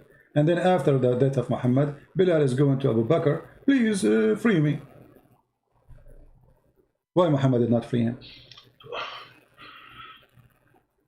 Christian parents, when I was young, like 16, 17, I watched a movie about this, and it's a movie. I don't know what to tell you, man. It's a movie. It's a fraud. They have tons of a fraud to make Muhammad look the best person ever. Muhammad is a fraud. Muhammad, he went to his own son's wife, and he flirted with her. What movie? What kind of a person? He go to his own son. Imagine, Muhammad, your father, with my respect to your family, he come to your house and he flirt with your wife. What do you think about your father then? This is Muhammad. He went to the house of Zainab. He flirted with her. He said to her, Subhanahu mu'allif al-qulub. Praise be to Allah, the one who made my heart to flip for you. What kind of a man? He said that to a married woman. Married to who? Not only, let us say, just a guy, normal guy, a Muslim guy. What? How dare you? He is not only just a Muslim. But Al-Quran said, no, Hadith actually said that Zayd, there was a time that Zayd couldn't have even sexual relationship with his wife. No, this is not, this is not true. No, this is not true. I can show it. No, I can show you the reference right now from your Islamic books. Zainab, she said that after the Prophet, he flirted with her. Each time Zayd, he tried to get close to her, Allah, he made his penis swell. You know what swell mean? So Allah don't want the husband to have sex with his wife, because the Prophet, he want to have sex with this woman. So each time the husband, Zayd, he want to get close to his wife, Allah bite the penis of Zayd. Christian parents, man, come on, man. This is the truth. I mean, you tell me what kind of God he will make you as a husband. Your penis is swelled, so a guy, the neighbor, because he like your wife. I mean, what kind of God this God is? Muhammad is the neighbor. Think about him as he's the neighbor. Listen, Christian parents. You're talking about Allah subhanahu wa ta'ala. What Allah? There's no, Muhammad. You see, for me, no, Allah is not subhanahu. Allah is the devil himself, for is promoting evil. What kind of God? He said to a man who claimed to be a prophet, why you are saying to the man, keep your wife for you, when Allah told you, I made her lawful for you. How she made her lawful for you? She is married. How Allah, he promised a man, his name is Muhammad, a married woman. She is still married. In the same moment he is talking, making the verse. And what kind of a man? He go to your house when you are not there. Okay, if the man is not there, knock the door. He is not there, you leave. Why he go inside and he see the women stripping or showing her skin, and then he flirt with her. And then the wife, obviously she is a bad woman, she told her husband that your father, he was here and he liked me. So the son, he went to the father, he says, father, you know what, I don't like this woman, take her, because he knew already that his wife, she's cheating with him. The woman, she like it. Why she want to be married to a poor man when she can be married to the master?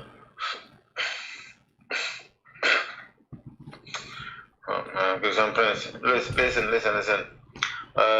I actually have a lot of problem with Surah Al-Ahzab.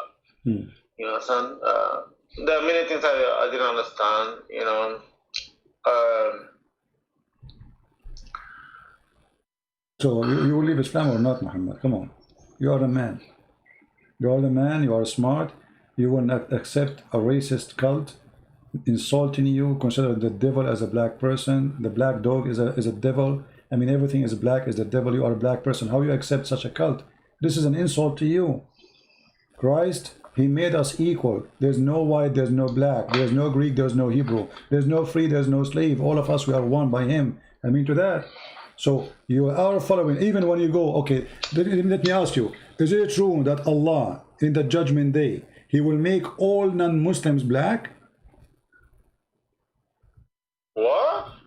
Is it true that Allah in the judgment day will make all non-Muslims black?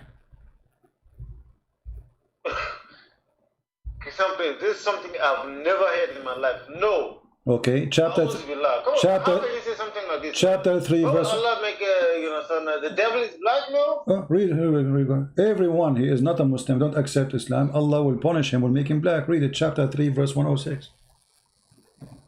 Read your translation. It's on the screen in front of you.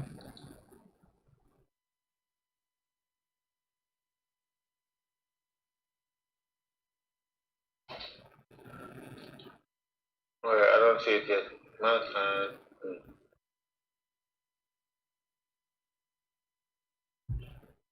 Remember, the Muslim translation tried to make it look nicer, but you cannot make it nicer with me.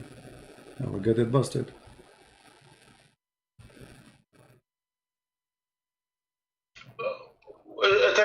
Is this in Al-Quran or is Hadith? This is Quran, chapter 3, verse 106, and I can show you more verses. This is not the only verse.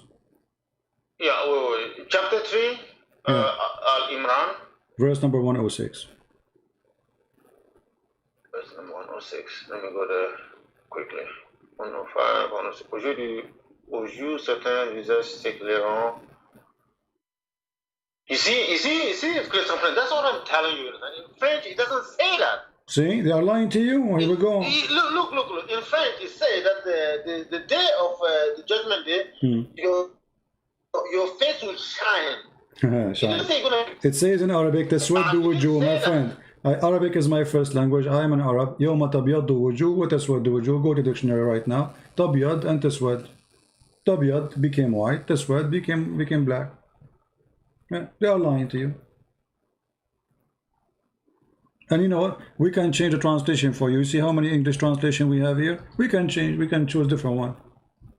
Which is, you know, the day faces will be blackened and faces will become white. As simple as that. Not only that, if you go and read the chapter of the ants, you will see.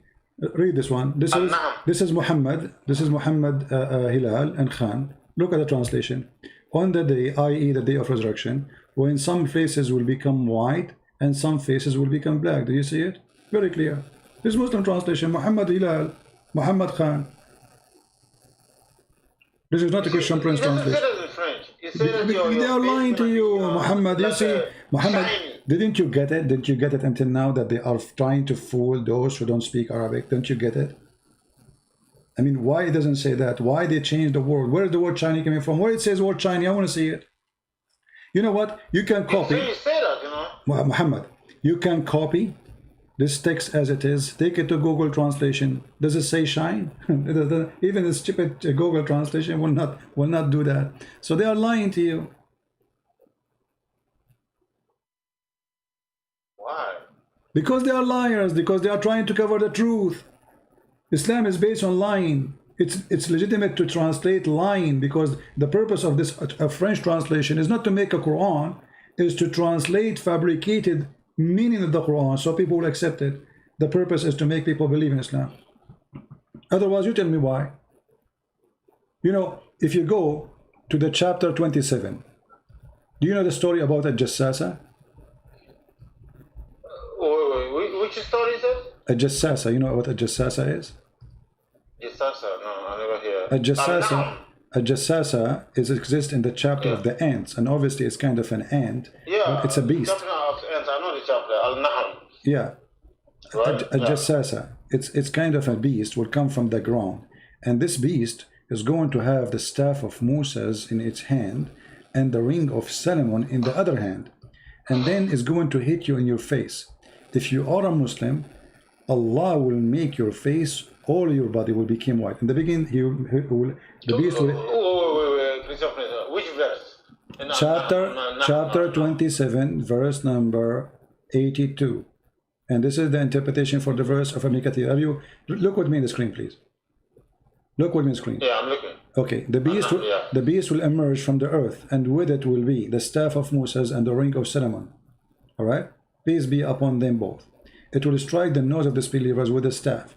Okay, and then here the translation that says will become bright with the ring. But look how we expose their lies in the translation. If you go down a little bit, look what it says.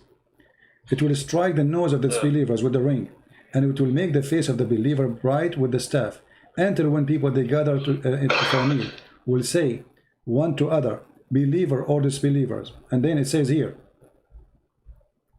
he described the beast, and then he continues saying the following. I want you to read with me, please. Read with me carefully. Okay. And then he says, okay, hold on. There will be no believer without it making a white spot in his face, which will spread until his face is shining white as a result. And there will be no disbeliever left without making a black spot in his face, until which will spread until all his face is black as a result. Do you see it? Yeah. So Allah will make all bad people black, all good people white.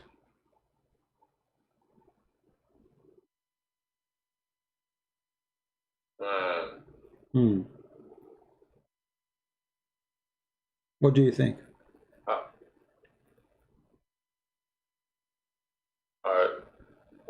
This cannot be true, man. This is true. It's from this is a book of Ibn Kathir. This is a Muslim website. Here we go. Let me show you the link. Let me show you the reference. Let me show you the web page. Here we go. This is your Islamic page. Everybody can see it. Read with me here carefully. QuranX.com, and this is Ibn Kathir 2782. And here you donate to the Muslims to build a mosque. And this is here, it says Ibn Kathir. Read it. Ibn Kathir. You see it? This is your Muslim website. Yeah, I see it. And by the way, the English translation of Ibn Kathir is not the same as the Arabic. In Arabic is more truthful, for sure. The English one is 50% of the true Ibn Kathir is gone in English. They're trying to make it look nicer. So what do you think about Allah making all the black from the bad ones and all the good ones the white one? What do you think? Disgusting. Disgusting. Okay, what about Allah? He created the black people from the beginning to go to hell. You heard of this before? No. Okay. Isn't it Allah, he said when he created Adam, that he created the white man? If somebody have the link for the hadith, post it in the chat, please, so he can click on it and open it from his side. Allah, he created the children of Adam, the white, from the right shoulder of Adam. He hit him in his shoulder, and they were born like white ants. And he said, you go to heaven and I don't care. And he created the man, the black man, from the left shoulder of Adam, and he says, you go to hell and I don't care. Oh, someone put the link here, so let me go to it. Yeah, open it and read it. And here we go, I will put it in the screen so everybody can see with me. All right, thank you, admin, for posting it. This is the link, the Muslim website, and this is At-Tirmidhi. Allah Messenger said, He created Adam when he had to create him, and he stuck him his right shoulder, and there emitted from commit white offspring, as if they were white ants. He struck his left shoulder, and there emit from the black offspring. Okay, and then what he As said? if they were charcoal. As if they were charcoal. Yes, as if they are charcoal. He's making fun of their look. They are charcoal. And then he says, from the one from the right shoulder, for paradise, those are the white, and I don't mind, I don't care. And the one from the left shoulder, which means the black, like charcoal, go to hell, and I don't mind. Do you see it? Yeah. Wait. So, is he trying to tell him that Allah actually designed me to go to hell? He created you, according to Muhammad, all black people from the left shoulder. Do you know what left mean in religion? Left mean always the wrong, the bad ones. Right mean the right one. So the white people, according to the faith in Muhammad, created from the right shoulder because they are the right hand, they are the right people, they are the good people. And according to Muhammad, the black people, the African, created from the left shoulder of Adam because they are wrong, they are bad, according to Muhammad. Look how faith he is. Yeah, Mr. Prince, listen, I have to agree with you, you know. I never say things like this, you know, in my life, man. Okay, so... After 37 fucking years, man. How the hell am I hearing only from you, man? I have no comment, my friend. I understand. We don't like to hear bad language, but I understand you are saying the F word to Allah. Yeah, I'm sorry. I'm just angry. I'm just very, very angry. Yeah, I understand. That's why I did not. This is why I did not stop you. I'm sorry, Christian. I don't want to cause in your channel. You know. Yeah. I actually came here to debate you, to refute you. You know. Yeah, but now you are saying the F word to Allah, and now you end saying the F word to Allah. How that how a human being can change 37 years of your life worshipping the false God who hate you for you are a black person, and now after speaking to me for some time you are saying the F word to Allah. That's the first time I say something like this, man. Yeah, but I understand. It's okay. I understand. Allah is the devil. I don't blame you. Allah is the devil. God, he did not create the black people to go to hell. That's not true. God don't take you to heaven or to hell because of your color. That's not true. Jesus said from it doesn't matter. I was born black. I didn't ask to be black. Doesn't matter what your color, my friend. Who cares?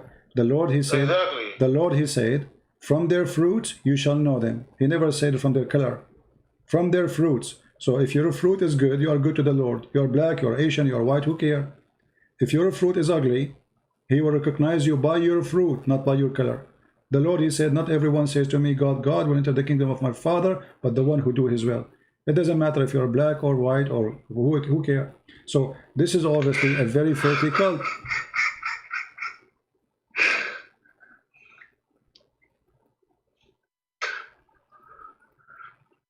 I hear you crying, my friend. I'm hurt. Well, I know it's hurt. I know. I understand. I'm so hurt, man. I don't blame you. Let your tears wash your eyes, my friend. You prayed for the wrong God for 37 years.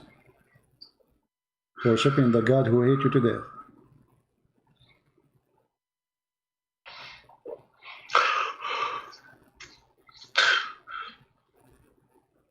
I'm sorry, Christian Prince. I didn't want to go there, you know. No. I respect you.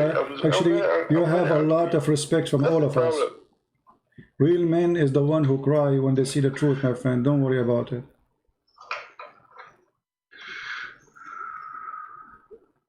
I'm 37 years old. I'm a grown-up man. I'm married. I have 2 kids. May the Lord bless your family, my friend. And now you see that the Lord, he blessed you. He blessed you with a beautiful family, so nothing wrong. Still you can continue. And I invite you right now to accept the Lord and Messiah. Example, you don't understand, man. I forced my wife, you know, she's a white woman. I forced her to be Muslim, man. Well, you can fix that. No problem. You can fix. She love me. Yeah, you can fix that, my friend. You know. You can fix that. You can tell her the truth. You can tell her that this is a garbage religion. We will not be there no more. That's it. She loves you. She will understand. And you can show her the reference and the reason. You force her, that means it's easy for her to leave because you force her. My family didn't want to marry her. She had to change her religion, you know. That's why I'm hurt right now. I understand. But never late, my friend. Never late. The Lord is still, he loves you. And the Lord, today as we speak, He made me stay longer so I can receive your call and make things work in the best direction for your life. The Lord is using me and using you so we can be together a light for the family, which is your family. All right. And I invite you, as we speak now, to accept the Lord, the Messiah, as your Lord, as your Savior. There's no name better than him. Go and read what he said. Go and see his teaching. Go and see the wonderful things he did. He is the living Lord, even in the filthy Quran. The Messiah is right now, as we speak, is listening to us. He is up in heaven. Every man died. Every man in the grave. Every man became a dust, except Jesus. He is in heaven. Glory to his name. So I invite you, my friend Muhammad, to accept the Lord, as your Savior, and so you can be saved and your family can be saved.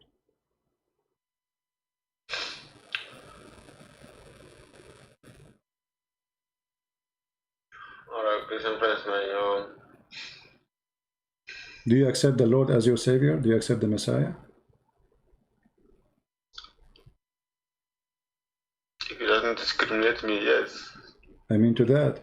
Hallelujah. A happiness in the heaven of God for Muhammad. If he doesn't discriminate me, he don't discriminate you. How he will discriminate you? How he will discriminate you? You see, the person who discriminates you, he will not call you a child of God. Today, now, you are not a slave of anyone. It doesn't matter if you are black or free. You are a child of God. You see, do you know what Jesus said, how to pray to the Father? He says, Father, our Father. We are slaves. Our God don't need slaves. He is God. He is glorious.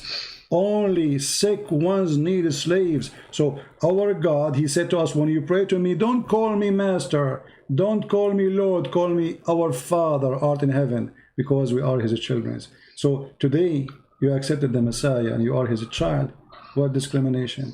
You are a child in the kingdom of the Lord, the King of Kings. My name is a Christian Prince. Why? Is that because I own slaves? No. Is that because I'm rich? I'm a poor man. I am prince, for my Father is the King of Kings. He made me a prince, and he made you a prince. And your wife, she is a princess. And your children, they are children of God as we speak now. And there's a happiness in heaven for you.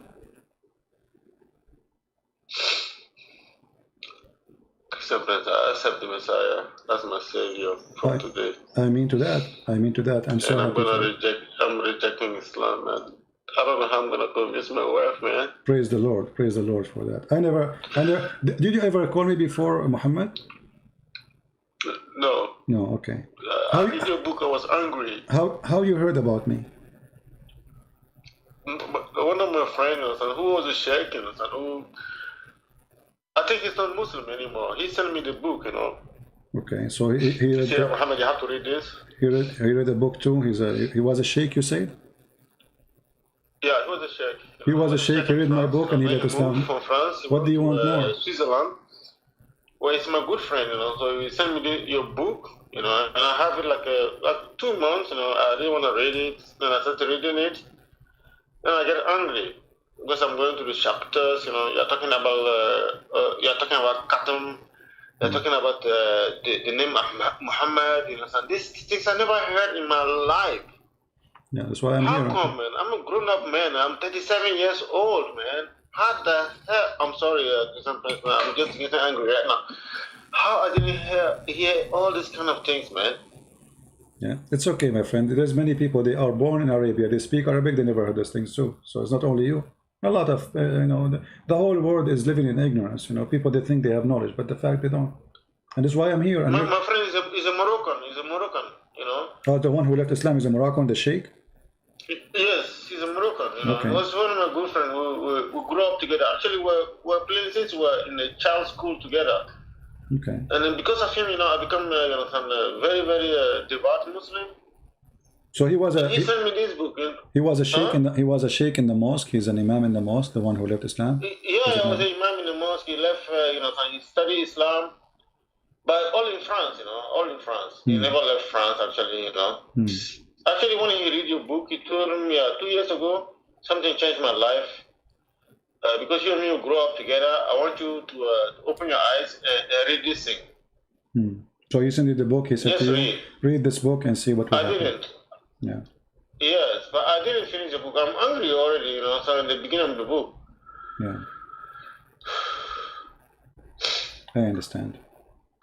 Our heart and our prayer with you and your family. And today I ask all the brothers and sisters here to pray for Muhammad family. And by the way, I don't want you to change your name. I want you to be Christ follower and your name is Muhammad. Don't change your name. Ma'ruf. Ma'ruf. Your name is Ma'ruf? Muhammad Ma'ruf. Oh, Muhammad Ma'ruf, okay. Well, I mean, I don't change your name. I mean, I want to be more proud of you that your name as a Muslim, still you believe in the Lord the Messiah. All right? For example, you don't know what you're doing to my life today, you know. All my family gonna reject me from my parents' side. I know. No, nobody will reject you, my friend, because you are accepted by. They will. You are accepted. Who cares? No, don't. Let me explain to you. You see, if I tell you how much problems I face because of what I do, you will not believe it. Me myself, I'm not a Muslim, right? But because of what I do, a lot of people, they stay away from me. They don't even say hello because they are afraid. This guy is wanted by terrorists. Everybody want to kill him. Maybe if we shake hands with him, he will shoot at us when he's talking to him. So people, they stay away from me because everybody is terrified. That is horrible for me as a human being. You know, you want to have a friends, you want to go out, see some people. Nobody want to be with me for they are terrified. But I am not terrified. They are cowards. I am not. I am with the Lord, and the Lord, He is my family. He will give me all the family I need. I have millions of people who loves what I do. I have a bigger family than any family you can imagine. So don't worry about a family, my friend. The Lord always will provide to you the love you want. He is with you. He will be within your heart. He will be wherever you go, with your wife, with your children, and He will sponsor you. Who need more than this? The Lord is what going to save us. My father, he died. Your father, he died. My mother, your mother, everybody will die. But one day we have only one Savior. His name is the Messiah. Seek your salvation, not a person who will say to you, you are my son. My son is what the Bible says. The children of God are the one who they are going to be saved. So seek your salvation and don't worry about the world. The Lord always will provide you. You are not alone, and you will never be alone. The same as me. I just told you about how many people. I remember once I was visiting a Christian family, and then they saw a video, TV, it was a TV, ABN TV, and I called the TV, actually the debate, it was a debate, playing my debate, and then they said, is that your voice? I said, yeah. And the second they heard this, they changed. They never invited me again, they never called me again. Why? Because they are scared, they are terrified. They said to themselves, this guy, God knows how many ISIS terrorists are following him. They are worried about their family, you know. But, you know, for me, this is very upsetting. I mean, instead of being proud of me, of what I do, they want to have me in their house. Even in their heart, they knew that I'm doing the right thing. But there are people who they are afraid. They have children, they have wife, they have family. They don't want to be in trouble because of somebody like me. But I am alone. I will never be alone. Never. And I don't care who want to speak to me, who don't want to speak to me.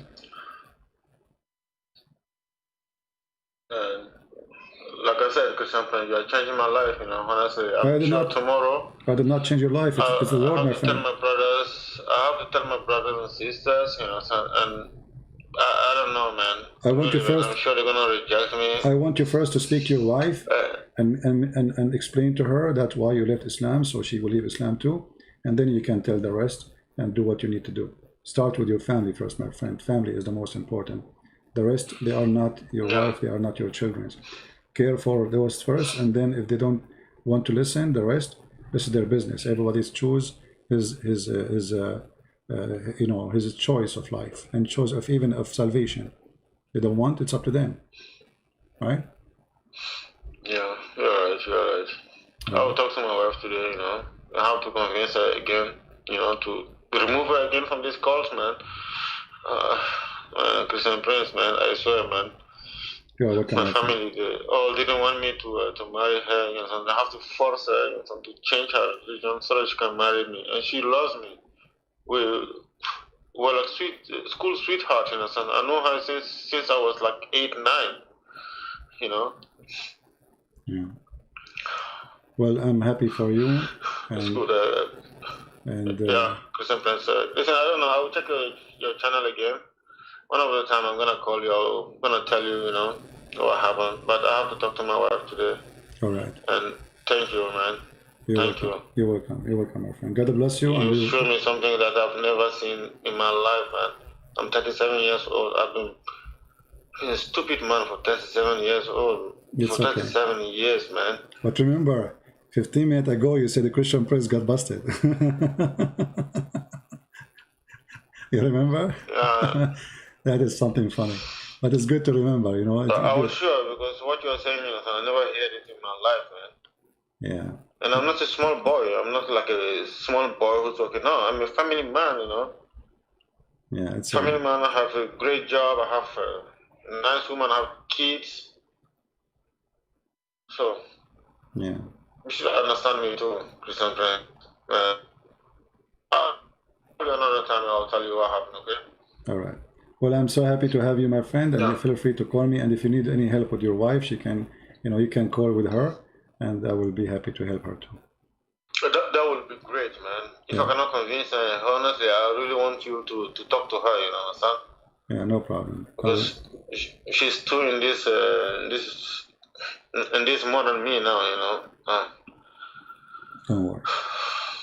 God is good. Christian, thank you. Thank you very much, man. You're welcome.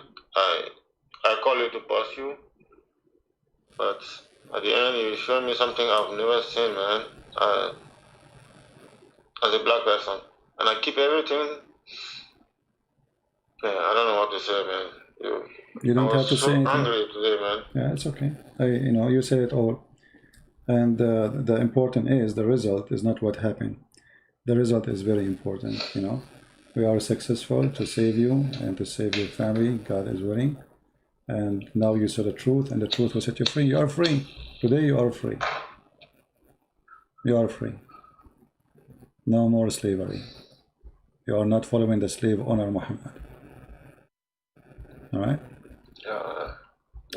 Anything else you want to add, my friend? Anything? Yeah. Anything else you want to add? No, nothing else, man. Christian is enough. Is enough. I had my dose today. I think I want to sleep good today. You know. All right. Well, I will pray for you, and I ask all the Christian family here to pray for you and your family, and God is good, and He will be with you. Yeah, and I said, me, Muhammad Maruf, I accept Jesus Christ as my Savior today. I mean to that. I mean to that. God bless you, my friend. Okay. Feel free to call me anytime. Goodbye, take care. Take care. Bye-bye. Yeah, goodbye, Christian Prince. Bye-bye. Thank you. You're welcome. All right.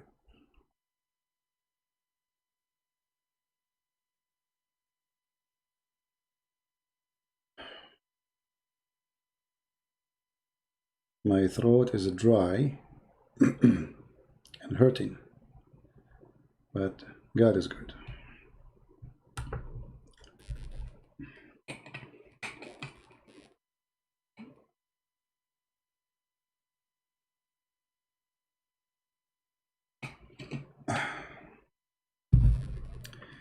All right, God is good, and the Lord always He provide people with the needs, the need for the truth, the needs with salvation, the needs, the reasons.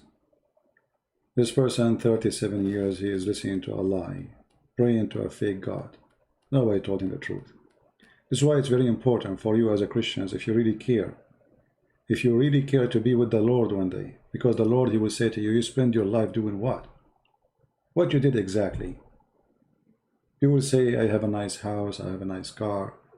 What about saying one day to the Lord, I brought with me a wonderful person, his name is Muhammad Maruf, who was lost, and now he found you. The Lord will be so happy to have you and have him. I invite all of you Christians to do what you should do as a Christian. We are not exist in this life just to eat and drink and have children and make money. We are exist here that one day we will come back And the Lord will ask us, what you brought with you? What do you have for me? Your gold have no value. Your cars, they have no value. What you brought for me? How many souls you saved? What you will say to him? Even my child, I did not teach him about you. Even my wife, I did not tell her about you. Even the person I see every day, I never saved him. What you did? You live 60, 70, 80 years. What you did? Salvation, my friend, is by saving others, not by saving yourself. Because if you don't think about others, you don't deserve salvation. For this is what Christianity is. Christ, he came to save us, not to save himself. He's the Lord. So in order to be saved, you have to be a savior. For those who work in the rescue, they are the one who will be rescued. And those who don't care for the rescue, the Lord will not care for them, because you don't deserve it. So I invite you, all of you Christians, to help the Muslims. We love them. Muslims, they think that the Christian Prince, he hate them. I don't. I will never hate them, because the second I do, I am not a Christian no more. I will not lose my salvation, so hate will win. And when we say we love the Muslims, this is not about giving hugs and kisses. This is not about shaking hands. And it's not for sure about being politically correct. I was harsh with Muhammad, showing the truth to him, but not because I hate him, but because the truth hurt. He cried. Not because I was insulting him, but because the truth hurt. So let us make more Muslims cry and see the truth. And the tears of the Lord, his love, those are the tears of the Lord, will wash their eyes and their heart, and they will come to him by waves and millions. So the heaven will be glorified by all kinds of people, black, white, Asian, it doesn't matter. Your color does not exist unless you look for a color. When a person, he see a black person, he will notice he's black only if he cares for the color.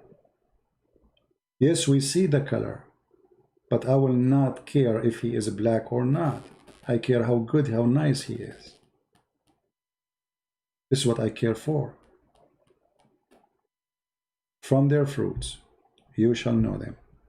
And the fruit of the Lord is the best fruit to offer to all mankind. And with this, I want to say thank you very much for being here.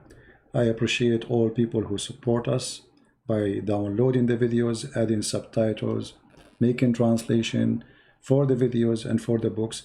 And for sure, we appreciate those who support us in donation. The Lord is great. The Lord is good. And with his goodness, we live and we die. And the Lord, he said, whoever believes in me and die will live. So live, my friend. Live. How you live? Believe in me. Who? The Messiah, Christ, the living Word of God. The one unique thing about the Messiah, that he came as a man, yes, but he is the only one, is the walking, talking, living Word of God. He is holy in his name, holy in his act, and holy in his present. And right now, he is in heaven as we speak. Every two of you mention my name, I will be between you. He's listening. His glory is amazing.